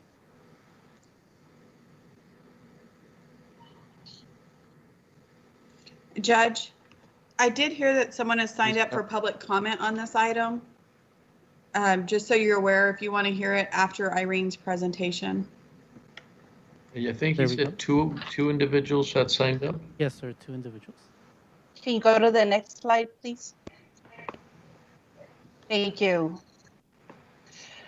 So over the course of the last several weeks, I have been in discussions with the El Paso Community Foundation as a result of the court's actions and directives to prepare a plan to distribute financial assistance. The discussions with the Community Foundation centered around hosting and administering these funds for this purpose. They are hosting a similar fund for the city of El Paso. As a matter of fact, it was just approved today at City Council. I received word earlier this afternoon that they approved their financial assistance plan for the city. But under this program for the county of approved today, the foundation will distribute a one-time debit card assistance of up to $1,000 per household. Only residents residing outside the city limits of El Paso will be eligible for the county program. This assistance will be in the form of a limited use MasterCard that will only work for purchases in supermarkets and pharmacies. Important to note that priority will be given to households most in need, and it will be based on a point matrix system and not on a first come first served basis. And this ensures that the folks with highest need, the folks that are more vulnerable, are receiving this financial assistance. The number of households impacted will be approximately 450. Next slide, please. Thank you. Households must demonstrate that they reside outside the city limits of El Paso. This can be done by providing a government issued ID, a utility statement, or a cell phone bill with an address matching their address under identification, or other forms of documentation to include a self-certification letter or affidavit that can confirm their residency in the county of El Paso. Again, this is for residents that live outside the city limits of El Paso. It does include unincorporated and incorporated small cities outside the city of El Paso. Households must be at or below 80% of the average median income for El Paso and demonstrate that they've experienced financial hardship due to the COVID-19 health and economic crisis. The MasterCard will only work in supermarkets and pharmacies and will not provide cash advance. As such, all eligible purchases will be limited to items available in supermarkets and pharmacies, such as groceries, personal care and hygiene products, household items, and medicine. Because it is not cashable, it will not be able to be used for payment of daycare, utilities, or vehicle repairs, as we had stated before, that we may be able to do that. Additionally, because this financial assistance will be based on a number of factors, prioritizing households with the highest needs, there will be instances where it will be determined that even those households who have received county CARES rent assistance or are in the process of receiving rent assistance from our county general assistance program will also be determined to have an urgent need for financial assistance to address other economic needs. So I do not recommend that we not make these folks ineligible for this program. Again, there's instances where someone that has already received rent also has an urgent need to receive some form of cash assistance. So I do recommend that these households with high needs also be eligible for this financial assistance program as well. Next slide, please. As you've done already in items 10 and 11 in your agenda, you've exercised your authority and discretion to enter into this agreement with this nonprofit without a competitive procurement process, as been conveyed by purchasing in the previous agenda item. There also won't be any other legal opinion at this time because you did approve that emergency exception. So by approving this item today, you're accepting the agreement, the scope of work, the criteria that I've described. The foundation with its partner, Project Bravo, will implement this for a collective fee totaling approximately 6.25% of the total fund, or $31,249. Direct services to households total a little over $468,000. That's what's going to be distributed in the debit card program. The foundation will be compensated in 2 distributions. It's suggested 50% of available funds, or $250,000, be payable within 10 days of execution of the agreement, and the remaining 50% of the available funds, or $250,000, be payable no later than August 1st. All payments will be made on the expectation of actual allowable expenses, paralleling the performance target specified in the scope of this agreement. All terms and conditions on the agreement are in line with the CARES regulatory structure, and the foundation will be responsible to the county for ensuring full compliance. Next slide, please. Actually, that concludes the plan overview and the presentation. I'm happy to answer any of your questions or clarify any concerns you may have. I also have representatives from the foundation and Project Bravo on the line, should you have questions for them. I'm not sure that they're the ones in public comment, but it could very well be them as well. Commissioner Robinson, I think you had a question. Yes, sir. Thank you, Judge. Thank you, Irene, for your good job you're doing. The question you have as far as the debit card is concerned, so we got Project Bravo and the Community Foundation that we administering the cards. Is that correct? That's correct, sir. Okay. So, and you said maximum of $1,000? Yes, sir. Maximum $1,000. It's based on need. So there's, and the amount in the household. So there may be households that receive less. For example, a single member household will receive $400. As the family size increases, it'll be determined that another amount, a different stipend will be provided, up to and not to exceed $1,000 per household. Okay, so you're balanced. So in other words, if you provide a rental assistance to that family, you would balance the other need they would have as well. Correct, sir. Correct. It is based on need. All factors will be taken into consideration to include low income status, that they're within the 80% of the AMI, that other factors to include other economic needs that they may have, whether they have a member or they themselves are a COVID positive case, or they're treating someone in the household with COVID positive. All those are higher needs priorities in this program. Okay, the number of people you said that you're eligible, you said 450. How did you determine that number? It's an approximate number, sir. If we were to distribute the entire $500,000 and the amount would be even, everyone gets $1,000, it would be easy to quantify that it would be 500 people that would benefit. But because we're paying a fee within the amount, and as well as not everyone will receive the $1,000, some will receive less. So we're trying to estimate the approximate number that will benefit. We're saying 450, but it could very well be more depending on which households get what amount. And we cover all of the outlying areas, right? Yes, sir. This will be specific to the county areas outside the city limits of El Paso. All incorporated small cities and townships are included, as well as the unincorporated areas of the county. That includes Vinton, Westlake, City of Anthony, Texas, Canutillo, all those areas are included, as well as all the East County areas, incorporated townships in the East County as well. Okay, thank you very much. Yes, sir. Thank you, Irene.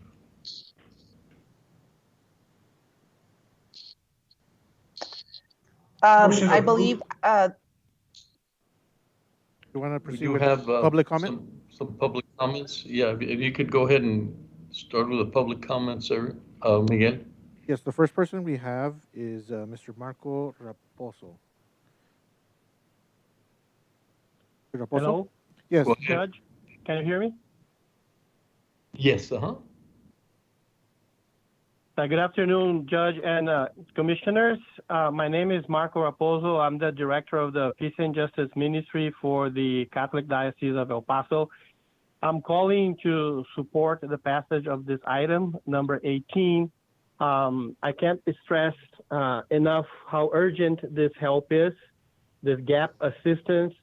As you heard in the presentation, perhaps someone may have need and may find help paying rent and utility, but there are other expenses that are not included in those help, and it's very important that they have access to this type of help. We are out there in the community helping many people as we can, so we know these are not statistics. They are people with names and a story. We know who they are and how the need is very large in the county area. And this is in a way a concretization of the public private fund that we had asked the county to approve in the ordinance that we asked early on April 6th that the county did approve. So it is the concretization of that request. And working with the Community Foundation is an innovative and efficient way to disperse the funds through the card that you heard. So again, I'm calling to support the passage of this item 18. Thank you very much. Thank you, and thank you for your work on this project. Thank you. Go ahead, Miguel. Thank you. The next person we have is Marisa Limon Garza. Good afternoon, Commissioners and County Judge. Thank you for the time, and many thanks to Irene Valenzuela, her entire team, and the leadership within the county. We very much, I work with the Hope Border Institute, a social justice nonprofit here in El Paso, and we're partners in a larger coalition of organizations that have been working with Project Bravo and the El Paso Community Foundation specifically to meet the needs of some folks in the outer areas of the county that have not been supported through other kinds of relief. And so we stand ready to support this program. We know the need is great. There are needs that go beyond what maybe all of us would consider something we take for granted every day, whether that's a need for medicine, whether that's a need for diapers, whether that's a need for clothing for growing children, for internet and for Wi-Fi. So we stand in solidarity with this proposal. We are ready for it to be supported, and we look forward to your support for this vote. It's critical for our community. The time is now, and we're appreciative of the innovative partnership that we can have with the Community Foundation. Thank you. Thank you. Thank you for your comments, but also your service to our community. Thank you.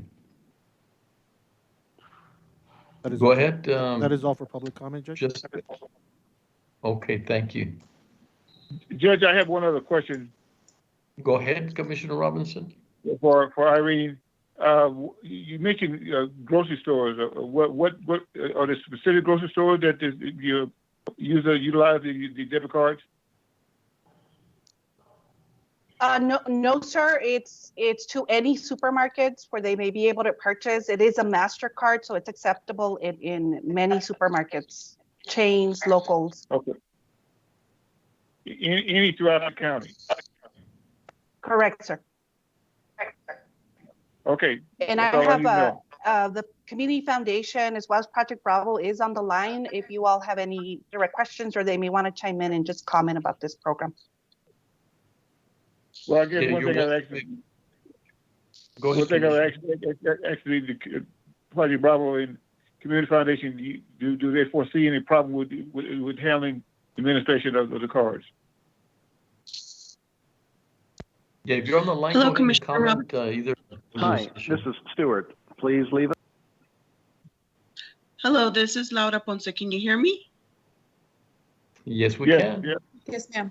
Okay. Hello, Commissioner Robinson. Thank you for the excellent question.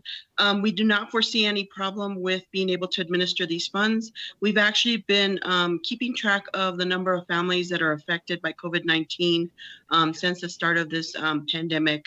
And so we do have families already in line that are needing that assistance. Plus, we're going to rely on our community partners to provide referrals of people that they know that are directly affected and that meet the criteria for this program. And so we do not foresee any problem in being able to distribute these funds to the community. Thank you. Hello, this is Sanjay Mathur, El Paso Community Foundation. Also don't see any problems. I just wanted to add, so this sort of limited use debit card, MasterCard is being used in about 150 cities. We saw what they were doing in Los Angeles, and Eric Pearson latched on to this idea, and it works through vendor codes. You can either rule out or rule in. And we chose, in similar fashion with the city, to only rule in local grocery stores or supermarkets, as well as pharmacies.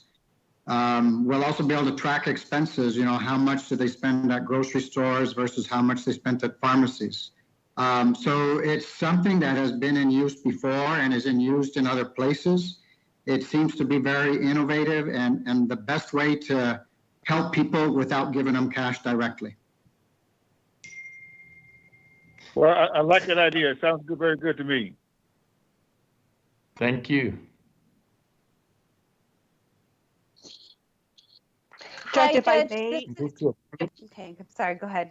Go ahead, Irene. I was just going to close my portion up by expressing my gratitude to the county attorney's office, who worked tirelessly and very diligently throughout the last couple of weeks, even over the weekend, to try to get these terms and all the details of the agreement ready and acceptable to you, as well as give a special thanks to Sanjay with the foundation, Eric Pearson and all his team, as well as Laura and her staff, for being so amenable and patient and working through a lot of the questions we had and the concerns that we may have had over the CARES regulatory structure. But there's a lot of work that was put in by many people, and I'm extremely grateful for that.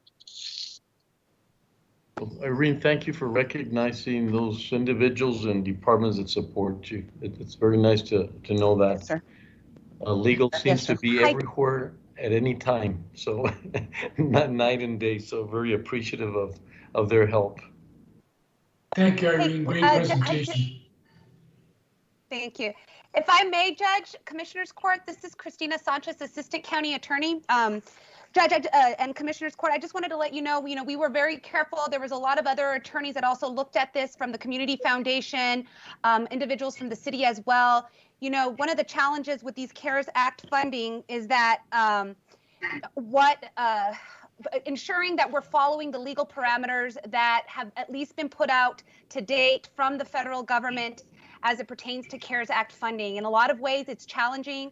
And so many times we have tried to keep with the spirit of what has been issued out and follow those regulations and those timelines. It's not to say that further guidance could be issued later that may affect some of these agreements, but for at least now, I, as an individual who has drafted this agreement in consultation, again, with the attorneys on the other side from Community Foundation, have done so to ensure that to the extent possible that we've ensured that we've are following those guidelines. Again, it doesn't mean that and I've said this before in other meetings, that there isn't any risk or any other information that may come down later from the federal government in an audit. But again, we have tried our best to ensure to isolate those risks as much as possible. But I still wanted to make sure that statement, that public comment, at least from your legal advisor, is out there so that you understand that. But again, we worked hard to ensure as much as we can that this fits within those parameters. Thank you. That's I think all. that was really Thank important you. to all the commissioners had mentioned it at one time or the other, just the risk that, if this not done properly, then we end up having to pick up the tab on anything that was not used in the right fashion. So I know you've tried your best to minimize, but there's always that opportunity. And thank you for that clarification, Christine. Absolutely. And there's just a one motion. other comment, when we were, yes, sir, just really quickly, just so that we're all aware, and this is on the record as well, is that we will continue to work very closely with the Community Foundation as they move forward in implementing this. We have, I have left open lines of communication so that we can go back and forth to ensure that those procedures and those parameters are followed closely, and that there's no after discussion, after some of these funds have been spent. So we will continue to develop that relationship, and I will be working closely with Irene to ensure that we can at least check off those boxes and make sure that as the entity who has received those funds, the county from the federal government, that we are ensuring that they are protected and are following those guidelines very closely. So it will be a continuous process. Thank you. Thank you so much. There was a motion, I believe. Commissioner Leon, did you make that motion? I made the motion. Yeah, second. Okay, Commissioner Leon. Aye. Commissioner Stout. I just wanted to say something really quick. From the beginning, when I first requested these funds be set aside, the main purpose was to try and help folks, and so especially those folks that may not have been received help from the federal government. And so I know that our staff and the Community Foundation and Project Bravo and partners have worked very hard to put this together, and so I want to thank them for doing that. The division of the funding didn't end up being exactly the way that I had envisioned, but that doesn't mean that we're not helping people here. And so I want to just make it clear that though I would be supportive of this, I do on this item choose to abstain due to the fact that I serve on Project Bravo's board, and I think I brought this issue up before, that I don't want there any perception going forward when it comes to money used by the way we're using money that's come from the CARE Act. That I don't want any perception or any hint or any doubt that there's any propriety on my behalf, and so I'm choosing to abstain from this vote. Thank you, Commissioner. Go ahead, Jessica. Commissioner Robinson.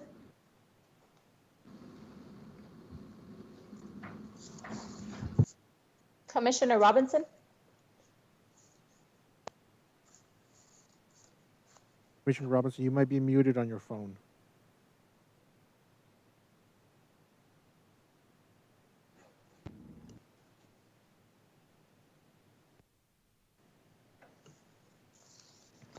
You there, Commissioner?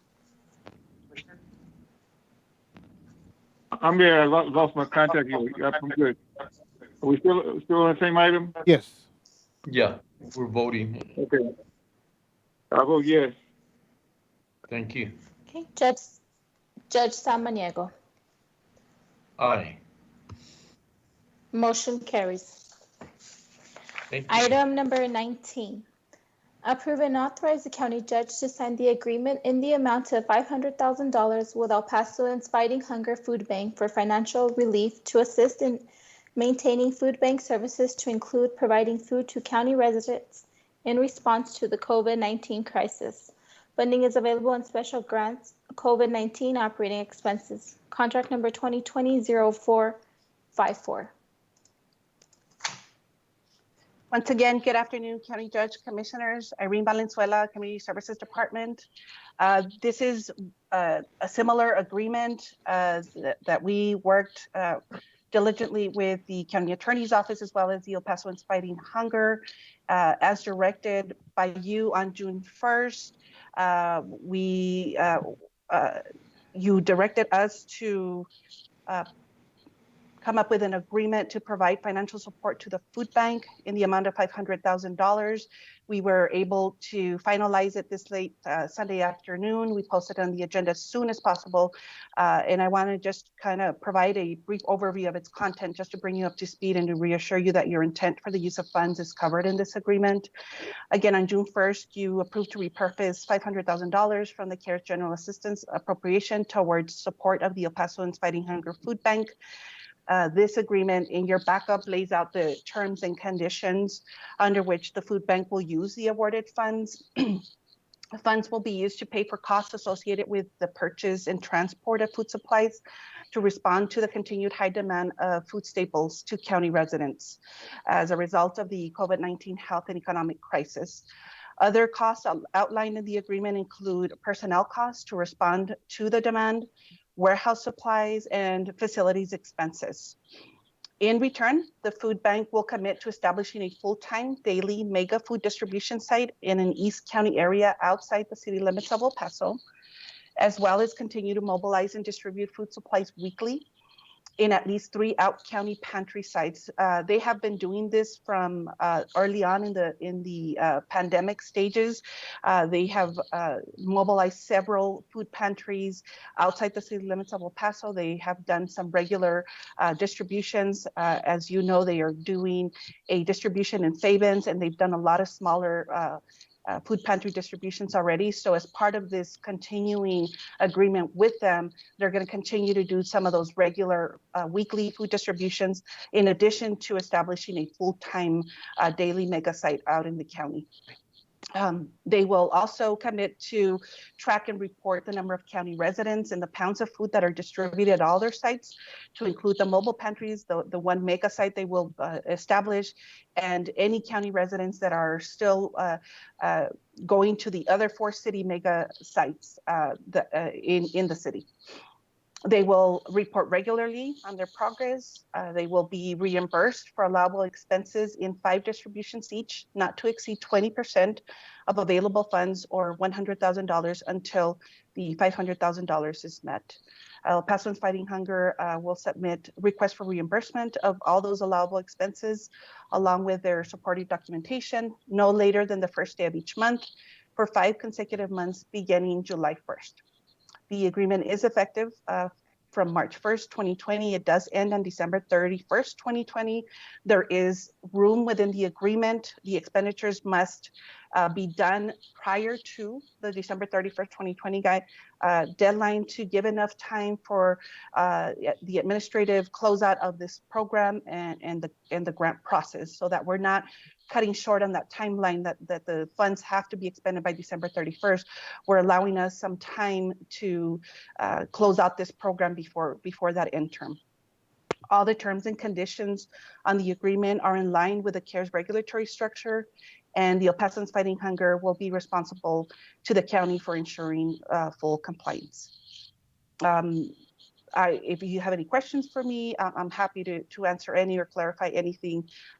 I understand that Susan Goodell is also on the line. I'm not sure if a member of her board will also be on the line to respond to any of your questions or comments. Thank you. Judge. Go ahead, Commissioner Robinson.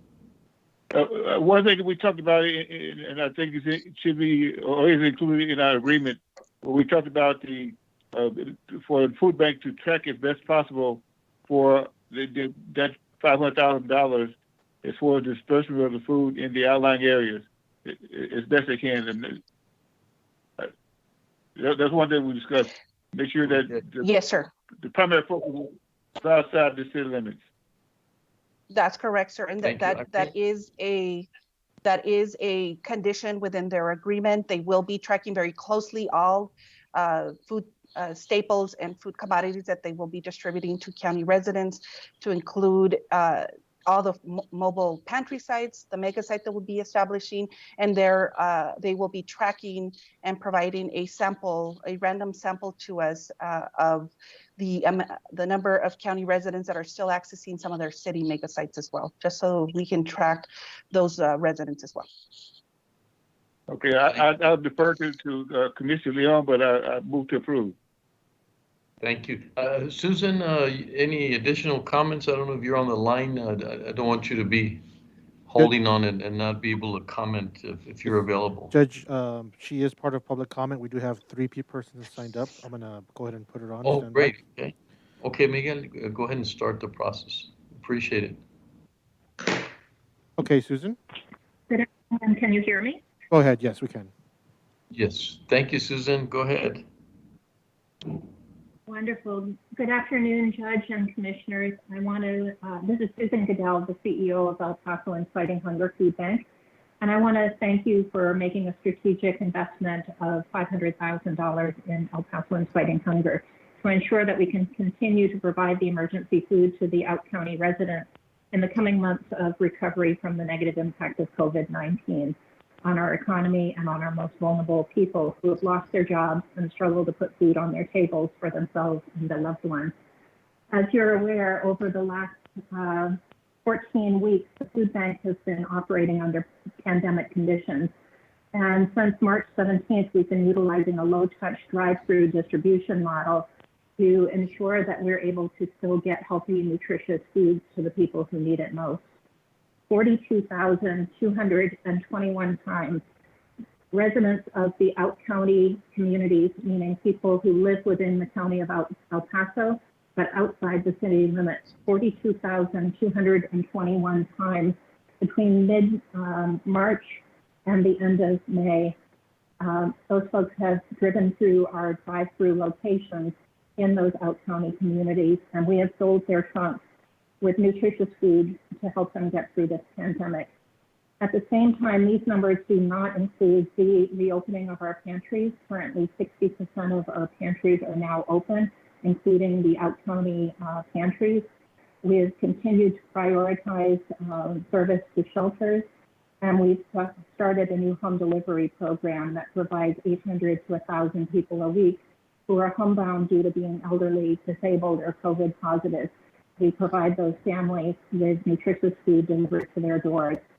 The food bank has been operating at an enormous level since the beginning of this pandemic. I've mentioned a couple of times how the food bank has been operating at larger scale than the largest food banks in the world pre-pandemic.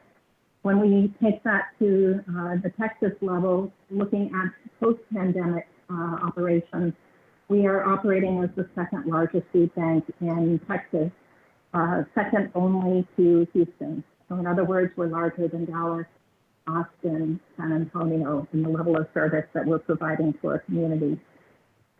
We are grateful for your funding because it is necessary to ensure that we can efficiently and effectively handle this increased level of service.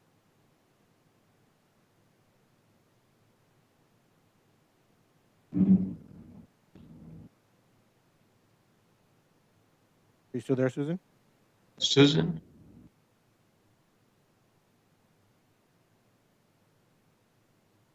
Hello, Susan? I'm going to put her on. I'm going to put her back in the queue. I'm going to put in Mr. Richard Dayub. You can go and call her back real quick because I'd hate for her not to get cut off like that. Just let's see if you could reach her real quick.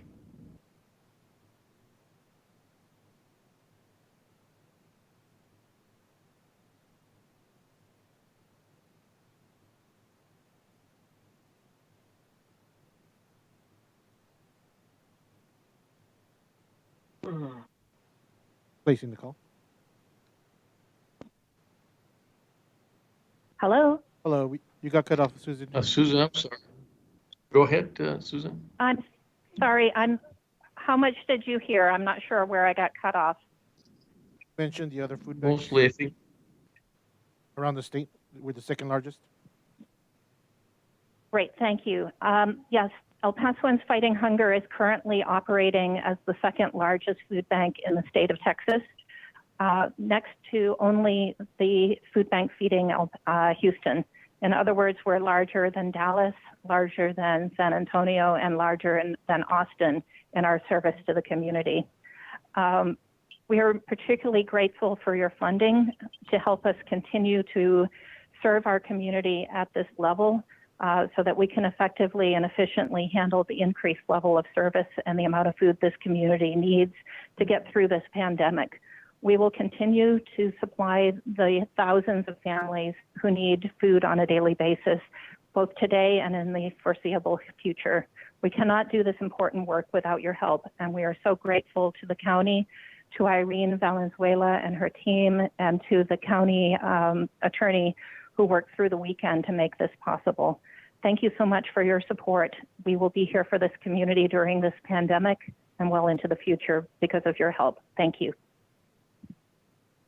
Susan, just want to personally thank you. Just the amazing job in the coordination and the logistic has been, and I think somebody said almost at the level of a miracle of how these things happen and the number of people that get your service and food. And it's just an amazing operation. So I want to thank you and all your volunteers and everyone that's involved. I also want to take the opportunity to wish Celeste, who was in my office, who's now working with your organization. I want to wish her the best. I know you're going to have a lot of success of having her on board, very connected to El Paso and the county, and very knowledgeable about almost anything that you want to think about that has to do with community and with the county. So, but very much thank you for all your team. Please let your volunteers and everyone know that we're very appreciative and truly understand everything that it takes to make it happen. I don't know how you do it, to be honest with you.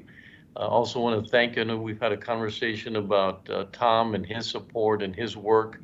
I also want to recognize him for everything that he's done as well. So once again, Susan, thank you for this miraculous logistics that you keep doing every single day. Thank you. Thank you, Judge. It's a privilege to serve this community. Commissioner Robinson, you want to go ahead, and Susan, wait on so that you could hear the question from Commissioner Robinson? Susan, one is that I know your lines are long. Do you ever turn anybody away except for the fact that if you will run out of food? Commissioner, at the site here at the food bank, we have never turned anyone away. At the large sites around the community and the mobile pantries that we do around the community, I'm sorry to say that there are times that people are turned away when the truck is completely depleted. If it happens earlier enough in the day, rather than towards the end of the distribution, we will send another truck to make sure that every car in line gets food. But I have to admit that there have been times at the end of the day where it has not been possible to feed everyone in line. But basically, as a rule, you don't turn anybody away. As a rule, we do not turn anyone away. The only times that could possibly happen is if a distribution site runs out of food late in the afternoon. Well, I guess about why I asked the question in that manner. In other words, if I went to a distribution site in Fabens today, and then if I went to another site, they say Montana Vista, would I get turned away? If your vehicle was already full of food, then we would not fill it again. But the reality, Commissioner, is that the lines, today is a light day at the food bank, surprisingly, but the lines are typically 2 and 3 miles long.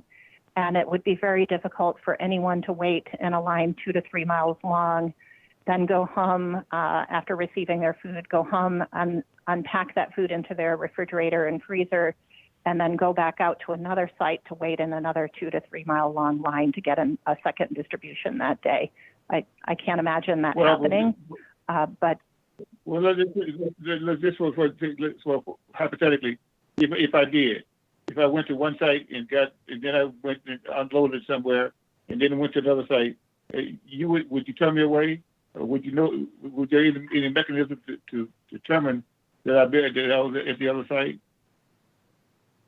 There would be no methodology to figure out whether you had gone to more than one site during a day. We see about 8,000 cars a day at multiple sites across the county and the city, and there is no way, given the method of tracking, which is all by hand, that we could tell if someone went through more than once. One last question. Are you still registering people for SNAP? Yes, we are. We register people Okay, for SNAP and for PSNAP as well. And how many do you do a week do you do? We probably do about 10 to 15 a week. Okay, and that's continuous. It is continuous. We have 2.5 staff members who are actively working on that. And while that doesn't sound like a lot of people signed up, the reality is that we have a strong track record compared to the rest of the state. But it's a very labor-intensive process to sign people up for SNAP. Okay. And to your knowledge, approximately how many people do you know in El Paso County is in the SNAP program? I believe it's about 173,000 people are enrolled in SNAP in the county on a monthly basis. And SNAP is only good for food for how many days? SNAP tends to be, on average, good for 10 days of the month for a family or an individual getting SNAP benefits. The other 20 days of the month, those folks tend to rely on the food bank and our pantry partners. And you do a great job with that. So I appreciate everything you do. Thank you very much. Thank you, Commissioner. Thank you, Commissioner. Appreciate those additional questions and comments. Thank you. Go ahead. Thank you, Susan. Go ahead, Miguel, on our next. I think it's Mr. Dayub. Yes, sir, correct. Mr. Dayub, you are on. Thank you. Good afternoon, Judge, Commissioners. Good afternoon. Betsy, good afternoon. Our county administrator. Can you hear me? Yes, we can. Yes, we can. Yes, sir. Betsy, Irene Valenzuela, and our county attorney, thank you all for your incredible work on this very important effort. I'm speaking today as a board member of the El Pasoans Fighting Hunger Food Bank.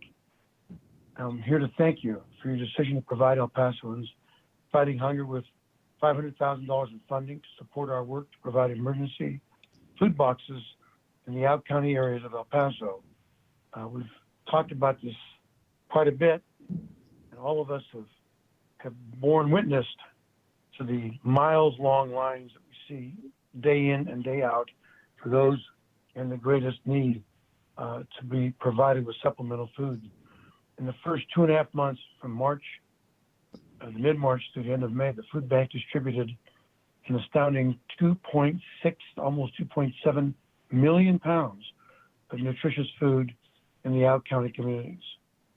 Fresh fruit, vegetables, dairy, meat, and baked goods with a wholesale value of nearly $4.3 million was distributed to our community's most vulnerable citizens at a fraction of the retail cost. EPFH, our internal costs of only 15 cents per pound to acquire, store, and distribute this food was approximately $401,000 by comparison to the $4.3 million in value. The communities directly served were Socorro, Tornillo, Vinton, San Rosario, Horizon City, Clint, and Fabens, with nearly 150 distributions during that time period. Food Bank has been providing life-sustaining food to our neighbors for the past 14 weeks of this pandemic, and we are prepared to continue this level of service in the future because of your help. Thank you for making this vital investment in Food Bank and support our community, our continued ability to feed tens of thousands of families living in out-county parts of our region. There is no doubt that El Pasoans Fighting Hunger is the most cost-effective way to feed this community. Thank you for making our work possible. That's all. Richard, thank you for your comments and being on the board and all the other activities, including military. And so thank you for your service to our community. Judge, I have a comment for Richard there. Sure, go ahead, Commissioner Robinson. Richard, there you? Yes, sir. Reporting for duty. I understand that I was informed that you were going to do a matching check for that amount, for the county, you're gonna match the county's contribution. Yeah, Is that's that exactly correct? right. I only wish I could do that magnanimous gesture. Thank you, Richard. Thank you for your contribution. Yes, sir, thank you. Thank you for all your support. That's the only time I've seen heard Richard not respond quickly. Thank you, Richard. Thank you, sir. Thank you, Commissioner. Yes, sir. Okay, go ahead. Finally, I'm going to attempt to call Mr. Stuart Shorts. Okay, thank you.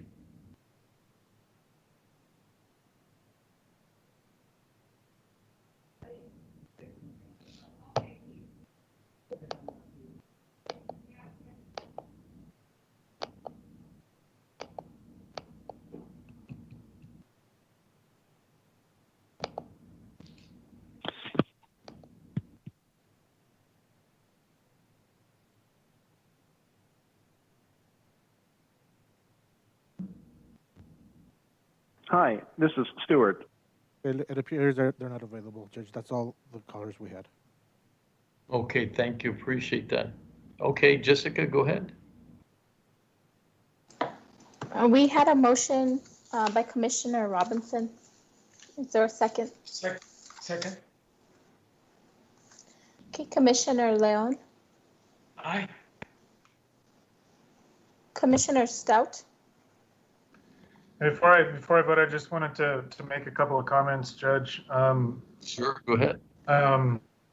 Again, when I requested that this money be set aside from the CARES Act funding, the idea was to provide an economic stimulus, which not only would empower people and allow them the dignity of making their own choices when it came to how this money that we're providing was going to be spent, and I understand that the court decided to go in another direction, but I still feel that we are we really need to think about if we are going to continue to spend money on this issue of food insecurity. We really need to think about how it can be most responsibly spent and with the best impacts and the best outcomes. I feel like this is not to knock at all the food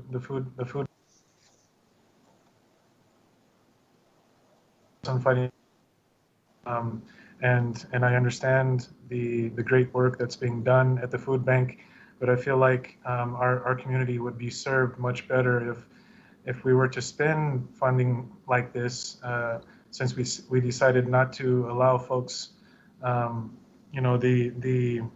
the choice and empower them and give them the dignity to spend it on what they see or how they see fit.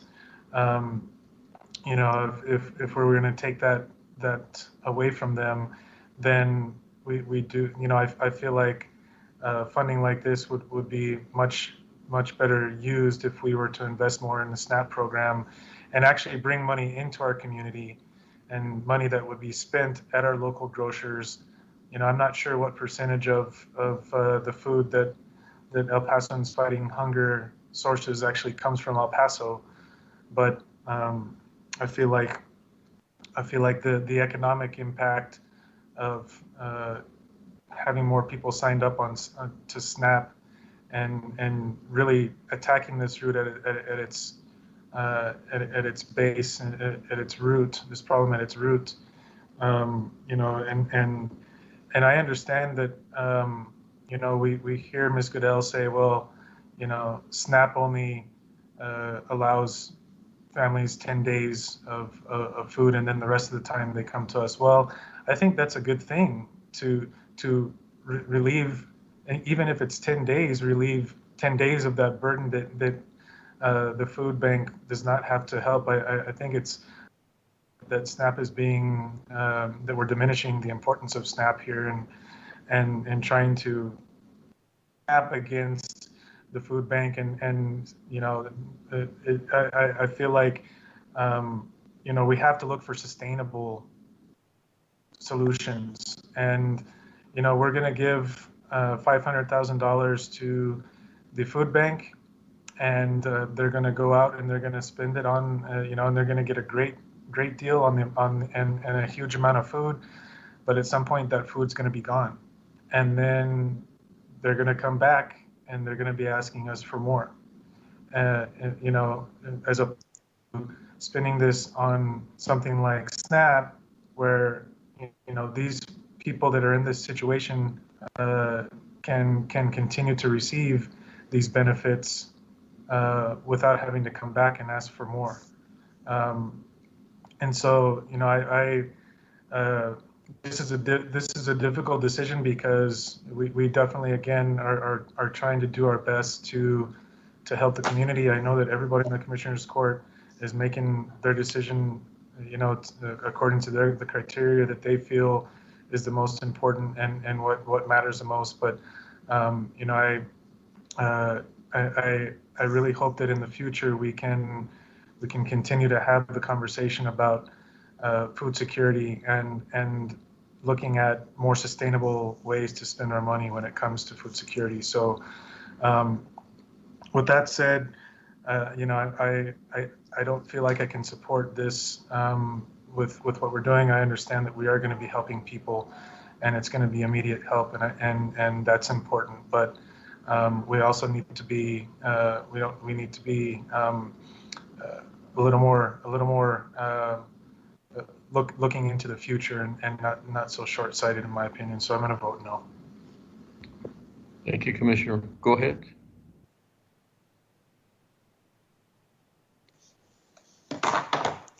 Commissioner Robinson? Yeah, for my vote is yes, but the comment real quick, you know, that I'm not short-sighted. Yeah, I realize I support our community as best I can. In fact, I support our community out of my pocket. So to say that I or anyone else that votes in favor of this action being short-sighted is being irresponsible. So I vote yes. Commissioner Robinson, I agree with you 100%. I can guarantee you, I was not being short-sighted. This is the best, the furthest our money can go to help as many people as we can. Thank you. Thank you, Commissioner.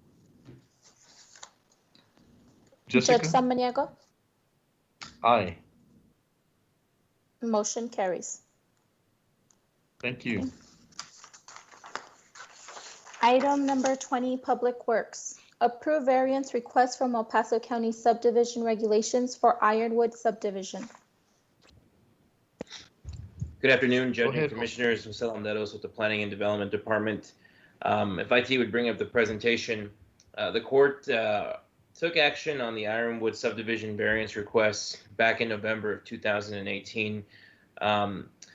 And the reason why it's come back before the court is because of a revision to what was initially proposed.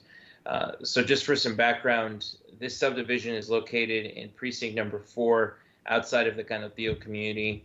The major intersection is Selva Drive and east of MacArthur. It's along South Desert Boulevard, which is the access road to I-10 on the western portion of the county. And this subdivision will be served by El Paso Water for both water and sewer.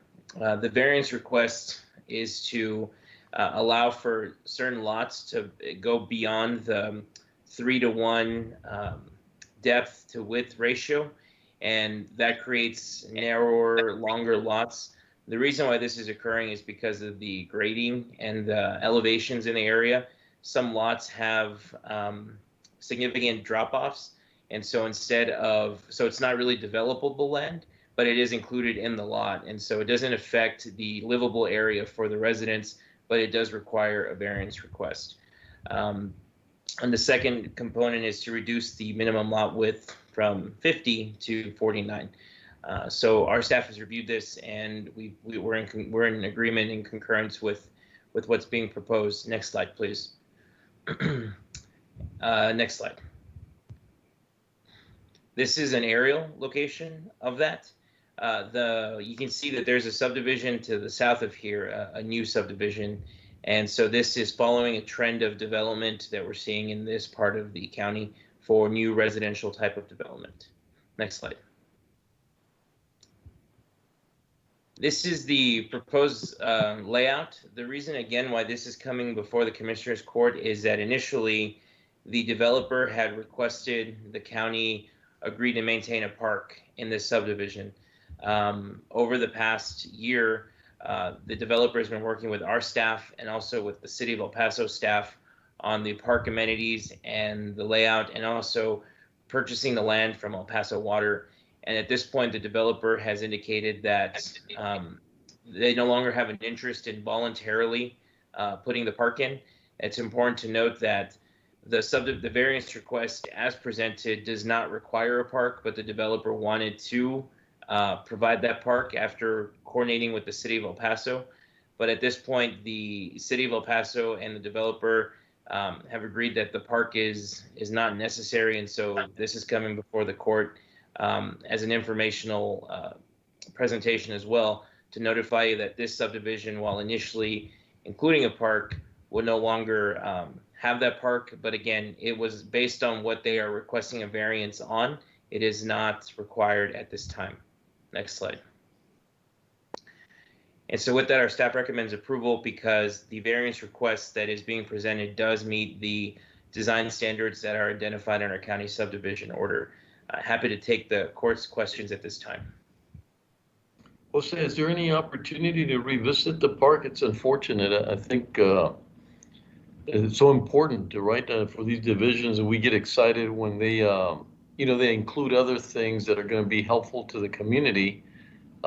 Is there any opportunity to revisit that and finish that park, or at least the agreement? It wasn't an agreement, like you said, it was a voluntary option, but any chance that could be revisited? Yes, sir. So we had a conversation with the developer and their representatives and mentioned the idea of introducing some additional amenities or potentially working to see if they could provide, they could coordinate with the development to the south of their subdivision, because that's another large area that is being developed or has plans for development in the future. But at this time, I couldn't speak to whether or not this was a financial decision or just a matter of not being able to acquire the necessary land for the park. But the developer at this point has identified that they would be withdrawing the park. And it's not, unfortunately, it's not required by our rules. The park land size and dedication is primarily tied to the size of lots that go below 6,000 square feet. All of the lots in this subdivision are above 6,000 square feet. So that's not a requirement of ours at this time. So that's the reason why we're recommending approval in spite of the removal of the park site. Of the change. Move to approve. Judge, I got a question. Go ahead, Commissioner Robinson. Well, while I understand that it's not a requirement to have a park, I'd like to see if we can revisit that with the developer in regards to having a park, because the thing is, it's going to come back in the future where when we start building and we start filling the property, the houses and apartments with residents, that's going to become an issue. So then we say it costs us much more at a later date to try to find land and build a park, as opposed to even if you say it would dedicate the land for a park, I would feel more comfortable. And the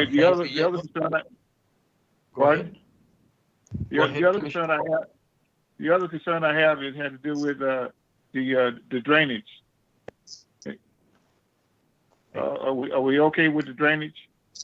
Well, so you want to? Yes, sir. So this is this variance request isn't tied to the improvement plans, but this subdivision's improvement plans have been in review by our staff, and we have had numerous conversations about how they're going to address their stormwater runoff and some of the facilities that they're proposing to use.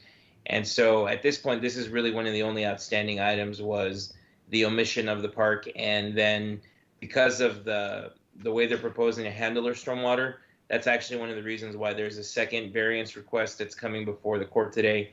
And that is for that lot to allow the lot to be slightly longer than our rules allow. And it's because of that area in the back and the way that the land slopes that will actually be conveying some of that stormwater to the pond.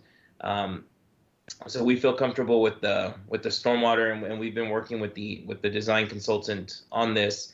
But the variance request today is just for to allow for that extension of that lot, and then also just to inform the court that the park is no longer being included. But if the court wanted, Commissioner, if you wanted to reach out to the property owner and their design consultant and see if they could they could reconsider what the options may be, the court could postpone this for 1 week, and then we could come back if that's the direction the court wants to go. Well, that'd be my preference, Judge, to postpone for 1 week, because I would like to make sure that even if they don't build a park, at least we have the land dedicated for the park, because it's a year, 2, 3 years down the road, once we fill up that development, it's going to be an issue, because where would the kids go to play? So we will put them in the streets. So I would like to revisit that issue. So if we delay this for a week, I would prefer that. So I'm moving to that in that direction. Yeah, and it's independent one of the other, but I think it's good to hear both together. But like Jose said, it's totally independent.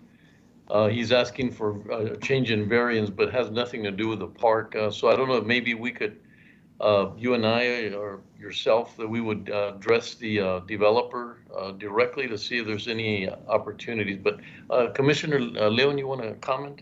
Yes, sir. Thank you. Jose, when they initially put in for this project, the developer, did he or she promise that a park would be built? That was the plan initially, and that's why initially the county granted a permit? No, sir. So the reason why they were before the court for a variance request was because of the minimum width of the roads and some of the other items that they were going to request a variance from, but it never had anything to do with their lot size. The primary reason why we request parks through the variance process is because of the lot sizes. And the idea is that if you have smaller lots with smaller yards, that families deserve the right to have access to space that they can use for recreational purposes. So because they were following the process in the city of El Paso, because this property is located in the extraterritorial jurisdiction of the city was requiring them to do a park, but only if the county concurred with that. And so we indicated that we would be interested in them constructing a park.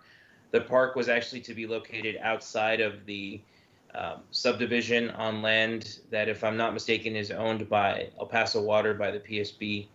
And it's not actually it is within the boundaries of the subdivision if you include it, but as the figure in the presentation shows, it's not actually included in the middle of all of the lots. So they were voluntarily putting in the park because we had concurred that, but then the city which was really the teeth behind requiring the park, said we're not going to require the park after all.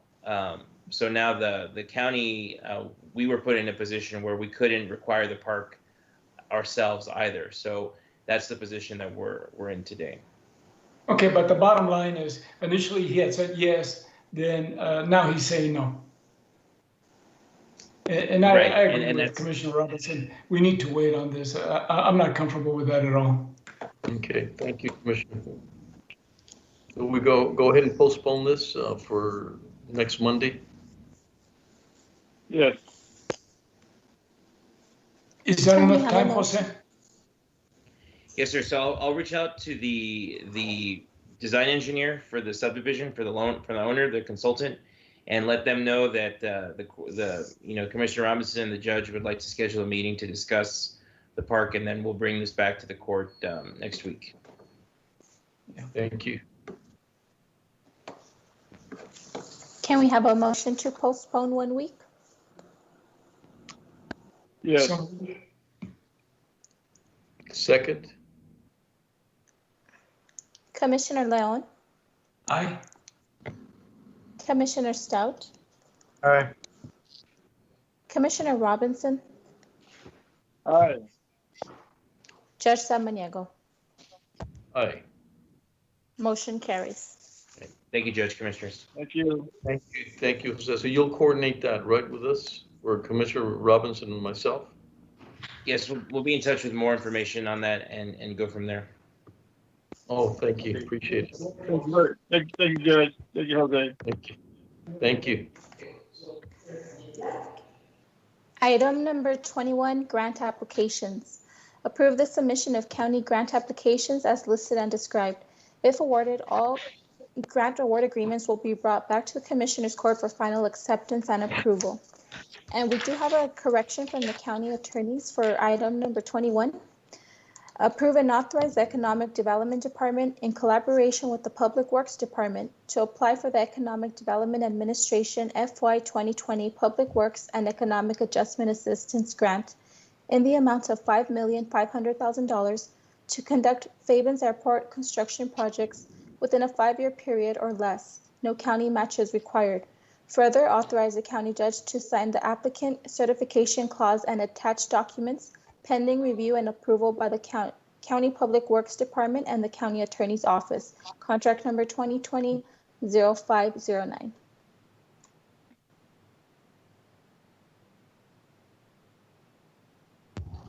Thank you. Andrea? Hi, yes, good afternoon, Judge and Commissioners. As was mentioned, this is a grant from the Economic Development Administration. It is one of their Public Works Grants program, and this program was actually discussed by the regional administrator, Robert Peche, to you all a few weeks ago. This particular program received about $1.2 billion in funding from the federal government for public works related projects. So we've been working with their office for the past several weeks, along with our teammates over here in the Public Works Department, to put together a potential proposal that we can submit to the Economic Development Administration for a major construction project. Because these projects had to be a little bit further along, than some other projects might be that could apply for this funding, between myself and the team over at Public Works, we had discussed that Fabens was probably the most shovel-ready economic development project that we had within the Public Works Department. And so we are hoping to receive the court's permission to apply for a $5.5 million grant. There is no county match. And I also would like to point out that in addition to the traditional hangars and build out of Fabens Airport, we would be pursuing the inclusion of a training facility where we would be hoping to expand basically what UTEP is already working on with some of our other community partners and be able to continue to upskill our workforce here regionally. At this point, I'll stand by for questions. Andrea, thank you. This is such an important project. I'm glad you're continuing to expedite and do everything that you can to move it along, because it's just an amazing project that really needs to be, pushed further. And thank you for doing that. I move to approve. Second. Commissioner Leon. Aye. Commissioner Stout. Aye. Commissioner Robinson.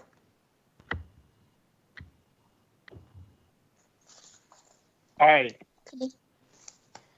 Judge Samaniego. Aye. Motion carries. Thank you, Commissioners. Thank you. Item number 22, Budget and Finance. Approve amendment number 36 to the County of El Paso's 2019 through 2020 operating budget.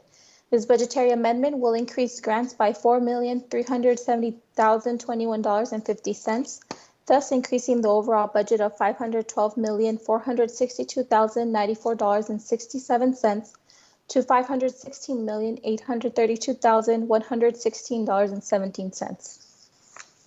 Good afternoon, Judge and Commissioners. Wally Hargrove from the Office of Budget and Fiscal Policy. The backup for this week's amendment was sent to you with your weekly highlight There are no COVID-19 related amendments on this week's budget amendment. Would ask for your favorable consideration if there are no questions.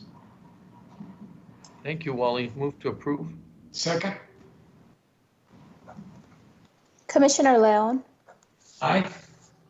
Commissioner Stout, Aye. Commissioner Robinson, Aye. and Judge Samaniego. Aye. Motion carries. Thank you very much, everyone. Thank you. This now brings us to item number 23, executive session. Commissioners Court will recess into executive session to discuss items 23A through 23C pursuant to Texas Government Code Section 551.071 and 551.074. Commissioners Court will reconvene to take official action.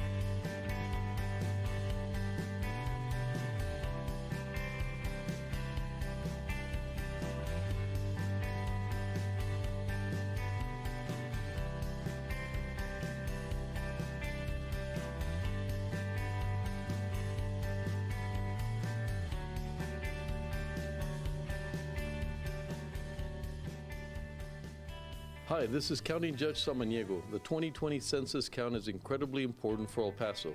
It helps our school, healthcare, food and housing programs get the money they need. This is County Commissioner Vince Bettis for Precinct 3. With your participation, the programs that support affordable housing, public education, and affordable healthcare can receive the funding they deserve. This is Commissioner Carl L. Robinson, Precinct 4. Without you, these programs could not be successful. This is Commissioner David Stout. Participate online, by phone, or by mail. Everyone in El Paso County must be counted, even children and babies. Your responses are safe and required by law to be kept confidential. Hi, this is Commissioner Carlos Leon from Precinct 1. Let's come together and fill out those 2020 census. Together and fearless, we count.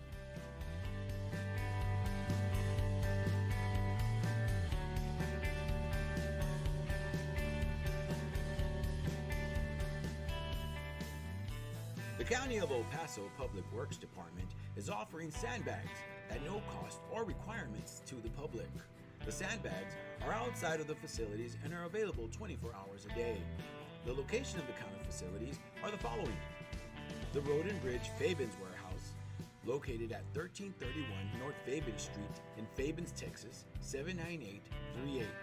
The Road and Bridge Canutillo Warehouse, located at 191 Canutillo Avenue in Canutillo, Texas, 79835. And the Road and Bridge Montana Warehouse, located at 14698 Van Lane, El Paso, Texas, 79938.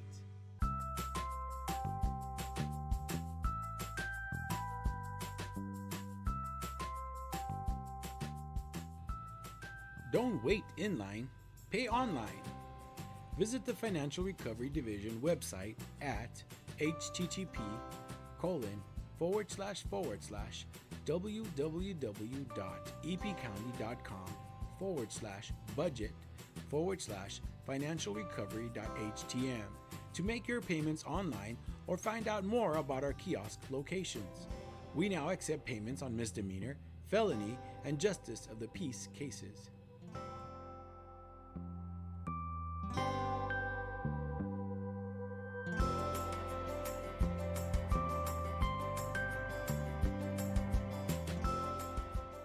You can now watch Commissioners Court meetings on YouTube. Go to youtube.com and search for El Paso County Commissioners or El Paso County, Texas. Subscribe to our channels to see our latest videos.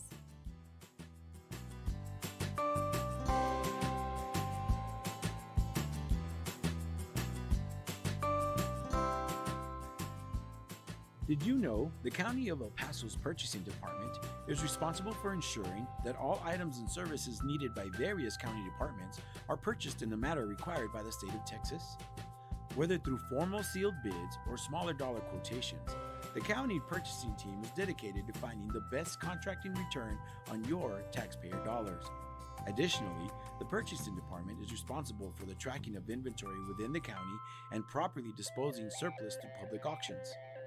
For questions about how to become a vendor and compete for county contracts, or to learn more about public auctions, please contact us at telephone number 915-546-2048.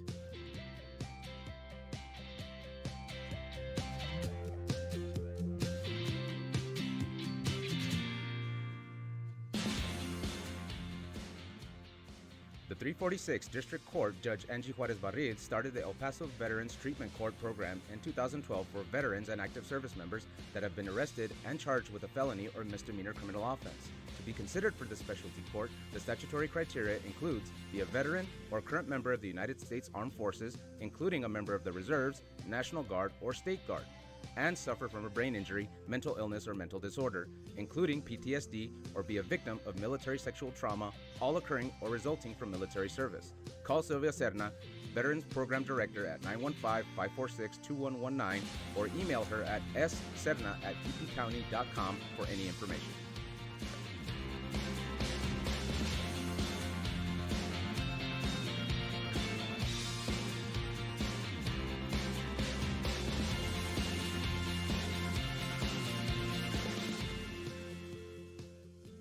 Did you know that the County of El Paso's fixed asset control and inventory disposal is handled through the Purchasing Department?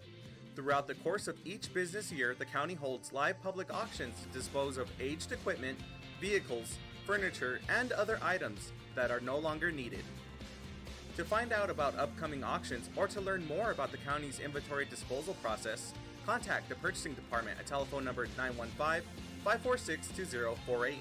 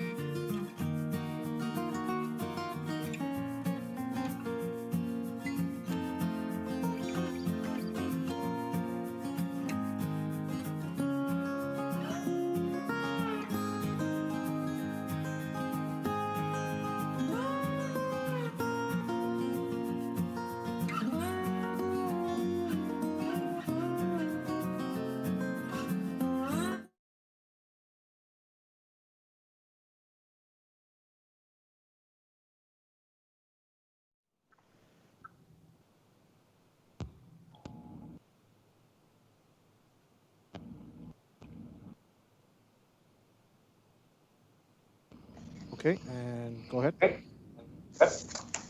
Commissioners Court has reconvened into regular open session. At this time, Judge, we have completed all the items on today's agenda. Well, thank you, and thank you, everybody. No, it was a little longer than we thought, but I think a lot of things have to happen, and I appreciate all the work and everything that's taking place.